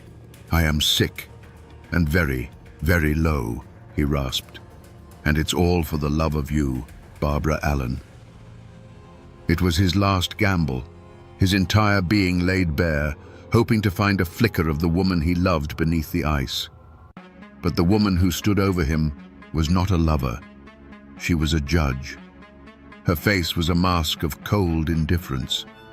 She looked down at the dying man, not with pity, but with a chilling clarity. Her voice, when it came, was not loud, but it cut through the silence like a razor. "I remember," she said, each word a perfectly formed drop of venom. "There, in the tavern of the city, when the wine was pouring like a river, you drank to the health of all the beauties, and you neglected me, Barbara Allen." Those words weren't a memory. They were a sentence. They were the final killing blow. The servants watched as the last spark of hope in William's eyes was extinguished. It wasn't a flicker. It was a snuffing out, as sudden and complete as a candle plunged into water. No weapon was raised, no blood was shed, but everyone in that room knew they had just witnessed an execution. William said nothing more. He simply took a shallow breath, and with the last of his strength, he turned his face to the cold, unforgiving wall. It was an act of final surrender. He was turning his back not just on her, but on the world itself, a world where the woman he loved had chosen her pride over his life. A moment later, a profound stillness fell upon the room, a silence deeper and more terrible than any scream. Sweet William was gone. Barbara Allen turned and walked out of that room without a backward glance. She left behind a profound silence, a dead man, and the shattered servants who had just witnessed a soul being extinguished by sheer cruelty. She stepped out into the crisp mountain air, her head held high, the victor in a war only she had been fighting. Her pride was satisfied. Her grievance was avenged. She had won. For the first few hundred yards, that cold satisfaction was a shield, protecting her from the truth of what she had done. But she had not gone a mile, just as the path began to wind back towards her own lonely cabin, when a new sound reached her. It was a sound that cut through the rustling leaves and the sighing of the wind. A single, mournful toll of a funeral bell, echoing from the small church in the valley. Dong. It was a sound of finality, a sound of fact. Sweet William was dead. The bell was telling the mountains the news, and that sound pierced her icy armor. The second toll followed the first, and with each resonant peal, a crack appeared in the frozen wall around her heart. It was no longer the sound of her victory, it was the sound of her damnation. The ballad says that the bell seemed to cry out her own name on the wind, a mournful accusation. Hard-hearted Barbara Allen. The pride, the anger, the memory of that silly toast in the tavern, it all evaporated, leaving behind a horrifying, empty void. The realization struck her with the physical force of a blow. The man she loved was in the ground because of her. She had traded his life for a moment of bitter triumph, and the bargain was a fool's one. Her heart, which could not be melted by his love, was now shattered by the sound of his death knell. The community would hear that bell too. The servant's story would spread from cabin to cabin, whispered over cook fires and spinning wheels. There would be no trial, no judge or jury. Her verdict was already being delivered by the hushed, horrified voices of her neighbors.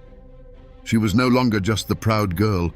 She was the cruel woman, the one who had killed Sweet William with nothing but a handful of cold, unforgiving words. There was no trial held in a courthouse for Barbara Allen. There was no judge in a black robe, no jury of 12 good men and true. What law had she broken? There is no statute against having a heart of stone, no crime on the books for killing a man with a memory and 5 cruel words. The law of men, with its ink and paper, was silent. It had no language to describe what had happened in that death room. But in the mountains, there is another kind of justice, an older and more immediate law. And Barbara Allen's trial had already begun. The courtroom was every cabin, every clearing, every fireside in the valley. The servants who had stood helpless at William's bedside were the sole witnesses, and their testimony, spoken in hushed, horrified tones, was the only evidence needed. The story spread faster than a forest fire, a tale of love turned to poison, of a pride so monstrous it could watch a man die and feel nothing. The community, which had once whispered about her coldness, now spoke of it as a fact, an unnatural blight on the world. The verdict was unanimous. She was guilty. But Barbara wasn't listening to them. She was a prisoner in a different kind of court, the one held in the echoing silence of her own soul. The funeral bell had been the prosecution's opening statement, and it had shattered her every defense. As she ran home, stumbling through the woods, she wasn't fleeing justice. She was rushing to accept her sentence. When she burst through the door of her mother's cabin, her face was a mask of terror and grief. She was no longer a cold-hearted killer. She was a condemned woman.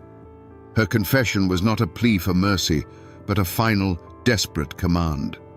She cried out to her mother, the words tumbling from her in a torrent of unbearable guilt. "Mom, Mom, make my bed, make it softly and long. My darling died for me today, and I will die for him tomorrow." In that moment, she was both the accused and the executioner. She understood the ancient law of the mountains, a heart for a heart, a life for a life. Her own pride had demanded William's life as payment, and now her conscience, awakened too late, demanded hers in return. And so the final verdict was delivered, not by the community, who would soon change their condemnation to a sad, shaking pity, but by Barbara Allen herself. She died the next day, not of fever or sickness, but of a broken heart, the very ailment she had inflicted upon her lover. Was it justice? Perhaps it was something more profound. It was a perfect, terrible symmetry. The law of men could never have balanced the scales so precisely. The mountains had rendered their own judgment, leaving 2 fresh graves as a permanent warning that a heart closed to forgiveness is a tomb waiting to be filled. And so they buried them in the old churchyard, side by side. He, the victim of a love too strong, and she, the victim of a pride that had turned to poison. In any other story, that would be the end. 2 graves on a lonely hillside, slowly being reclaimed by the wild grass and the passage of time. But in Appalachia, some stories refuse to stay buried in the ground. They grow. Out of Sweet William's grave, the old-timers say, there grew a rose. It wasn't just any rose, but one with petals so deep and red they looked like drops of blood, a symbol of the true and passionate love he'd held in his heart. And from Barbara Allen's grave, there grew a briar, its vines thorny and grasping, a testament to the sharp, tangled pride that had protected and ultimately destroyed her. They grew, reaching up towards the Appalachian sun as if pulled by some unseen force. The rose climbed the old stone wall of the churchyard, and the briar followed. Higher and higher they went, until at the very peak of the wall they met. And there, under the watchful eyes of the mountains, the soft red rose and the thorny green briar intertwined. They wove themselves together into what the ballad calls a true lover's knot, a symbol of forgiveness, a sign that the love that was denied in life had finally found its union in death. Now, you can't go to a specific place in Kentucky or North Carolina and find a headstone that reads Barbara Allen. Her grave is not a place on a map. The real marker isn't made of stone, it's made of music. The ballad itself is the echo. It survived the long ocean voyage from Scotland, and in the isolated hollows of Appalachia, it found its true home. It was passed down like an heirloom, from a grandmother's cracked voice to a child listening on a porch swing, a lesson and a lullaby all in one. The story became a part of the people, and that is what remains today. The traces are not in archives or history books, but in the culture itself. It's in the melancholy bend of a fiddle string, in the lyrics sung by 1,000 different voices over hundreds of years. The mountains do remember, and though most people have forgotten the fine details, The legend of the rose and the briar still hangs in the air of every old, overgrown cemetery, a ghostly reminder that love and pride are two powerful vines that, once tangled, can never truly be separated. So we come back to the question that has haunted this story from the start, a question that the wind still whispers in the high mountain passes. Was Barbara Allen a monster, or was she a victim? The truth, like most truths in these mountains, is not a simple thing. In that death room, standing over the man who loved her, she was a monster. She wielded her wounded pride like a weapon and dealt a killing blow. But in the moments that followed, when the sound of a funeral bell shattered her soul, she became the story's final, most tragic victim, a prisoner of a pride she could no longer live with. This is the eternal lesson encoded in the ballad of Barbara Allen, the reason it has survived for centuries while grander tales have turned to dust. It's a story that warns us that a heart shielded by pride is the most fragile heart of all. It teaches us that forgiveness is not a gift we give to others, but a key to our own freedom. The rose and the briar are not just a fanciful ending, they are the story's true moral. They tell us that even after a tragedy born of bitterness and spite, redemption is possible, that two souls torn apart by life can find their way back to each other in the end. This is more than just a ghost story or a sad old song. It is a piece of Appalachia's soul. It is a testament to the people who lived and died by a code of honor that could be both their greatest strength and their most fatal flaw. And even today, if you find yourself deep in the mountains when the fog is rolling in and the world grows quiet, you can almost hear it. A sad, distant melody on the wind and the mournful toll of a bell, forever crying out a warning and a lament. Poor Barbara Allen.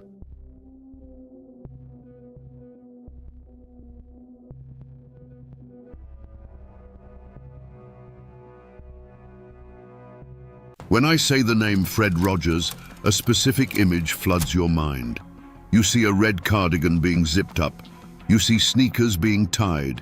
You see a gentle smile, and you hear a soft piano melody that makes you feel safe. For 50 years, that name has been synonymous with kindness. It represents a man who taught generations of American children that they were special and that they were loved. It is perhaps the most trusted name in the history of television.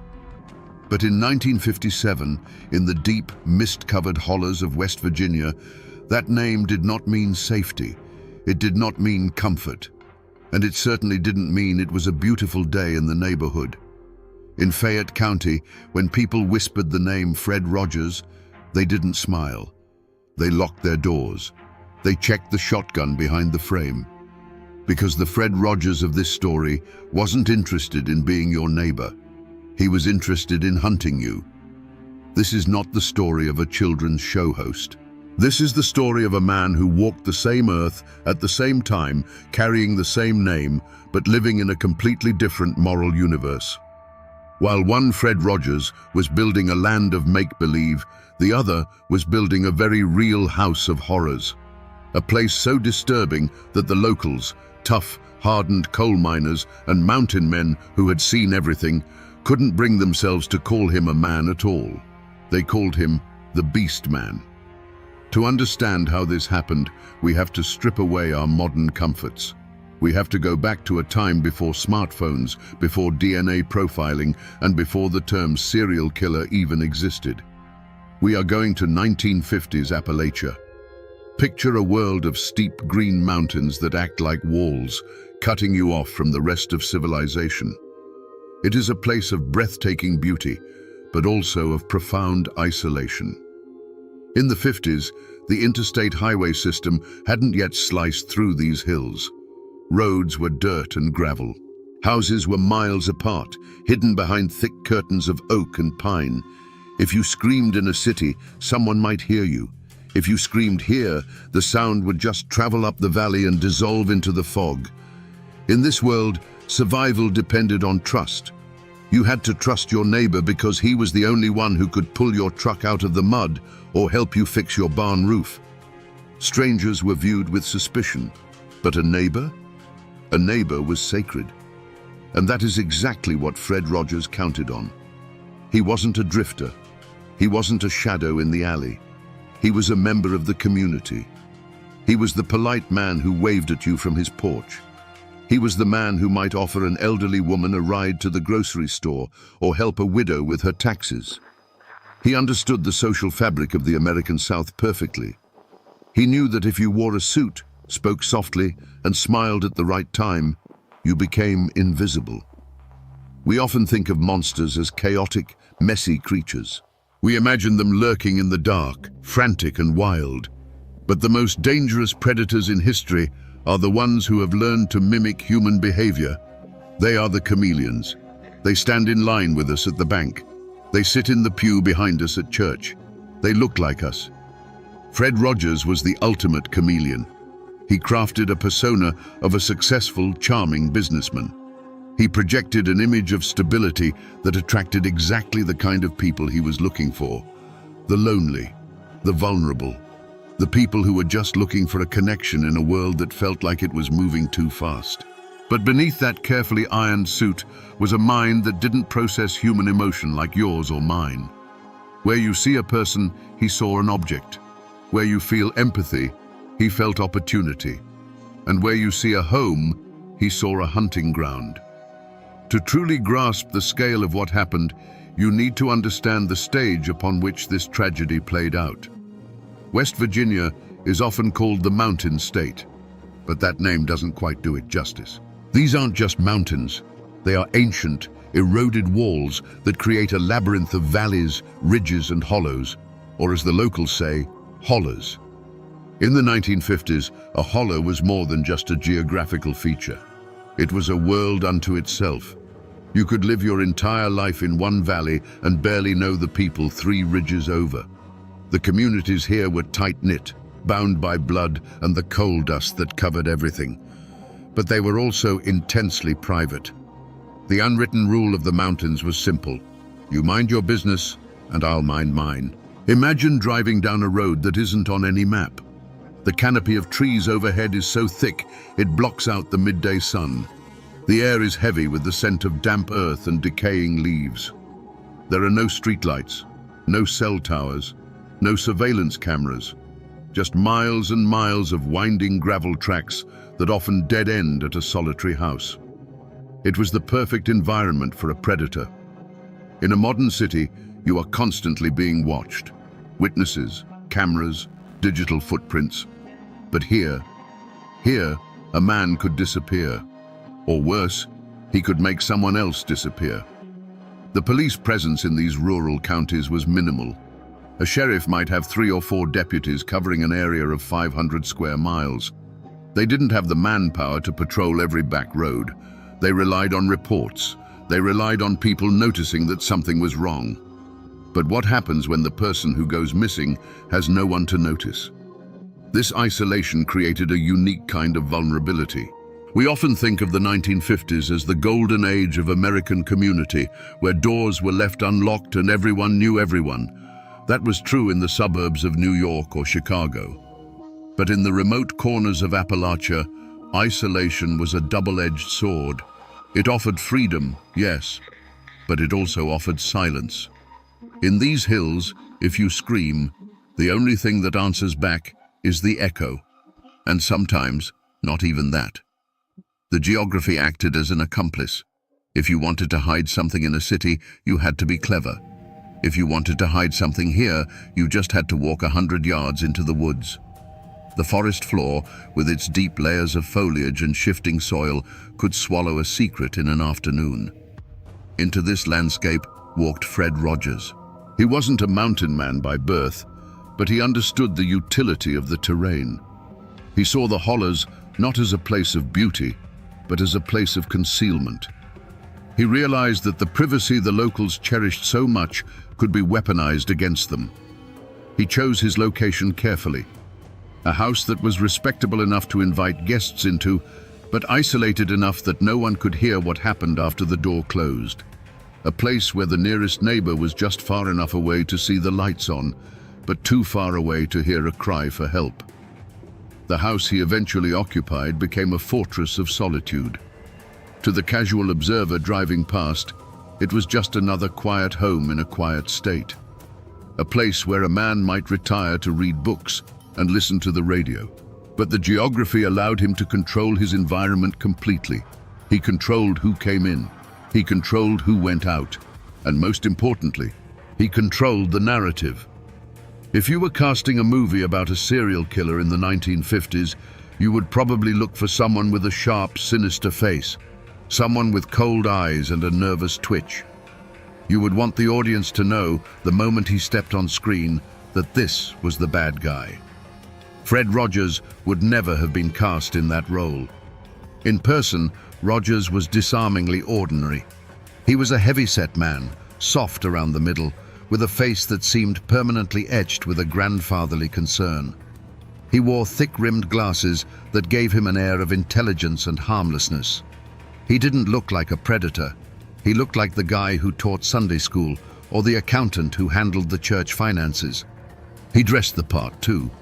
In a region where denim overalls and coal-stained work boots were the uniform of the day, Rogers was always impeccable. He wore suits. He wore ties.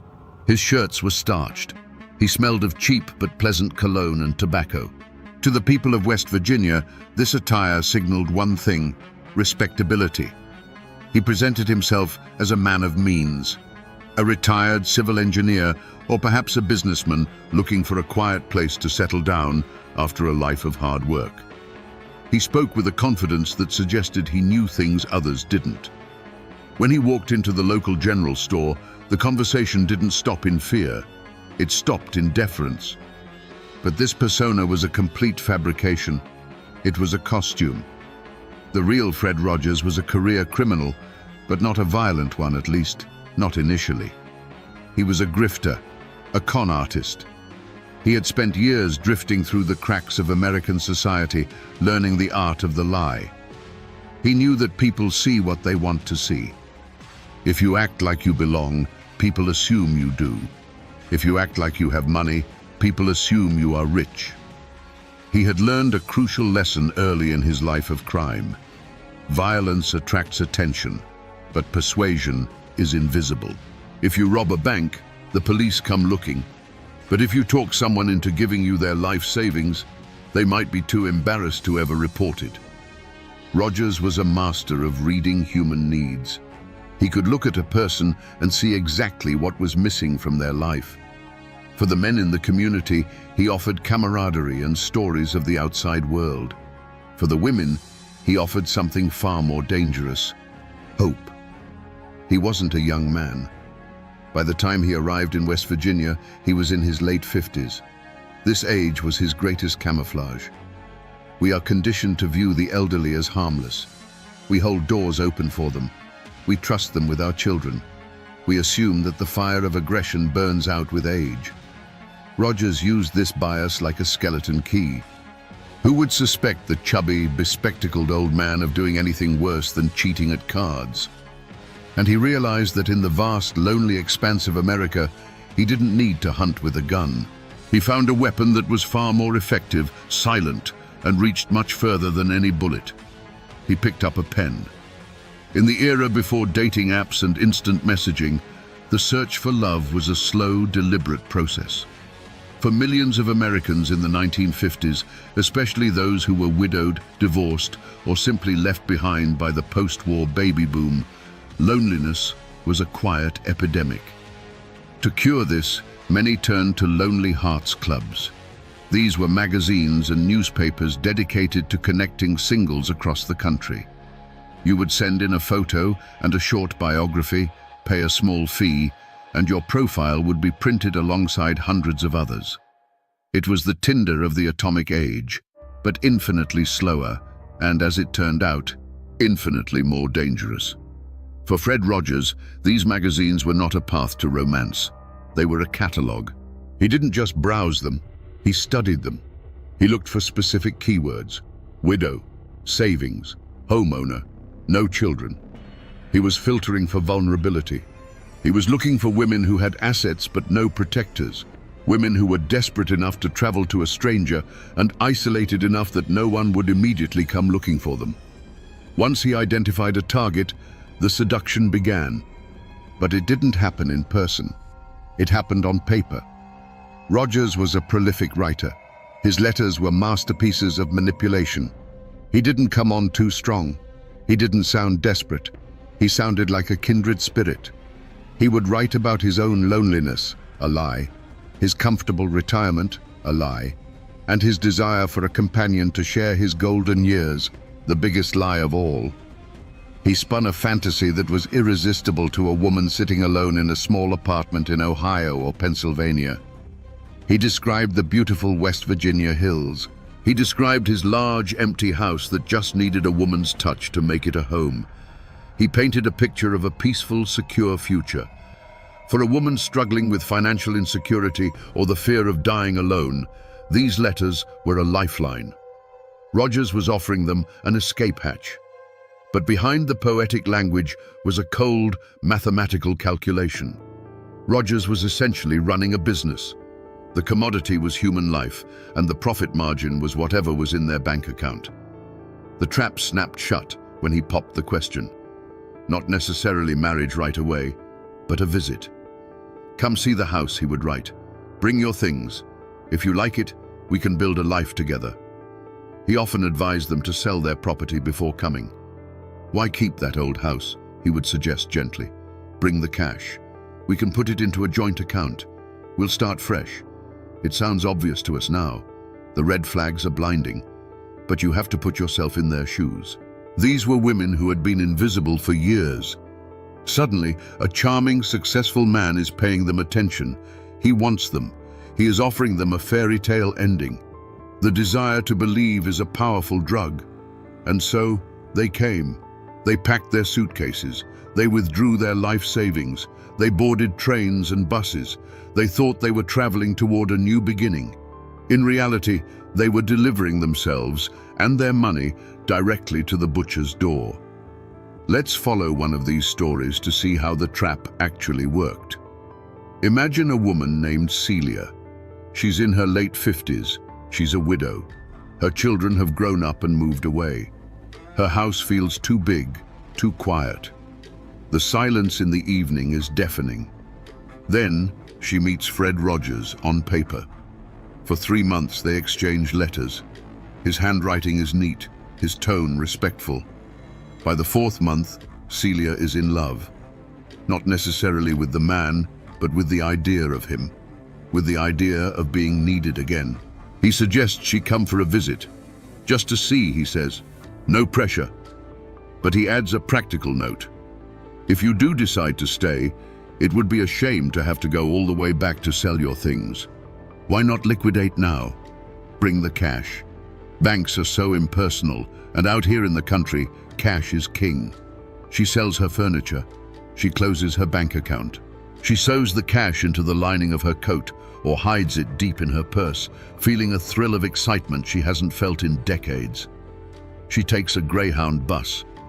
The landscape changes from the flat plains or the crowded city streets to the rolling green hills of Appalachia. The roads get narrower. The towns get smaller. When she arrives at the station, he is there waiting. He looks exactly like his picture. He is smiling.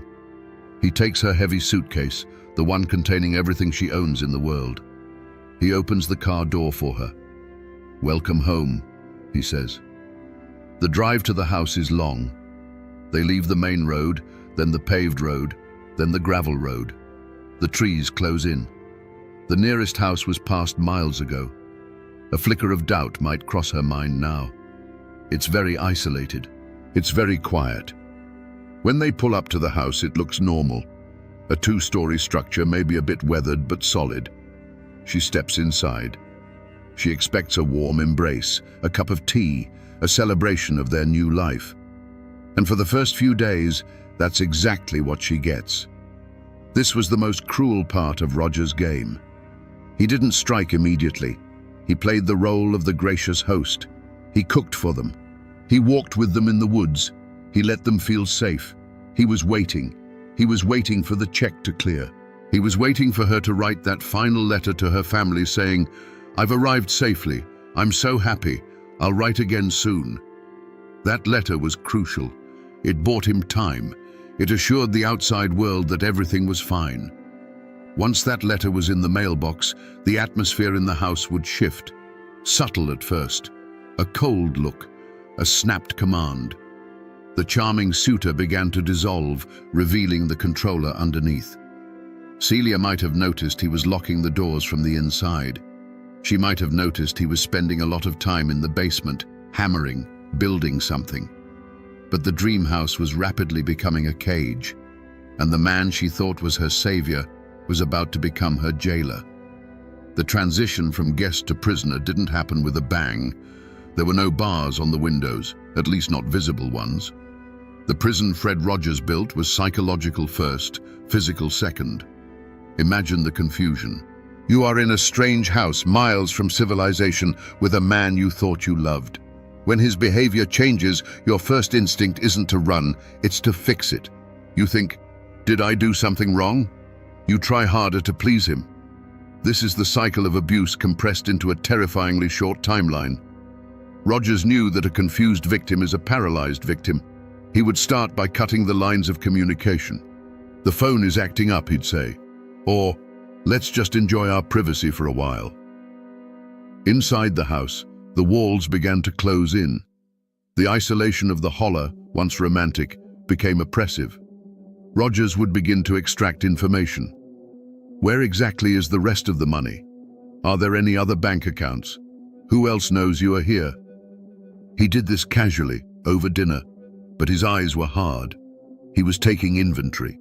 He needed to be sure that when she disappeared, no one would have a reason to come looking immediately. We have evidence that some victims lived in the house for weeks before the end came. Weeks of walking on eggshells. Weeks of sleeping in a bed that felt increasingly like a coffin. One can only imagine the moment of realization. The moment when the nice old man mask slipped completely. Maybe she found something she wasn't supposed to see. A piece of jewelry that didn't belong to her. A dress in a size she didn't wear. Or maybe she just saw it in his eyes. The look of a predator who is done playing with his food. She wrote to her sister that she had found paradise. She didn't know she was digging her own grave in the backyard, because that is what was happening. While she was inside, worrying about his mood, Rogers was outside, preparing the disposal site. He was methodical. He dug holes. He prepared chemicals. He sharpened tools. The terror of this situation is the helplessness. Even if she wanted to run, where would she go? She is in the middle of the Appalachian wilderness. She has no car. She likely has no money, as she has already given it to him for safekeeping. And Rogers was always watching. But the end was inevitable. Rogers ran his house like a conveyor belt. He couldn't have the old victim cluttering up the space when he was already writing letters to the next one. He needed the room. He needed the bed empty. The murder itself wasn't a crime of passion. It wasn't a heated argument that got out of hand.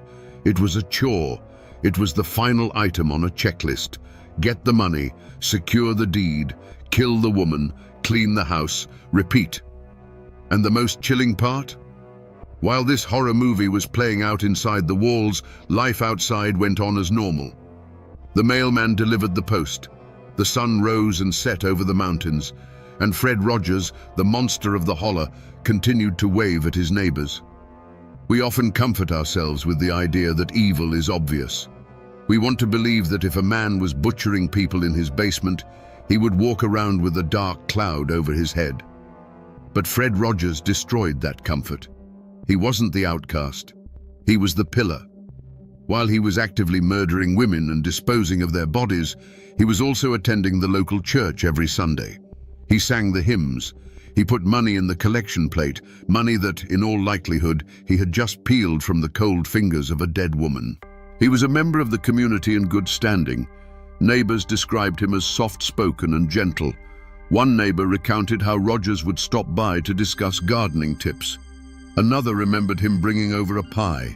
Imagine that, eating a slice of pie baked by hands that had just dismembered a human body. This is the uncanny valley of real life. It's the dissonance that makes your skin crawl. How can a man compartmentalize his mind so completely? How can he switch from beast to neighbor in the span of a door opening? He was particularly good with children. He would wave to them as they played. He gave them candy. To the kids in the holler, he was just Mr. Rogers up the hill. The parents trusted him. In a tight-knit community, that trust is currency. And Rogers was rich. He used this social camouflage to deflect suspicion. If someone saw smoke rising from his property at odd hours, they didn't think, "He's burning evidence." They thought, "Fred is clearing brush." If they saw him digging, they didn't think, "He's digging a grave." They thought, "Fred is putting in a new septic line." There is a story of a local man who actually helped Rogers move some heavy trunks. The man joked, "What do you have in here, Fred? Bodies?" Rogers just laughed, a warm, throaty chuckle.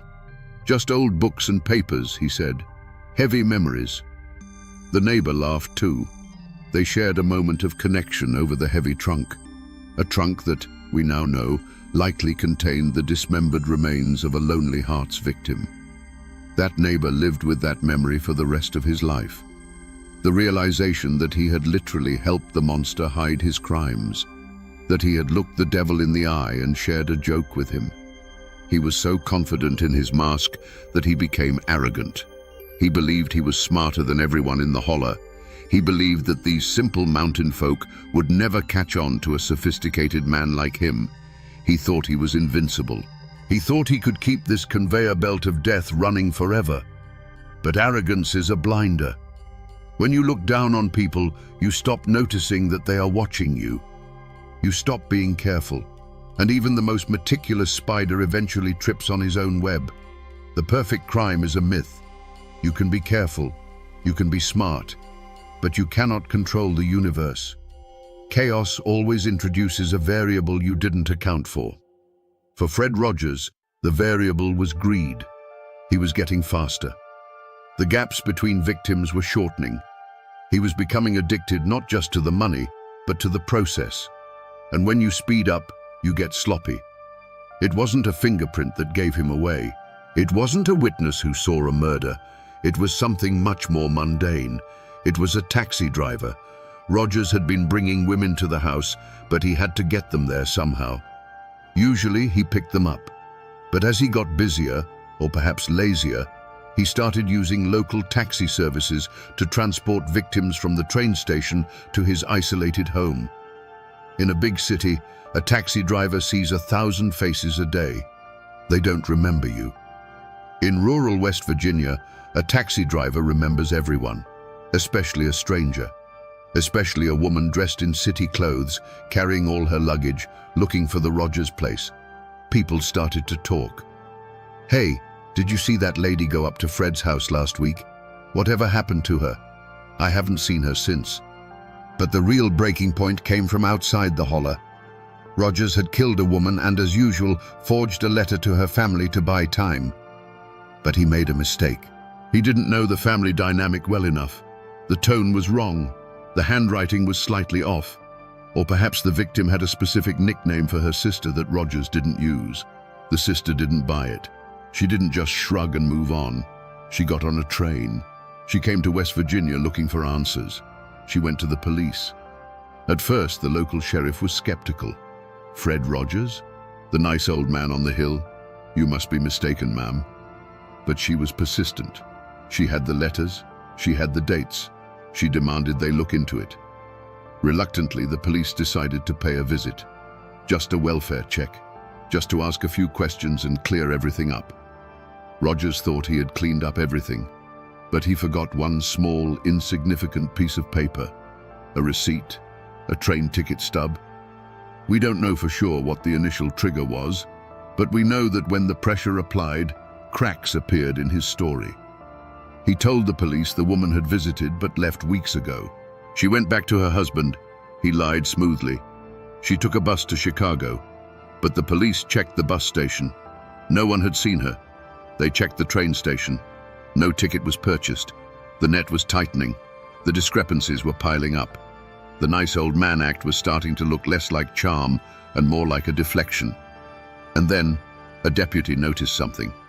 Maybe it was the fresh earth in the garden that didn't match the season. Maybe it was the smell of something burning that wasn't wood. Or maybe it was just the way Rogers stood in his doorway, blocking the view inside, his knuckles white as he gripped the frame. The investigation shifted from a missing person search to a homicide inquiry. The sleepy police force of Fayette County was about to wake up to a nightmare. There is a specific kind of tension that hangs in the air when the law comes for a man who thinks he is above it. It's a psychological chess match. When the Fayette County Sheriff's Department finally decided to move on Fred Rogers, they didn't kick down the door with guns drawn. Not yet. This was 1957. You needed more than a hunch. You needed probable cause. And Rogers, ever the chameleon, was determined not to give them an inch. The sheriff arrived with a warrant to search the premises, but Rogers met him on the porch. He was indignant. He played the victim perfectly. "This is harassment," he claimed. "I am a respectable citizen. How dare you accuse me of harming those lovely ladies?" He used his age as a shield. He pretended to be frail, confused, hurt by the accusations. He invited the officers in, offering them coffee, trying to charm them one last time. "Look around," he said, sweeping his hand across the living room. "Do you see anything sinister here?" And at first glance, they didn't. The living room was tidy. There were doilies on the tables. There was a Bible on the stand. It looked like the home of a lonely, fastidious bachelor. But the officers were no longer buying the act. They noticed that the floorboards in one room seemed newer than the others. They noticed a trunk that was padlocked. They noticed that for a man who claimed his guests had left, there were an awful lot of women's clothes still hanging in the closets. "Why did she leave her winter coat, Fred?" an officer asked. "It's November." "Why would she leave without her coat?" Rogers stuttered. She was in a hurry. She said she'd buy a new one." The mask began to crack. The smooth, confident voice became shrill. The grandfatherly demeanor dissolved into defensiveness. He wasn't the master of the house anymore. He was a cornered animal. The sheriff gave the order. "Tear it apart, boys." Rogers watched in silence as the illusion of his life was dismantled. They pulled books off the shelves. They opened drawers. They looked under the rugs. And then they found the basement door. Basements in Appalachia are common. They are used for storing canned goods, coal and tools. But when the deputy put his hand on the latch of this particular door, he hesitated. There was a smell seeping through the cracks. It wasn't the smell of coal. It wasn't the smell of potatoes. It was a sweet, cloying, metallic scent that triggers a primal alarm in the human brain. The officer looked at Rogers. Rogers wasn't smiling anymore. His face had gone blank. His eyes were dead. He knew the game was over. The officer turned the handle. The door creaked open, revealing a set of wooden stairs descending into the darkness. "Flashlight," the officer requested, his voice tight. A beam of light cut through the gloom, dancing over dust motes. It traveled down the stairs, hitting the concrete floor below. The descent into the basement was a descent into the mind of Fred Rogers. The air grew colder with every step. The smell became overpowering, a mix of damp earth, chemical cleaners, and that undeniable scent of decay. The silence was absolute, save for the heavy breathing of the officers and the creak of the wooden stairs. When the flashlight beam finally swept the room, the first thing they noticed was the organization. This wasn't a chaotic dungeon. It was a workshop. Tools were hung neatly on pegboards. Hammers, saws, knives, all arranged by size. Jars of nails and screws were labeled. It looked like the workspace of a meticulous craftsman. But then, the light fell on the details that didn't fit. On a workbench, amidst the tools, sat a woman's purse. Next to it, a pair of glasses. Further down, a single pearl earring. These were not the artifacts of a carpenter. These were trophies. The officers moved deeper into the room. In the corner, there was a pile of what looked like refuse, covered by a tarp. One officer stepped forward and lifted the corner of the heavy canvas. He dropped it immediately and stumbled back, gagging. It wasn't refuse. It was clothing, bloody, torn clothing. Dresses that had once been worn to church, coats that had been bought for a new life in the country. Now they were just rags soaked in the evidence of a massacre. But where were the bodies? The search continued. They found a crawl space, a low, narrow tunnel dug into the earth beneath the foundation. The soil here was loose, disturbed. "Get a shovel," the sheriff ordered. His voice was barely a whisper. They didn't have to dig deep. A few inches of dirt were scraped away, and the beam of the flashlight caught something white. It wasn't a stone. It was bone. As they uncovered more, the scale of the atrocity became clear. This wasn't just one victim. The earth beneath the house was a mass grave. Rogers had been living, sleeping, and eating directly above the remains of the women he had seduced. The floorboards that the officers had walked on upstairs, they were the ceiling of a tomb. But the most disturbing discovery was yet to come. It wasn't in the dirt. It was in a bucket near the furnace. The officer looked inside. He froze. "Dear God," he whispered. Inside were not just remains, but parts. Prepared parts. Rogers hadn't just killed these women. He had dismantled them. He had treated them like livestock. He had tried to burn what he could and bury what he couldn't. The nickname the Beast Man didn't come from a newspaper headline. It came from the mouths of these hardened police officers who, in that moment, realized they weren't dealing with a human being. They were dealing with something feral. The officer opened the basement door to let in fresh air, but the smell wouldn't leave. It seemed to have soaked into their uniforms, into their skin. Upstairs, Fred Rogers sat in a chair, handcuffed. He could hear the sounds from below, the digging, the gasps, the retching. He didn't look ashamed. He didn't look terrified. He just looked annoyed, like a man whose project had been interrupted, like a man who was calculating how much this inconvenience was going to cost him. The moniker, the Beast Man, suggests something wild, something out of folklore like a werewolf or a yeti. But the reality was far worse because it was real. When the coroner arrived, the task before him was grim. The remains found in the crawl space and the buckets were not intact. They had been subjected to a level of violence that shocked even the medical professionals. Rogers hadn't just murdered these women, he had erased them. The investigation revealed that he used a sledgehammer, a simple, brutal tool found in almost every shed in America. In Rogers' hands, it was an instrument of annihilation. He used it to stun, to kill, and then to facilitate the disposal. The police found jars, not jars of preserves or moonshine, but jars containing souvenirs, trophies harvested from the bodies. It was this specific detail, the keeping of parts, that turned the stomach of the public. It suggested that Rogers didn't just kill for money. He killed because he enjoyed the ownership. He wanted to possess these women entirely, even after death. He had reduced human beings to puzzle pieces. The newspapers couldn't print the full details. It was too gruesome for the 1950s sensibilities. They used euphemisms like dismembered and mutilated, but the whispers in town filled in the blanks.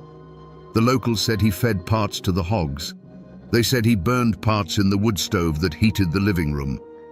Whether these rumors were all true or exaggerated by fear, the core truth remained.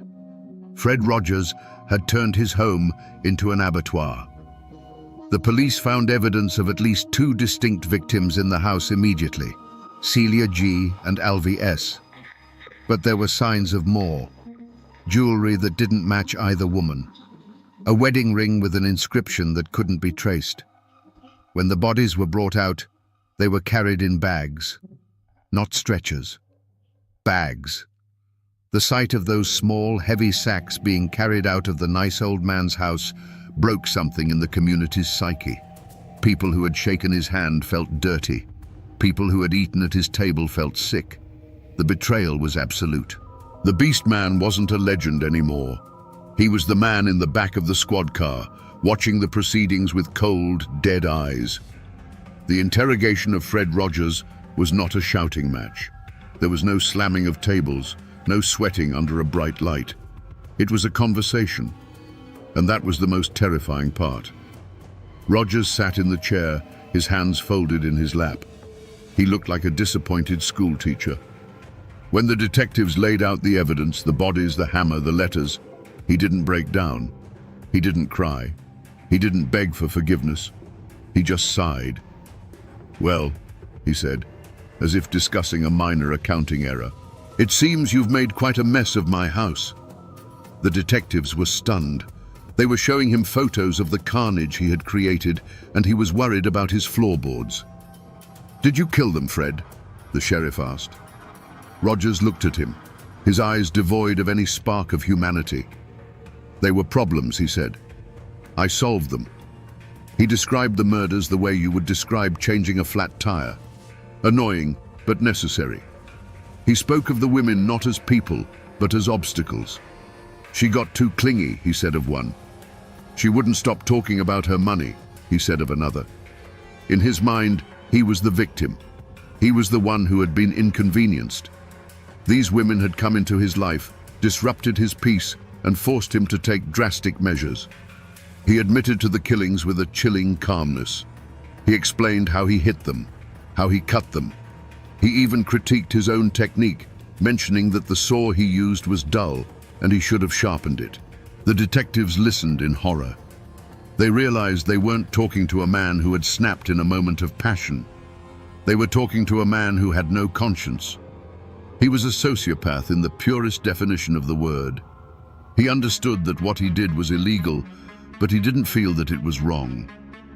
"I gave them a nice few weeks," he justified.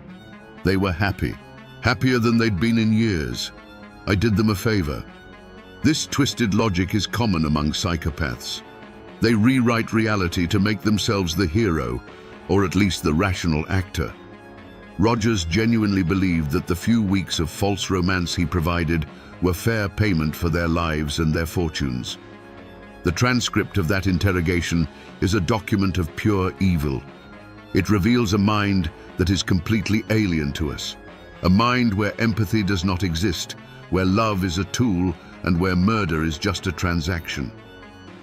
As the detectives left the room, they felt drained. They had looked into the abyss, and the abyss had smiled back. In 1957, there was no 24-hour news cycle, no Twitter, no TikTok. But news of a crime this grotesque traveled faster than any fiber optic cable could carry it.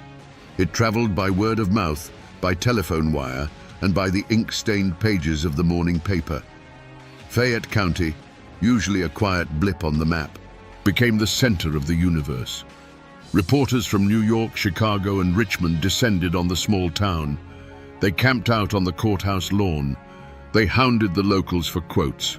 They turned the tragedy into a spectacle. The headlines were sensational. Bluebeard of the Hills, the lovelorn killer, the beast man caught.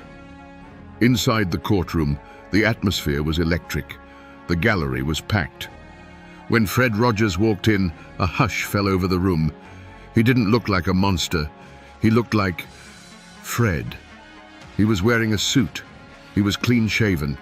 He nodded politely to his lawyer. This visual disconnect was the hardest thing for the public to process. They wanted a villain with fangs. They got a grandfather. The trial was swift. The evidence was overwhelming. The prosecution laid out the timeline, the letters, the arrival of the victims, the withdrawals from the banks, the blood in the basement. They brought out the hammer. They brought out the saw. The jury, composed of local men, listened with stone faces. They knew this man. Some of them had probably bought him a coffee. The betrayal felt personal. Rogers took the stand? No. His lawyers knew better. They knew that if he opened his mouth, his arrogance would hang him faster than any rope. They tried to plead insanity. They argued that no sane man could do such things. But the prosecution countered with Rogers' own meticulousness. A crazy man doesn't hide bodies so carefully. A crazy man doesn't forge letters to throw off the police. A crazy man doesn't balance his checkbook with the stolen money. This was calculated evil. The most chilling moment of the trial came when the prosecution read the letters Rogers had sent to his victims. The words of love, of hope, of future happiness. And then they showed the photos of what he did to the women who believed those words. The verdict was never in doubt. Guilty, on all counts. When the judge asked if he had anything to say, Rogers stood up. He didn't apologize. He didn't ask for mercy. He simply said, "I did what I had to do." He was sentenced to life in prison. In West Virginia at the time, there was no death penalty for his specific charges due to a legal technicality of the era, or perhaps the jury just wanted him to rot. He would die in a cage, just as he had made his victims die in his house. The gavel banged, the crowd erupted. But as Rogers was led away, he didn't look defeated. He looked bored. The circus was over, and he was ready to go back to his cell and read his books. But the question remained, what made him? Was he born a monster, or did the world make him one? After the gavel fell and the cameras left, the psychologists arrived. They wanted to understand the machinery of Fred Rogers' mind. How does a human being reach a point where dismembering another person becomes a mundane chore? Rogers fits the profile of what criminologists call a comfort killer or a hedonistic killer. But unlike those who kill for sexual thrill, Rogers' primary motivation was profit, mixed with a pathological need for control. He viewed people as resources. In his worldview, a human being was no different than a coal seam or a timber forest. You extract the value and you discard the waste. The value in this case was their savings. The waste was their bodies. Experts looked for a reason: trauma, abuse, a childhood injury. They dug into his past. Rogers had a history of petty crime, of fraud, of deceit. He had always been a grifter, but grifting is a long way from butchery. What changed? Some theorized that age played a role. As he got older, he lost the patience for the long con. He didn't want to spend years swindling someone. He wanted the money now. Murder became a shortcut. It was the most efficient way to close the deal. Others point to the isolation of the Holler. In the absence of societal observation, his darkest impulses were allowed to grow unchecked. Without neighbors to judge him, without the constant reinforcement of social norms, his morality eroded. He created his own kingdom where he was the king, the judge, and the executioner. But there is a more disturbing possibility. The possibility that there was no reason. We desperately want to find a cause for evil because it makes us feel safer. If we can say he was abused or he had a brain tumor, we can tell ourselves that we are different, that we are safe. But sometimes you look into the abyss and the abyss just shrugs. Rogers showed no signs of psychosis. He wasn't hearing voices. He wasn't hallucinating. He knew exactly what he was doing. He just didn't care. He lacked the fundamental hardware of empathy. To him, other people were just NPCs, non-player characters in a video game where he was the only real person. In prison, Rogers was a model inmate.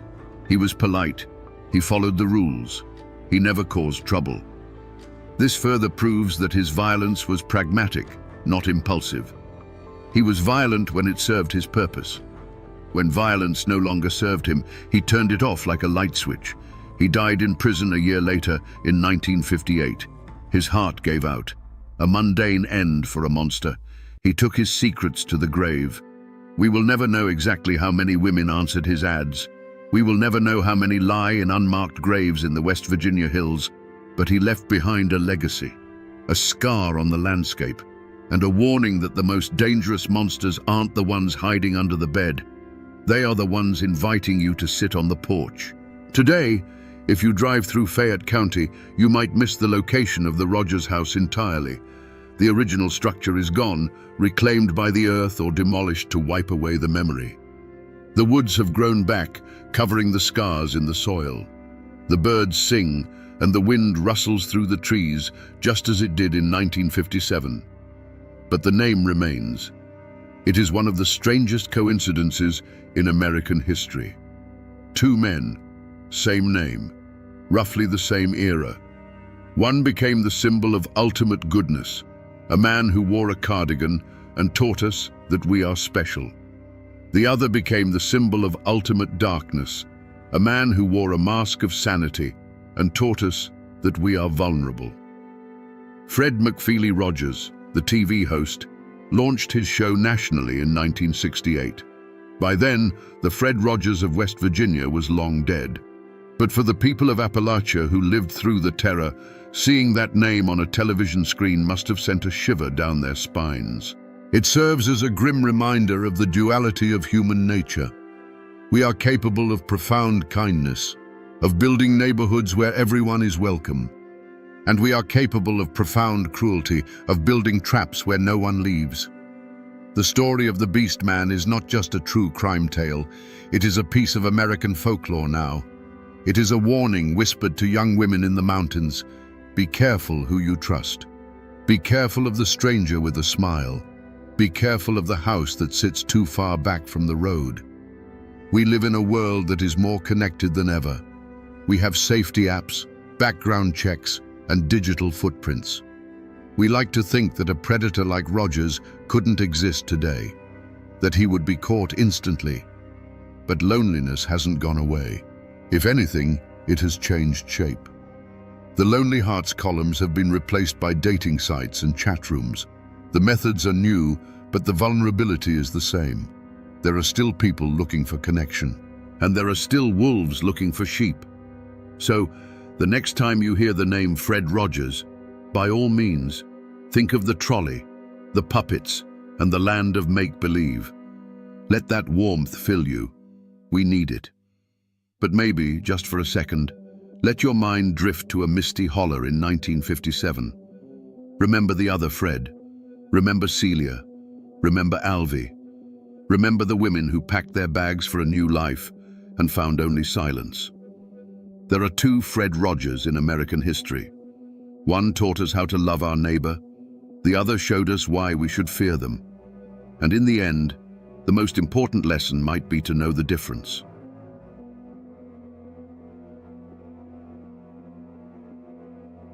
Put yourself on the corner of Princeton Avenue. It is a humid morning in August. The year is 1913. The air smells of coal dust and unpaved earth. Usually, the loudest thing you hear in these mountains is the distant whistle of a steam locomotive or the clatter of horses' hooves on the hard-packed clay. But today, the sound is different. It starts as a low growl, a mechanical coughing that vibrates in your chest. Then, a roar. It is a sound that doesn't belong here. It is the sound of the future tearing through the past. Heads turn, men in bowler hats stop mid-sentence, and then, cutting through that mechanical roar, comes a sound everyone knows. The sharp, cracking snap of a revolver. Once, twice. Then a volley that echoes off the brick facades of the new downtown buildings. A black metal shape tears around the corner. It isn't a horse, it is a machine. It moves with a speed that seems unnatural, kicking up a storm of brown dust that blinds the onlookers. Men are hanging off the running boards. In their hands, they aren't holding reins. They are holding cold, blue steel. This didn't happen in Chicago. It didn't happen in New York City. This happened in the heart of the Appalachian Mountains. What you just visualized is not a scene from a movie. It is the moment the Wild West died and the era of the gangster was born. Most people think of 1913 as ancient history, a time of sepia photos and stiff collars. But on that August morning, the residents of Bluefield, West Virginia, witnessed a crime so advanced, so militaristic, that local law enforcement didn't even have the vocabulary to describe it. They were looking for bandits on horseback. Instead, they got a paramilitary unit in a high-speed automobile. These men didn't just rob a bank, they declared war on the 20th century. They cut the communication lines to the outside world. They used military-grade diversion tactics. And they drove a getaway vehicle through terrain that most people wouldn't dare cross on a mule. The money they took would be worth millions today. But the money isn't the story. The story is about how a quiet coal town became the stage for one of the most desperate, high-octane chases in American history. A chase that pitted the raw, brute force of the industrial age against the cunning of old-school mountain detectives. So forget the romantic images of outlaws you've seen in westerns. This wasn't romance, this was a collision. And when the dust finally settled on that mountain road, nothing in this town would ever be the same again. To understand why this happened here, you have to scrub away the rust of the last 100 years. You have to look past the empty storefronts and the quiet streets of modern Appalachia. In 1913, Bluefield, West Virginia, was not a sleepy mountain town.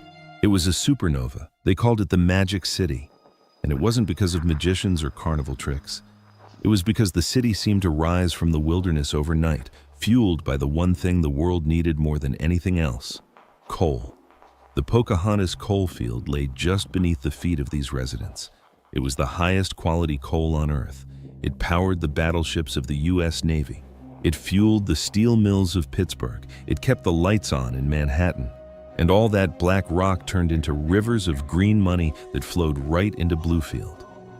Imagine walking down Bland Street in 1913. You wouldn't see stereotypical hillbillies in overalls. You would see men in tailored Italian suits trying to keep the mud off their polished leather shoes. You would see grand hotels with crystal chandeliers. You would hear the constant, rhythmic shunting of train cars, thousands of them, carrying the lifeblood of the Industrial Revolution. At this specific moment in time, Bluefield had more millionaires per capita than almost any other city in America.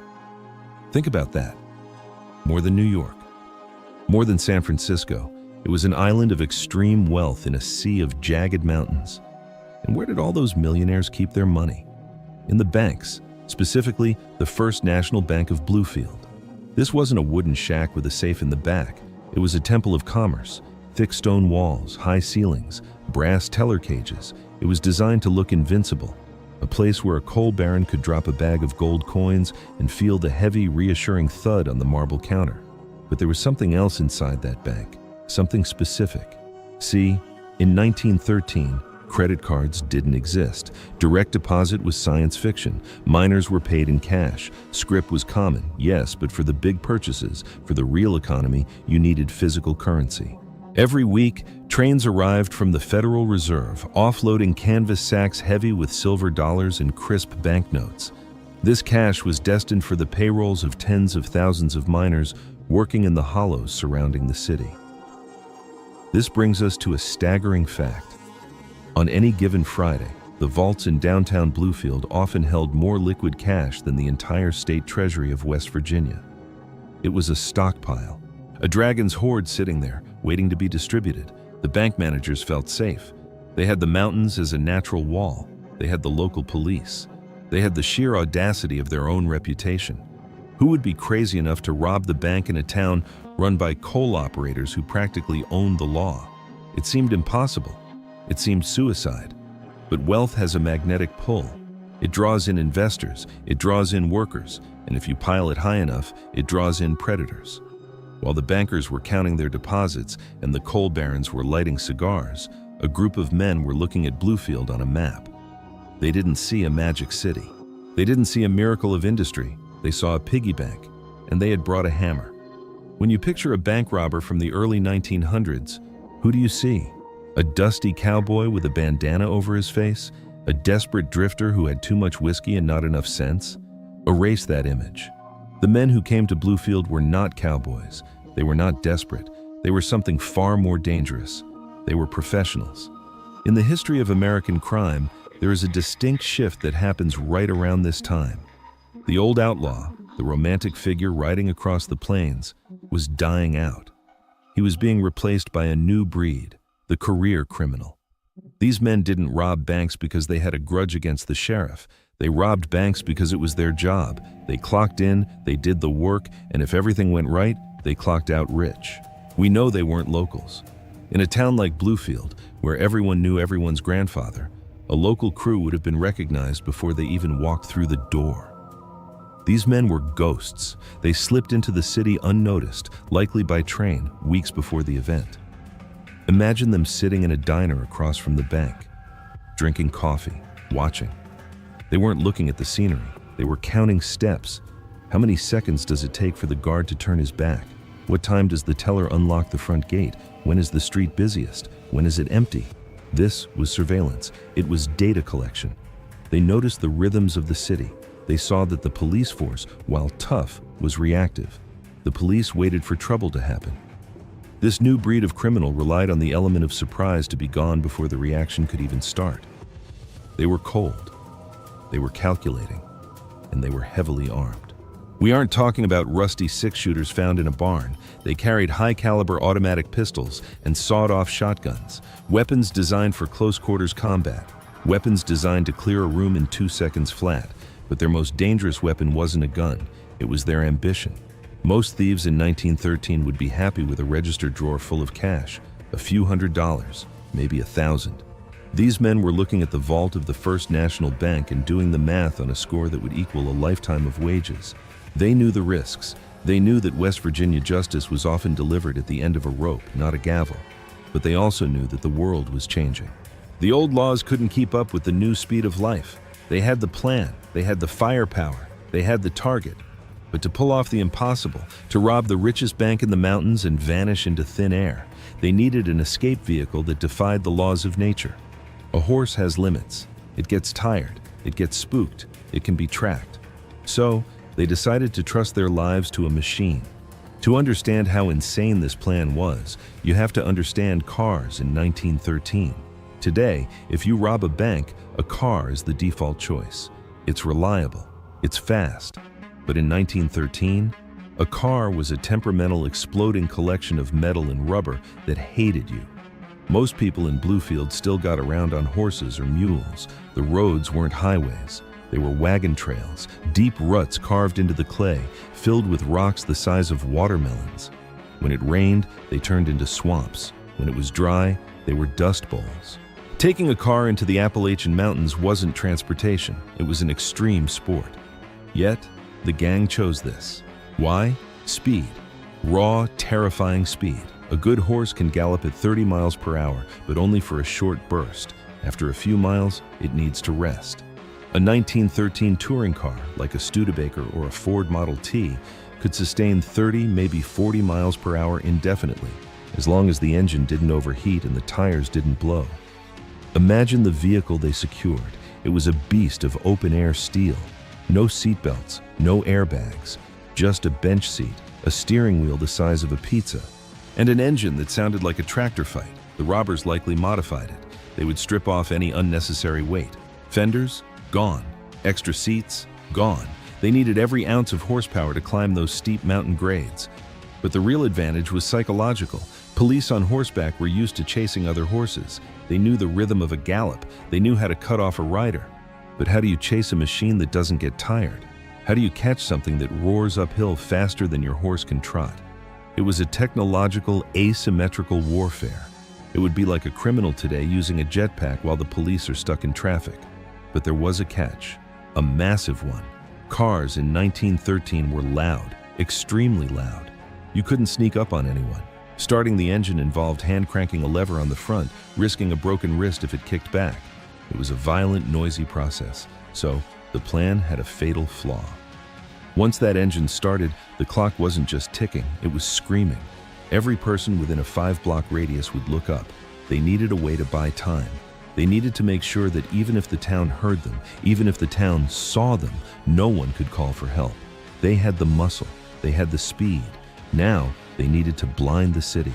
Information travels fast, even in 1913. If the robbers hit the bank and sped off, the bank manager only had to run to the nearest telephone or telegraph office. Within 30 seconds, a message would be tapping out over the copper wires. Robbery in Bluefield, headed south. The sheriff in the next town over, maybe 10 miles away, would get the message before the robbers even got halfway there. He would simply drag a log across the road, gather a posse, and wait with shotguns leveled at the first car that appeared. The robbers knew this. They knew that in a race between a car and a telegram, the telegram wins every single time. So the night before the attack, or perhaps in the early dawn hours, a shadow moved through the outskirts of town. This wasn't the work of a thug. This was the work of a saboteur.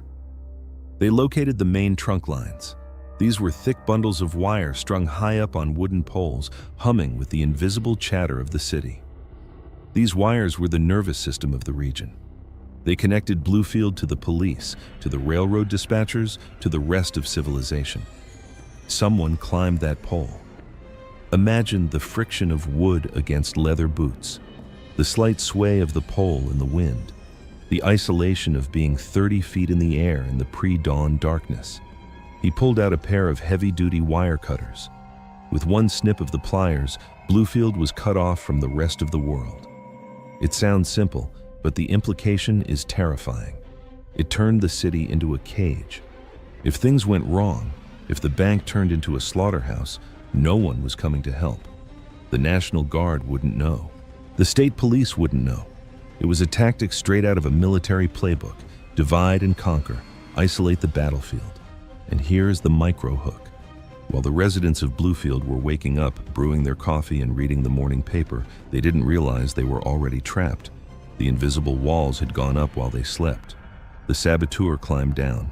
He pocketed the cutters. He vanished back into the shadows to join the others. The trap was set. The car was prepped. The wires were dead. The sun began to climb higher over the mountains. The bank employees arrived, unlocking the heavy front doors, blissfully unaware that they were walking into a scene that had been choreographed for weeks. The robbers checked their weapons one last time. They adjusted their coats. They stepped out onto the sidewalk. It was time to go to work. The First National Bank of Bluefield opens its doors. The lobby smells of floor wax and old paper. Dust motes dance in the shafts of sunlight cutting through the high windows. It's quiet, a respectful quiet. The only sounds are the scratching of fountain pens and the soft murmur of tellers speaking to customers. Then, the doors open again. 3 men enter. They don't run. Running attracts attention. They walk with purpose. Their footsteps on the marble floor echo a little too loudly. They are wearing long coats, which is strange for a humid August morning. A teller looks up. Maybe he intends to offer a polite greeting. Maybe he just notices that these men are moving in a formation that feels wrong. The leader steps to the center of the room. He doesn't go to the counter. He stops. He looks around. He scans the balcony. He scans the exits. For a split second, time seems to freeze. You know that feeling when the air pressure drops right before a thunderstorm? That's the feeling in the room. The primitive part of the human brain screams that a predator has entered the cave. Then, the coats sweep back. The metal comes out. Hands up. Don't move. The shout shatters the respectful silence. It's guttural, violent. It bounces off the stone walls, making it sound like there are 10 men instead of 3. The reaction is confusion, denial. People don't immediately scream. They freeze. They stare. Is this a joke? Is this a drill? The leader fires a shot into the ceiling. Crack! Plaster dust rains down like snow. Now, the denial is gone. Now, there is only terror. Customers drop to the floor. Tellers back away from their cages, hands trembling in the air. The smell of floor wax is replaced by the sharp, acrid scent of gunpowder. One robber moves to the door, flipping the sign to closed and pulling the shade. The outside world disappears. Inside, the rules of society have just been suspended. The other 2 move toward the cages. They move with the efficiency of machines. No wasted motion. One covers the crowd, his gun sweeping back and forth like a metronome. The other vaults over the counter. He isn't looking for loose change. He is looking for the head cashier. He knows exactly who holds the keys. Open it, he commands. The cashier, a man who has likely never held a gun in his life, stares down the barrel of a black steel pistol. His heart is hammering against his ribs like a trapped bird. He fumbles for the keys on his belt. His fingers feel numb, useless. Open it now, or you're a dead man. The robber's voice is calm. That's the scariest part. He isn't screaming. He is simply stating a fact. The key slides into the lock of the inner gate. The metal tumblers click. They are in. Inside the cage, the world shrinks. It's just the robber, the terrified clerks, and the money. This isn't like the movies where stacks of cash are neatly bundled on a table. This is a working bank. There is loose currency in the drawers. There are bags of silver coins that weigh as much as a bowling ball. There are bonds, certificates, private ledgers. The robber ignores the paper. He ignores the silver. He goes straight for the large canvas sacks. He knows what they look like. He knows the markings of the Federal Reserve. He grabs a sack. It's heavy, satisfyingly heavy. He throws it to his partner, then another, then another. In 1913, the average coal miner made about $2 a day. In seconds, these men are tossing around the equivalent of 10 lifetimes of labor. But outside the cage, the control is slipping. You can't hold a room full of people hostage forever. Fear turns into panic. Panic turns into unpredictability. A woman on the floor starts to sob. A man near the door shifts his weight, thinking about making a run for it. The robber guarding the lobby senses the shift. He racks the slide of his shotgun, a metallic clack-clack that freezes everyone in place. "Stay down!" He kicks a desk. Papers fly everywhere. He needs to keep them terrified. He needs to keep them paralyzed. Back in the vault, the greedy phase begins. They have the main sacks, but now they start sweeping the drawers. They are stuffing their pockets, their shirts. They are grabbing handfuls of bills. It's sloppy, but it's human nature. When you are standing in a river of gold, you try to drink as much as you can. "Time!" the lookout shouts. They have been inside for maybe 3 minutes. It feels like 3 hours. But the plan has a strict timeline. Every second they stay is a second the police get closer. Every second increases the chance that someone on the street noticed the close sign at the wrong time. The bagman heaves the loot over his shoulder. He looks like Santa Claus from hell. They begin to back out. They don't turn their backs on the hostages. They move in reverse, guns still trained on the trembling crowd. "Nobody moves for 5 minutes, the leader warns. "Anyone comes out that door, we shoot the first person we see." It's a bluff. Or maybe it isn't. No one wants to find out. They reach the front door. The leader reaches for the handle. And that is when the silence of the street outside is broken. Not by a siren, but by a voice. A pedestrian, maybe a shopkeeper from next door, has walked up to the glass, cupping his hands to peer inside, wondering why the bank is closed on a Tuesday morning. He sees the guns. He sees the masks. His eyes go wide. He turns around and screams at the top of his lungs. "Robbery! They're robbing the bank!" The element of surprise is gone. The alarm has been raised, and the robbers are still inside. The plan has fractured. The silent exit is impossible. Now, it's a breakout. The leader kicks the door open. The glass shatters. They burst out onto Princeton Avenue, not as ghosts, but as targets. The street is no longer quiet. People are running. Shopkeepers are coming out of their stores. And unlike modern bystanders who might pull out a phone to record, citizens in 1913 West Virginia pulled out weapons. This was coal country. People were armed. A shot rings out from a second-story window, then another from the hardware store across the street. The robbers are taking fire. But they were ready for this. One of the men reaches into his coat. He doesn't pull out a gun. He pulls out a device that looks like an oversized firecracker. He lights the fuse and tosses it into the middle of the street. Boom! It's not dynamite, it's a smoke bomb. A thick, acrid cloud erupts, swallowing the intersection. It's gray, choking, and blinding. The air turns gray, and in that grayness, the bullets start flying. Confusion reigns supreme.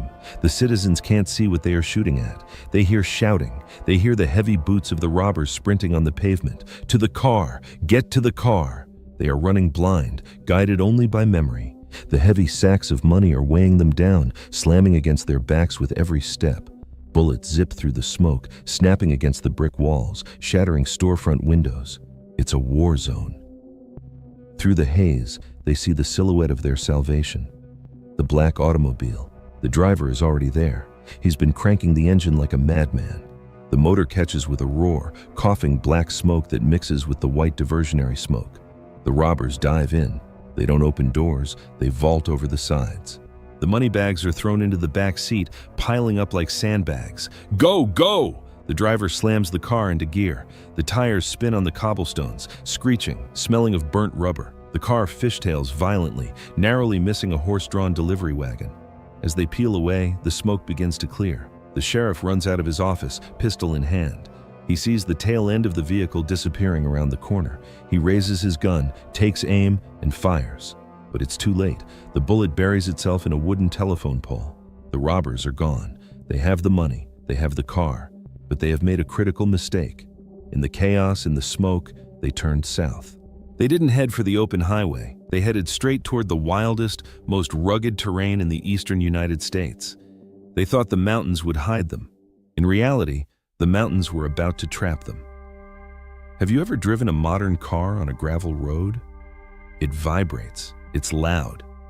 Now imagine doing that in a vehicle with wooden spoke wheels, leaf spring suspension, and tires as thin as a bicycle's. And imagine doing it at 40 miles per hour. The getaway car is screaming. The engine is redlining, a constant deafening roar that drowns out the wind. Inside the car, it is violent. The robbers are bouncing off each other. They are holding onto the sides with white-knuckled grips. Every pothole feels like a bomb going off under the chassis. They are leaving the paved streets of Bluefield behind. Now, they are in the deep country. The road is just a ribbon of dirt carved into the side of a cliff. To the left, a wall of rock. To the right, a drop-off into the valley below. There are no guardrails.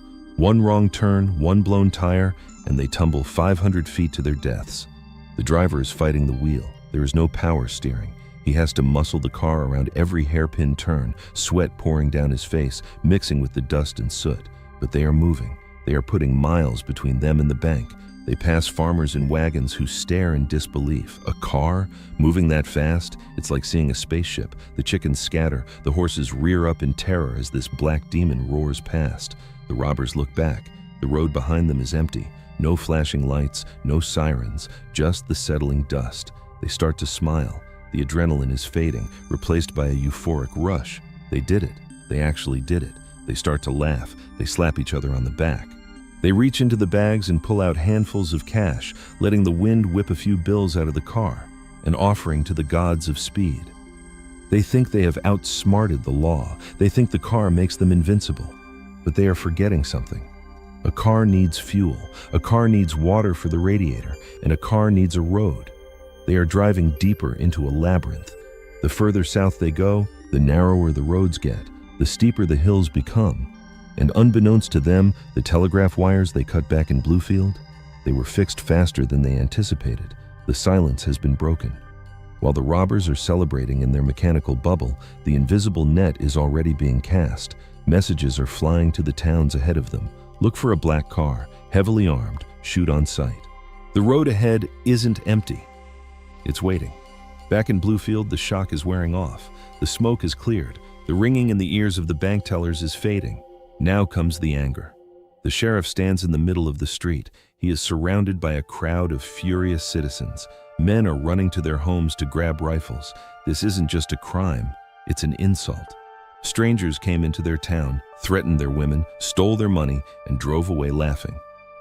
The sheriff knows he can't catch a car on a horse, but he knows something the robbers don't. He knows the geography. He runs to the rail yard. He doesn't need a fast car. He needs a locomotive. Within minutes, a plan is formed. They will load men and horses onto a train and send it down the line to cut off the escape route. It's a brilliant move. The train can move faster than the car on the winding mountain tracks. But the sheriff needs more than just a posse. He needs professionals. He makes a call, not to the state police, not to the FBI, which barely existed yet. He calls a number that every criminal in the coal fields feared. He calls the local office of the Baldwin Felts Detective Agency. This is the turning point. If the robbers were just dealing with a local sheriff, they might have gotten away. But by hitting Bluefield, they poked the bear. The Baldwin Felts agents were not normal police. They were private enforcers. They were the men the coal companies called when miners went on strike. They were the men who tracked down train robbers. They were essentially mercenaries with badges. They were tough, they were ruthless, and they knew these mountains better than anyone on earth. When the call comes in, the agents don't panic. They don't rush. They simply stand up, check their weapons, and grab their hats. They bring out the heavy artillery, high-powered rifles with scopes, maps that show every deer trail and creek bed. The sheriff coordinates with them. They went south toward Graham. They're heading for the state line. The head detective nods. He looks at the map. He traces a line with his finger. They have to cross the gap at Stony Ridge, he says. If we get there first, they're finished. The hunt is on. It is no longer a chase. It is a pincer movement. On one side, the sheriff and the angry citizens. On the other, the cold, professional killers of the Baldwin Felts Agency. And in the middle, blissfully unaware, 3 men in a car are driving straight into a bottleneck. We need to pause for a second and talk about who is chasing these robbers. Because if you don't understand the Baldwin Felts Detective Agency, you don't understand the terror of this situation. In 1913, in West Virginia, the law was flexible. The sheriff was the law, sure, But the Baldwin-Felts agents were the power. Founded by William Baldwin and Thomas Felts right here in Bluefield, this agency was the Appalachian equivalent of the Pinkertons. But where the Pinkertons were famous for protecting presidents and chasing Butch Cassidy, the Baldwin-Felts were famous for one thing: crushing resistance. They were hired by the coal barons to keep order in the camps, and order often meant violence. These men were not fresh-faced cadets. Many were veterans of the range wars. Some were former outlaws themselves who had switched sides. They were marksmen, trackers, men who could sleep in the mud and hunt a man for days without stopping. They didn't carry badges. They carried Winchesters. Imagine being hunted by a group of men who treat a manhunt not as a duty, but as a sport. They knew the terrain intimately.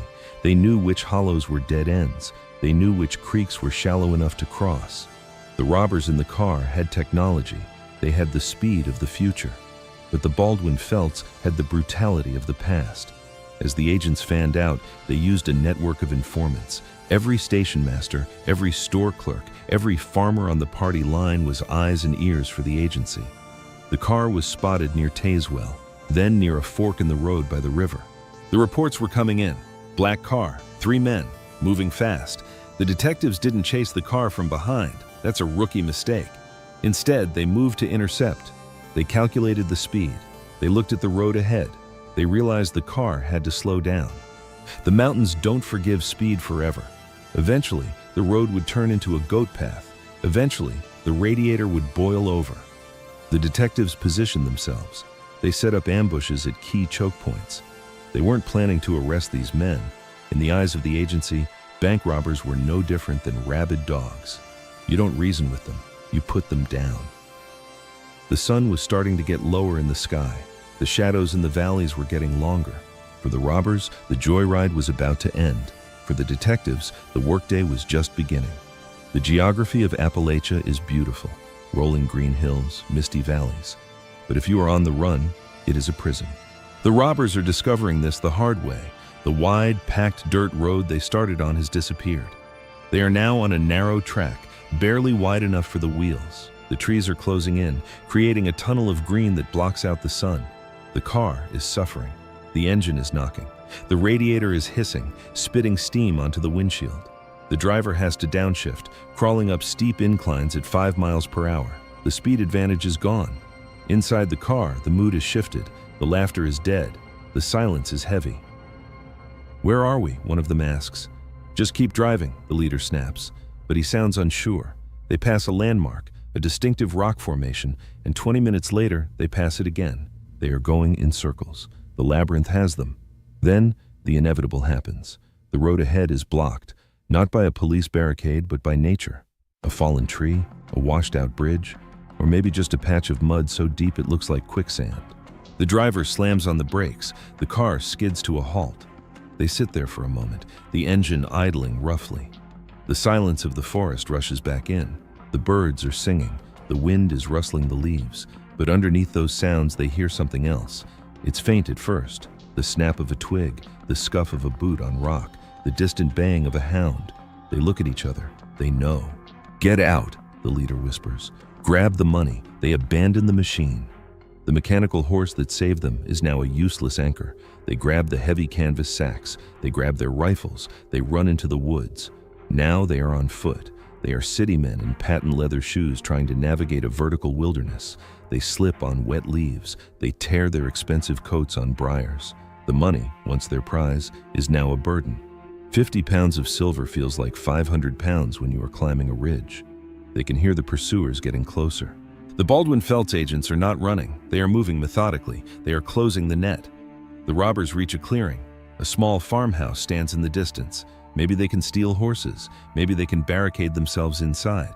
They make a break for it. But the mountains have eyes. The first shot doesn't sound like a gunshot. In the open air of the mountains, it sounds like a whip crack. Crack! Dirt sprays up near the leader's feet. He dives behind a fallen log. They're here! Suddenly, the tree line erupts.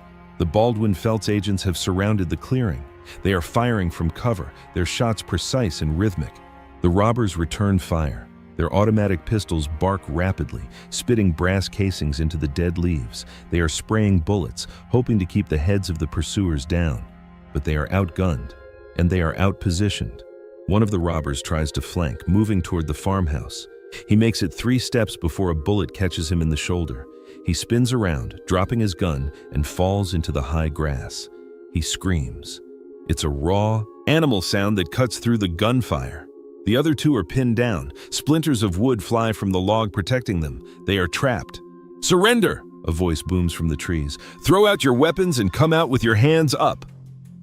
The leader looks at his partner. He looks at the bag of money. He looks at the bleeding man in the grass. He knows there is no prison cell waiting for them. Not really. If they surrender, they might get lynched by the angry mob back in town. If they fight, they die here. He makes a choice. He rises up, firing blindly toward the trees. It's a suicide run. The response is immediate. A volley of fire from 3 different directions. The leader jerks backward as if pulled by an invisible rope. He collapses. The silence returns instantly. The 3rd robber, seeing his partners down, throws his gun away. He raises his hands, trembling violently. "Don't shoot! Don't shoot!" The agents emerge from the trees. They don't run. They walk slowly, weapons still raised. They check the bodies. They kick the guns away. The shootout lasted maybe 2 minutes, but for the men involved, it felt like a lifetime. The grass is stained red. The air smells of sulfur and pine. The lead detective walks over to the canvas sack lying in the dirt. He nudges it with his boot. It's heavy. He looks down at the surviving robber.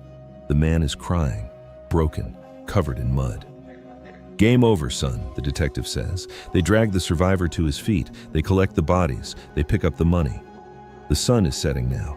The mountains are turning purple and black. The chase is done. The law has won. But as they load the bodies onto a wagon to take them back to town, a strange thought occurs to one of the agents. He looks at the car, abandoned back on the road. He realizes that they didn't just catch 3 thieves. They just ended an era. The procession back to Bluefield was like a Roman triumph. The sheriff, the detectives, the captured survivor, and the bodies of the fallen. When they arrived, the streets were lined with people. The anger from the morning had turned into morbid curiosity. Men held up lanterns to get a look at the bandits. Children peeked from behind their mothers' skirts. They laid the bodies out. It was a grim warning. This is what happens when you come to our town. This is what happens when you cross the Baldwin Felts. The surviving robber was thrown into the county jail. His trial would be swift. In 1913, justice didn't drag on for years. He was sentenced to a long term in the state penitentiary, a place that, at the time, was hardly better than a death sentence. But then came the counting. The bank managers, still shaking, opened the recovered canvas sacks. They stacked the bills. They counted the silver. And here's the twist. The micro hook. When the final tally was done, almost all the money was there, but not all of it.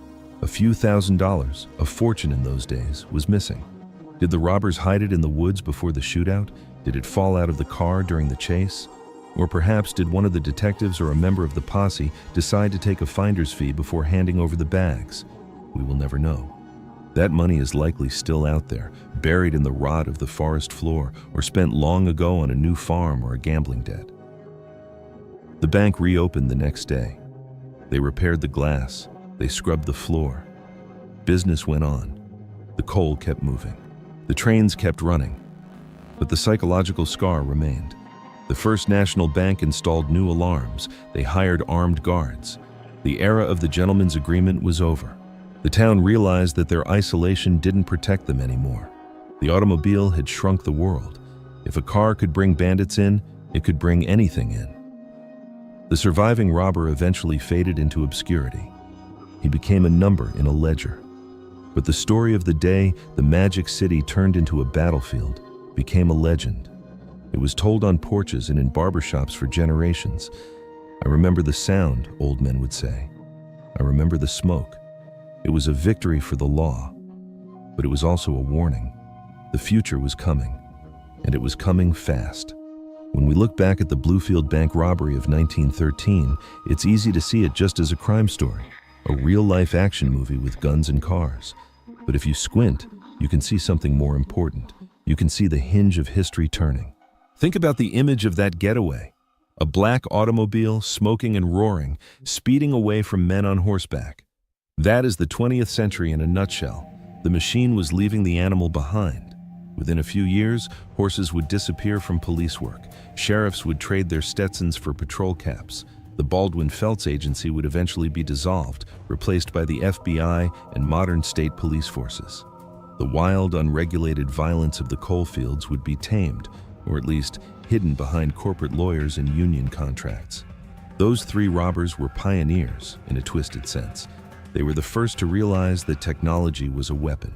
They just weren't good enough to wield it yet. They were stuck between two worlds. They had the tools of the future, the car, the wire cutters, but they had the mindset of the past, hiding in the woods. If they had stayed on the road, if they had known the route better, if they hadn't panicked, they might have gotten away with the perfect crime. But history is written by the winners, and in this case, the winners were the men who knew the land. Today, Bluefield is quieter. The coal boom has faded. The Magic City is a shadow of its former self. The First National Bank building still stands, a silent monument to a gilded age. If you walk down Princeton Avenue now, you'll hear cars passing by every few seconds. You don't even notice them. They are just background noise. But try to imagine that sound for the first time. Try to imagine the terror of that engine roaring when silence was the norm. The world moves on. The scars heal. The money is spent. But stories like this remind us that civilization is fragile. It only takes 3 men and a machine to turn a peaceful morning into chaos. And somewhere in those mountains, maybe under a rock or in the hollow of an old oak tree, there might still be a few silver dollars resting in the dirt, waiting for someone to find them. A small piece of the Wild West that the future forgot to take with it.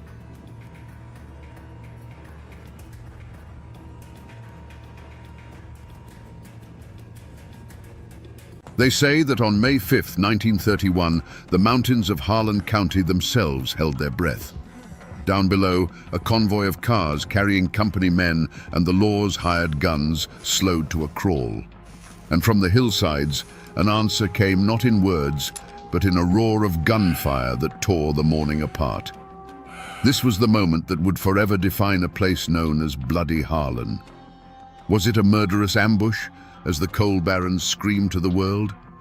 Or was it the last desperate act of men who had been beaten, starved, and cornered? The truth, as it always does in those dark hollows, is buried deep. Today, we're not just going to talk about a gunfight. We're going to uncover the story of the pressure, the pain, and the poverty that led to the Battle of Evarts, a day when ordinary miners decided they would rather die on their feet than live on their knees.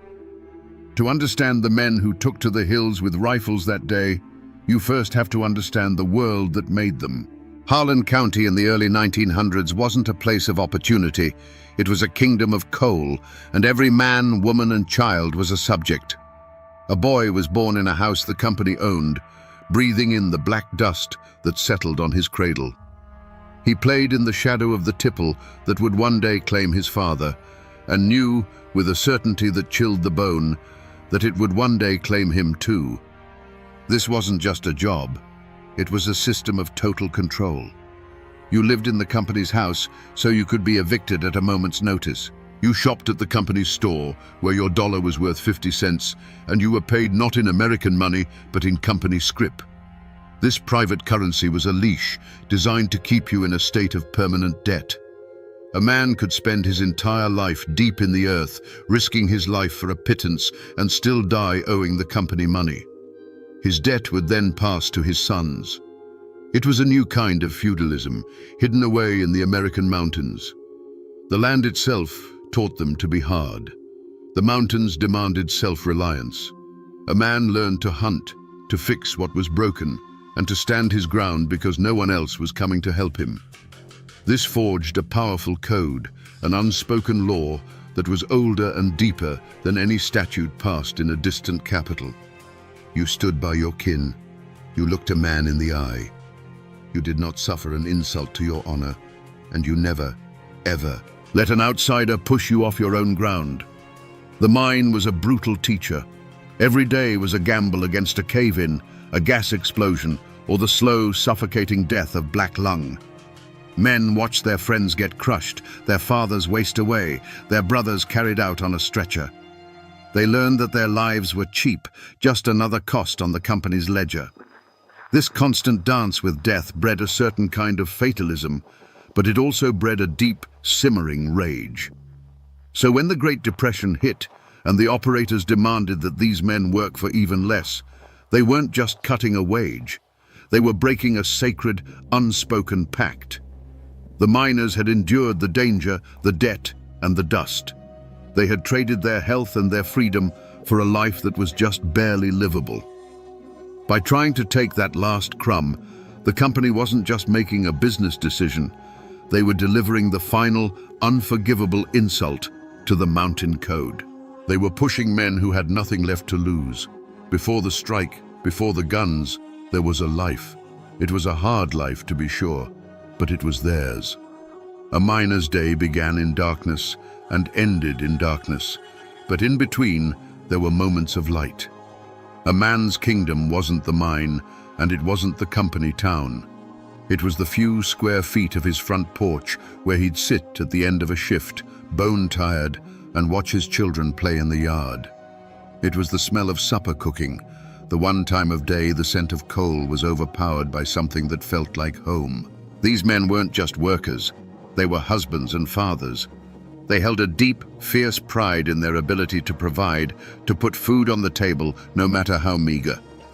They'd come home with their faces permanently stained with black dust, but they would wash their hands clean before holding their babies. Their world was one of small dignities, a well-tended garden, a hymn sung in church on Sunday morning, the quiet respect of their neighbors. This was the life they were defending. It wasn't about a theory of labor. It was about their kids having shoes in the winter. And there was a brotherhood forged in the belly of the earth. Down in the darkness, a man's life depended entirely on the man next to him. They learned to read the groans of the mountain, to listen for the shifting of rock, to trust each other's instincts without a word. This created a bond that outsiders could never understand. They were more than neighbors. They were soldiers in a daily war against the mountain. They shared their last chew of tobacco, covered for each other when the foreman was on the prowl, and mourned together when the mountain inevitably claimed one of their own. This was the world the coal operators failed to see. They saw numbers on a ledger, a list of employees, a cost to be managed. They did not see the tight-knit fabric of a community woven from shared hardship and fierce loyalty. They didn't understand that when you threatened one family, you threatened them all. The world they had built, this fragile ecosystem of kinship and honor, was the only thing they had. And when the company came for it, they were coming for everything. The same mountain that gives a man his strength also carves his deepest flaw. For the miners of Harlan County, that flaw was a pride as hard and sharp as a shard of slate. It was a pride born of survival, a refusal to bow your head to any man, be he a foreman or a king. This wasn't arrogance. It was a deep-seated belief that a man's dignity was the one thing the company couldn't own and the mountain couldn't crush. There were stories told in the camps that every miner understood. A story of a man who put down his tools and walked out of the mine, sacrificing his job and his family's next meal, all because a young foreman from up north had called him boy. He wasn't being defiant for the sake of it. He was upholding a code. To accept the insult would be to admit that the company owned his spirit as well as his labor, and that was a line he would not cross. He lost his job, his home, and was blacklisted from every mine in the county, but he kept his honor intact. This unwavering pride was a kind of psychological armor against the crushing darkness of the mines. It's what allowed a man to walk into the earth each morning with his head held high. But it was also a fatal vulnerability. The operators, in their distant offices, may not have understood the men, but their enforcers on the ground, the gun thugs and the sheriffs, they understood this pride perfectly. They learned it was a button they could push. They knew that these were not men who could be shamed or intimidated into submission indefinitely. They were men who would bend and bend and bend, absorbing every hardship with a stoic silence. But when you pushed them past that breaking point, when you made it a question of their honor as men, they would not break. They would explode. This pride, this absolute refusal to be seen as less than a man, was the powder keg sitting in the heart of Harlan County. All it needed was a spark. The first affront was the wage cut, a cold dismissal of their worth. The next was the company's response to the union. Any man who joined was fired, his name put on a blacklist that was a death sentence to his career. But the deepest cut, the one that went past the wallet and into the soul, was the evictions. Miners and their families, with nowhere to go, were thrown out of their company shacks, their belongings piled in the muddy road. It was an act of calculated cruelty, designed not just to punish the men, but to break their wives and starve their children. The pressure built until the air in Harlan felt thick enough to ignite. And on the morning of May the 5th, 1931, the company provided the spark. They decided to make a statement. They assembled a convoy of 3 cars, filled not just with non-union workers, but with the most hated symbols of their power, company officials and Sheriff J.H. Blair's deputies, the gun thugs who had been beating and intimidating them for weeks. Their goal was to parade these scabs right through the town of Evarts. This was not a logistical move. This was a deliberate act of humiliation. It was a victory lap for the company, a public declaration that the strike was broken, that the men were beaten, and that the company's power was absolute. To the striking miners, watching from the hillsides where many of their families were now living in makeshift tents, this was an invasion. It was the enemy marching through their territory, flying a flag of contempt. The news passed from holler to holler, not in a shout, but in a low, dangerous whisper. "They're coming." That was all that needed to be said. Men looked at each other, a silent understanding passing between them. This was no longer about a contract. This was about honor. It was a direct challenge to their pride, a public taunt. To stand by and watch that convoy roll through town would be to admit defeat. It would be to accept the role of the beaten dog, to bow your head and concede that you were less than a man. And for these men, forged by the mountain's harsh code, that was an impossibility. The moment that convoy was formed, the choice was made for them. Their pride, the very core of their identity, demanded a response. And in Harlan County, a response like that only came from the barrel of a gun. There were voices of reason, you see. There always are. Union organizers, men sent down from the national office, understood the danger. They knew that an open gunfight would bring the full weight of the state down on them. It would give the operators the perfect excuse to call in the National Guard and crush the strike with bayonets and machine guns. Their strategy was one of patience, of holding the line, of winning the war of public opinion.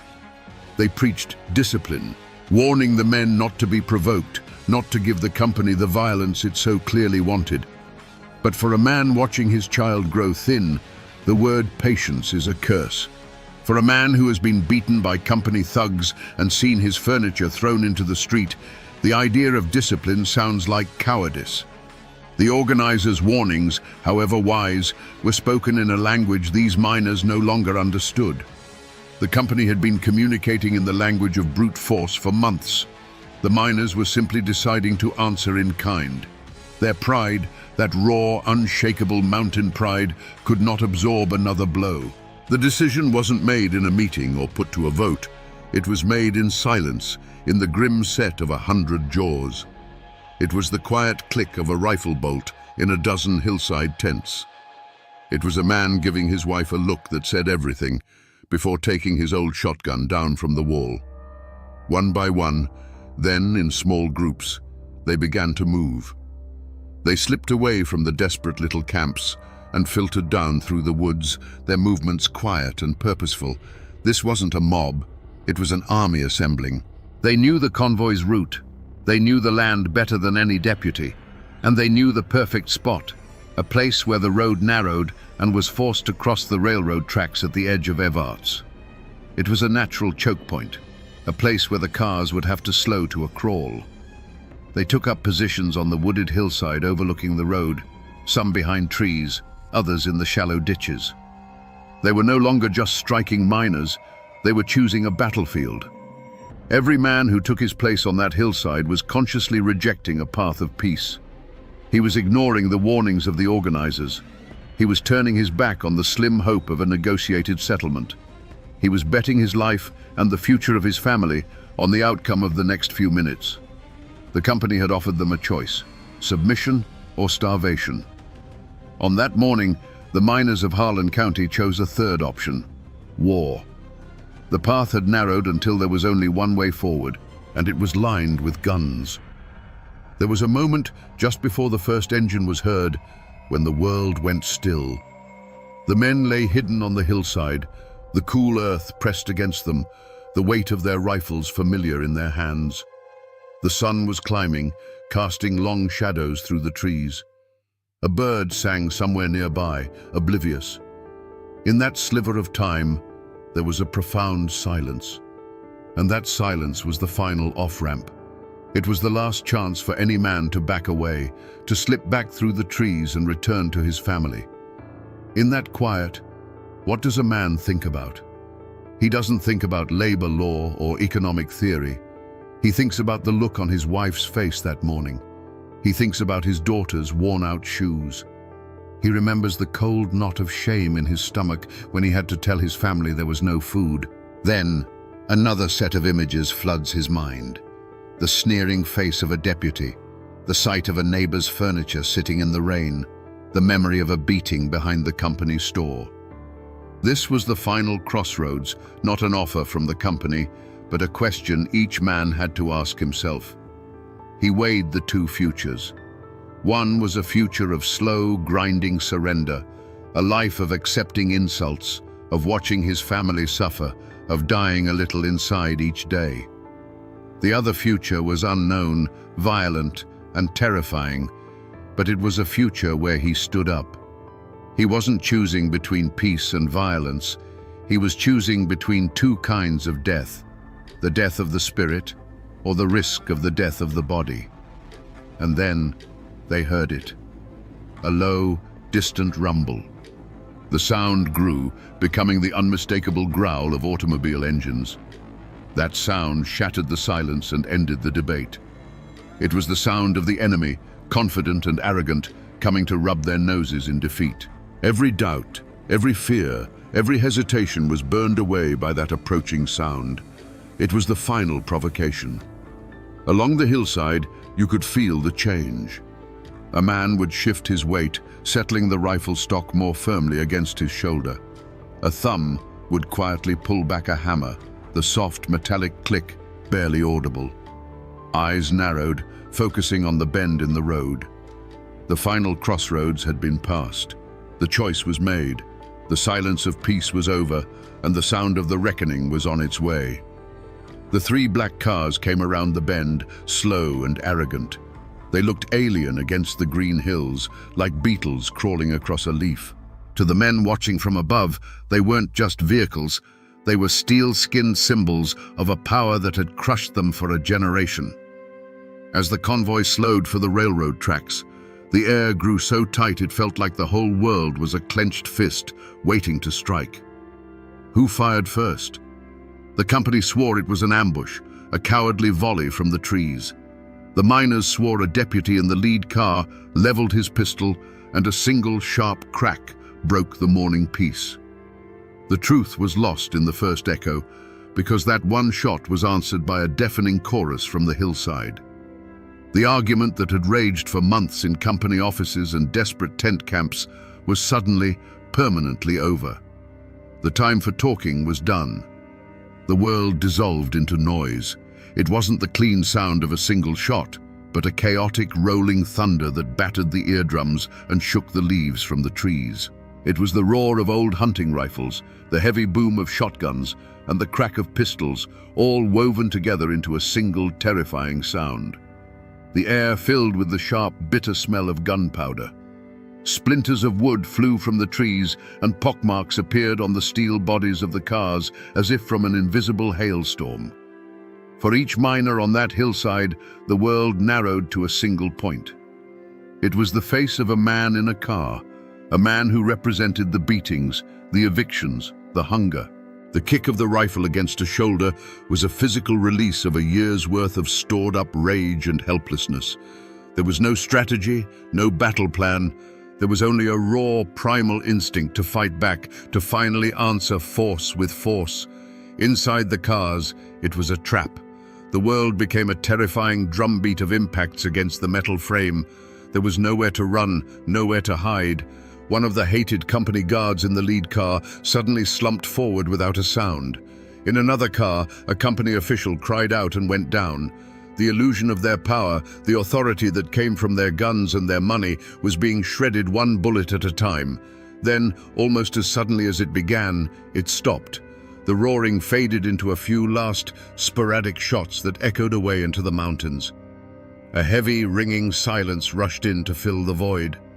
Blue-gray smoke drifted through the trees, slowly clearing like a rising curtain.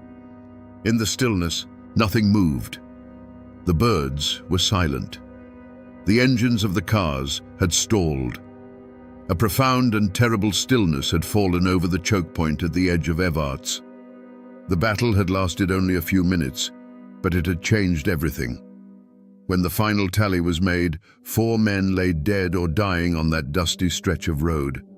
One of them was a miner, Jim Penland, who instantly became a martyr.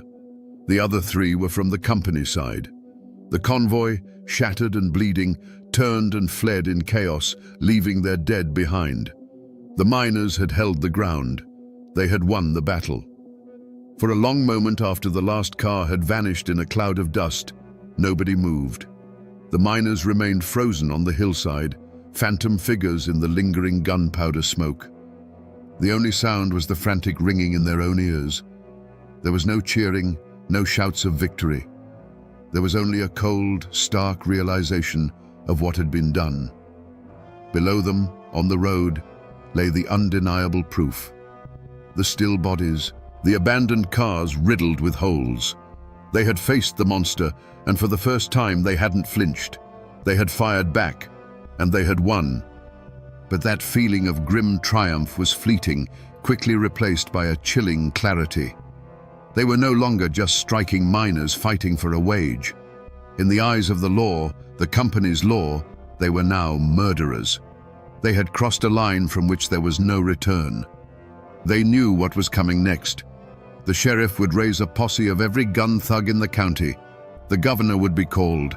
The full, crushing weight of the state would descend upon these hollers with a singular purpose: to hunt them down. And just like that, the spell was broken. A low voice cut through the silence. Scatter. It was all that was needed. The men didn't run in a panic. They simply faded back into the trees. They melted into the landscape that had birthed them, disappearing up hidden paths and secret ridgelines that no outsider could ever hope to find. They moved with the quiet certainty of men on their own ground, their retreat as disciplined and purposeful as their attack had been. They were now fugitives. The men who had stood as a defiant army just minutes before were now solitary shadows, making their way to hidden cabins and sympathetic farmhouses deep in the mountains. They would be hunted, but here, in the labyrinth of hills and hollows they called home, they stood a chance. The active battle was over. Their role as combatants had ended in the smoke and thunder of that brief, brutal firefight. Their new role was just beginning, that of the hunted. And the war for Harlan County had just entered its next bloody chapter. The bullets fired at Evarts didn't stop when they hit their targets. They traveled onward, invisible and deadly, tearing through the fabric of the entire community. While the men who fired the guns vanished into the mountains, their families were left behind, exposed and vulnerable on the battlefield of the aftermath. They were no longer just the wives and children of striking miners. They were the kin of wanted killers. Doors were kicked in during the dead of night. Women were dragged out and interrogated by deputies whose faces were twisted with a new, vengeful fury. The battle drew a line of blood straight through Harlan County, a line that could never be erased. Before, the division was between strikers and scabs, a bitter but familiar conflict. After, it was between the families of the dead and the families of the killers. Neighbor turned against neighbor, their shared hardships forgotten. replaced by suspicion and a thirst for vengeance. Friendships that had endured a lifetime were severed with a single, hateful glance across a muddy street. The community didn't just break, it shattered into 1,000 sharp-edged pieces. The men on the hillside had fought to reclaim their dignity, to push back against an oppressive power. But their act of defiance gave that power the perfect excuse to tighten its grip. The governor declared martial law. The Kentucky National Guard rolled into the county, their trucks and machine guns a clear message. This was no longer a labor dispute, it was an insurrection. The miners had wanted to free themselves from the company's control, but their actions had brought an even greater power down upon them all, turning their towns and hollers into an occupied territory. The victory on the road was paid for by the hunger in the camps. With the men in hiding, the last trickles of income dried up completely. The women were left to fend for their children in a world that now saw them as pariahs. The small charities and local sympathizers who had helped them before were now too frightened to offer aid. The cost of that brief, violent stand was measured in the bellies of hungry children and the desperate, haunted eyes of their mothers. The tragedy of Evarts wasn't confined to the 4 men who died. It was a slow, creeping tragedy that would stalk the families of the living for years to come. The state of Kentucky did not respond with understanding. It responded with handcuffs and indictments. Dozens of miners and union organizers were hunted down, arrested, and charged with murder and conspiracy. The iron machinery of the law, a power far more methodical and relentless than a posse of gun thugs, was brought to bear. These men, who had lived their lives by a simple, brutal code of honor, were now dragged into a world they didn't understand, a world of courtrooms, lawyers, and the foreign language of affidavits and statutes. The trials were a spectacle, a perfect illustration of the clash between 2 Americas.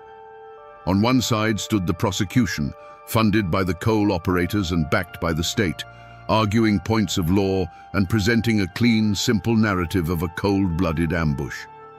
On the other side stood a miner in a borrowed suit, his hands still bearing the calluses of the coal face. When he spoke, he didn't use legal terms. He spoke of starvation. He spoke of his children's hunger. He spoke of the endless provocations by the company guards. His defense wasn't written in a law book. It was etched on the faces of his neighbors. He was essentially saying, "They pushed us until we had no choice but to push back." In that courtroom, it wasn't just the men on trial, it was the mountain code itself. And the jury was made up of men who understood that code. They were farmers and small merchants from the surrounding counties. They may not have worked in the mines, but they knew the arrogance of the coal companies. They knew what a gun thug was. They heard the legal arguments, but they also heard the unspoken truth of the miners' testimony. They looked at the accused and didn't see killers. They saw men exactly like themselves, pushed to the absolute limit. And then came the verdict in the first major trial. Not guilty. The word landed like a thunderclap in the silent courtroom. It was a stunning, almost unbelievable victory. The state, with all its power and all its money, had failed to convince a jury of their peers that these miners were criminals. The verdict was a clear message from the community. The blame for the blood spilled at Evarts did not belong to the miners alone. It belonged to the system that had cornered them. Realizing they could never get a conviction, the prosecutors eventually dropped the murder charges against the remaining men. On paper, it was a victory for the Union, a moment of incredible triumph. But was it justice? The men were free, but the war was far from over. The gun thugs still patrolled the roads, the families were still starving, and the coal company's power, though challenged, had not been broken. The law had rendered its judgment, but the mountains had their own way of settling scores, and the violence in bloody Harlan was only just beginning. So, what became of the men who drove the convoy, the ones who held the whip hand? The law never came for Sheriff J.H. Blair. No grand jury ever convened to question the coal operators about the system of debt and violence they had created. While the miners were being hunted in the hills, the architects of their desperation sat safely in their offices, counting their profits and hiring more guards. The battle for them was not a tragedy. It was an inconvenience and a justification for even more brutality. In the immediate aftermath, their power seemed to grow. The presence of the National Guard gave them the cover they needed to systematically break the strike. Sheriff Blair and his deputies, far from being investigated, were emboldened. They now had a mandate to treat every Union man as a potential killer. The terror in Harlan County intensified, becoming a long, grinding war of attrition marked by ambushes and assassinations. For a time, it seemed the company had won an absolute victory. But history has its own form of justice, one that is often slow and ironic. By pushing the miners into open warfare, the operators had created a national spectacle. The name Bloody Harlan became a headline, a rallying cry for the labor movement across America. The stories of gun thugs and starving families brought congressional committees and federal investigators down into their closed kingdom. They had wanted to keep the Union out, but their methods put a spotlight on them so harsh that it eventually burned away the shadows they operated in. And Sheriff Blair, he became a symbol not of law and order but of corporate tyranny. Florence Reese, the wife of an organizer, wrote her defiant anthem, "Which Side Are You On?" while Blair's men were outside her house, ready to break in. The song outlived him. It outlived the mine operators. It became the voice of the struggle long after their names were forgotten footnotes. In the end, the company men won the battle and the immediate war, but they lost their anonymity. They had wanted to make an example of the miners, but in doing so, they had made a damning example of themselves, one that would be studied for generations as a lesson in greed and brutality. For the families of the men who fought at Evarts, the battle never really ended. A man's surname became his history, a brand that marked him and his children. For some, it was a badge of honor. They were the sons of the men who stood up. But for many, it was a curse. They found themselves blacklisted, unable to get work in any mine in the region.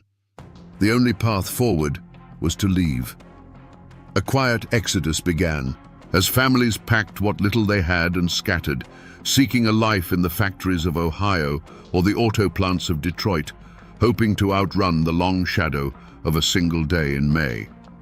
The community itself tried to heal by forcing itself to forget. A heavy blanket of silence was pulled over the memory of the battle. People had to live together after all. The son of a miner who fought on the hillside might find himself working a shift next to the son of a company man who was in that convoy.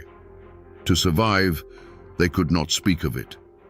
The gunfight became a ghost, a presence that everyone felt but no one acknowledged. It was a peace built not on forgiveness, but on the shared conspiracy of never speaking its name, a wound that scarred over but never truly closed. The Battle of Evarts didn't bring the Union to Harlan. In fact, it kicked off the bloodiest phase of the Harlan County War, a brutal decade of assassinations and bombings. The operators' power seemed unbreakable, but the battle had changed something fundamental. It had proven that the miners would die before they surrendered completely. It had created martyrs. It had planted a seed of defiance that, watered with the blood of men like Jim Penland, would stubbornly refuse to die. When the New Deal and new federal laws finally gave the United Mine Workers the leverage they needed to come back into Harlan years later, they were building on the foundation laid at Evarts. The legends of that day were told in secret, inspiring a new generation to take up the fight. The power dynamic didn't shift overnight, but the battle was the first great crack in the dam. The gunsmoke cleared in a matter of minutes, but the shadow it cast would stretch on for generations, a constant, haunting reminder of the price of dignity. If you drive the road that runs through Evarts today, you can still find the spot. The pavement is wider now, the old railroad tracks long gone, but the shape of the land hasn't changed. The hillside still rises steeply from the road, a silent, green witness. There are no monuments here, No bronze plaques to mark the spot where the battle was fought. The only memorials are the ones you have to search for. A weathered tombstone in a small mountain cemetery. The name Jim Penland worn smooth by a century of rain and sorrow. The most enduring echo of that day is the name it gave the county. Before the battle, Harlan was just another coal county. After, it was forever Bloody Harlan. The name became a brand, a piece of American folklore. To the outside world, it was a shorthand for violence, poverty, and backwardness. But to the people within, it was something more complicated. A source of shame, yes, but also a badge of a certain stubborn, dangerous pride. It was a reminder that this was a place where men would not be pushed too far. The story of the battle itself left the pages of the newspapers and passed into legend. It became a ballad, sung not with guitars, but in the quiet telling of stories from grandfather to grandson on a front porch at dusk. In these tellings, the miners were always braver, the gun thugs more evil. The rumor of a machine gun hidden in the woods grew into an accepted fact. The battle became a modern-day Thermopylae in the mountains, a story told to teach the young what it costs to stand up for yourself. And its anthem, born from the terror that followed, became Florence Reese's immortal question: which side are you on? That question still hangs in the air in Harlan County. The coal companies may not hold the absolute power they once did. The gun thugs are gone. But the fundamental struggle remains. The fight against outside forces that seek to extract the wealth from the mountains while leaving the people with nothing is a story that has never ended. It just changes its name and its face. The spirit of defiance that rose up on that hillside in 1931 is still there, sleeping just beneath the surface. The men who fought at Evarts are all gone now. Their bodies returned to the same earth they once mined. But their ghost has not left these hills. It's in the stubborn set of a jaw when a man is told he can't provide for his family. It's in the fierce protective love for this hard land. And it's in the understanding that sometimes, when you're pushed to the wall, the only answer the world seems to understand is the roar of a gun. So we return to the question that started it all, hanging in the smoky air of 1931. Was the Battle of Evarts a heroic last stand or a villainous ambush? The truth is, it was neither, and it was both. These were not heroes in shining armor. Their actions brought a reign of terror and hardship down on the very families they sought to protect. But they were not villains. They were the inevitable product of a cruel and calculated system. They were what Harlan County had made them. Desperate men who had been shown time and again that violence was the only currency the company truly respected. The Battle of Evarts is a timeless, brutal lesson in what happens when you push a people past the breaking point. It teaches us that you cannot strip a man of his home, his wages, and his hope, and expect him to bow his head in silence.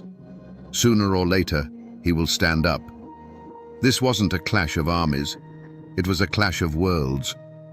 The cold, mathematical logic of profit ran headlong into the hot-blooded, unwritten code of the mountains, a code where a man's honor was worth more than his life. The 4 men who died that day were only the first casualties. The battle's true toll was measured in the years of fear, the families broken apart, and the legacy of bitterness that stained the ground for a generation. It stands as a monument, not of victory or defeat, but as a testament to the explosive power of wounded pride. And that, my friends, is the ballad of Bloody Harlan. A story not about a wage, but about what a man will do when his dignity is the last thing he has left to lose.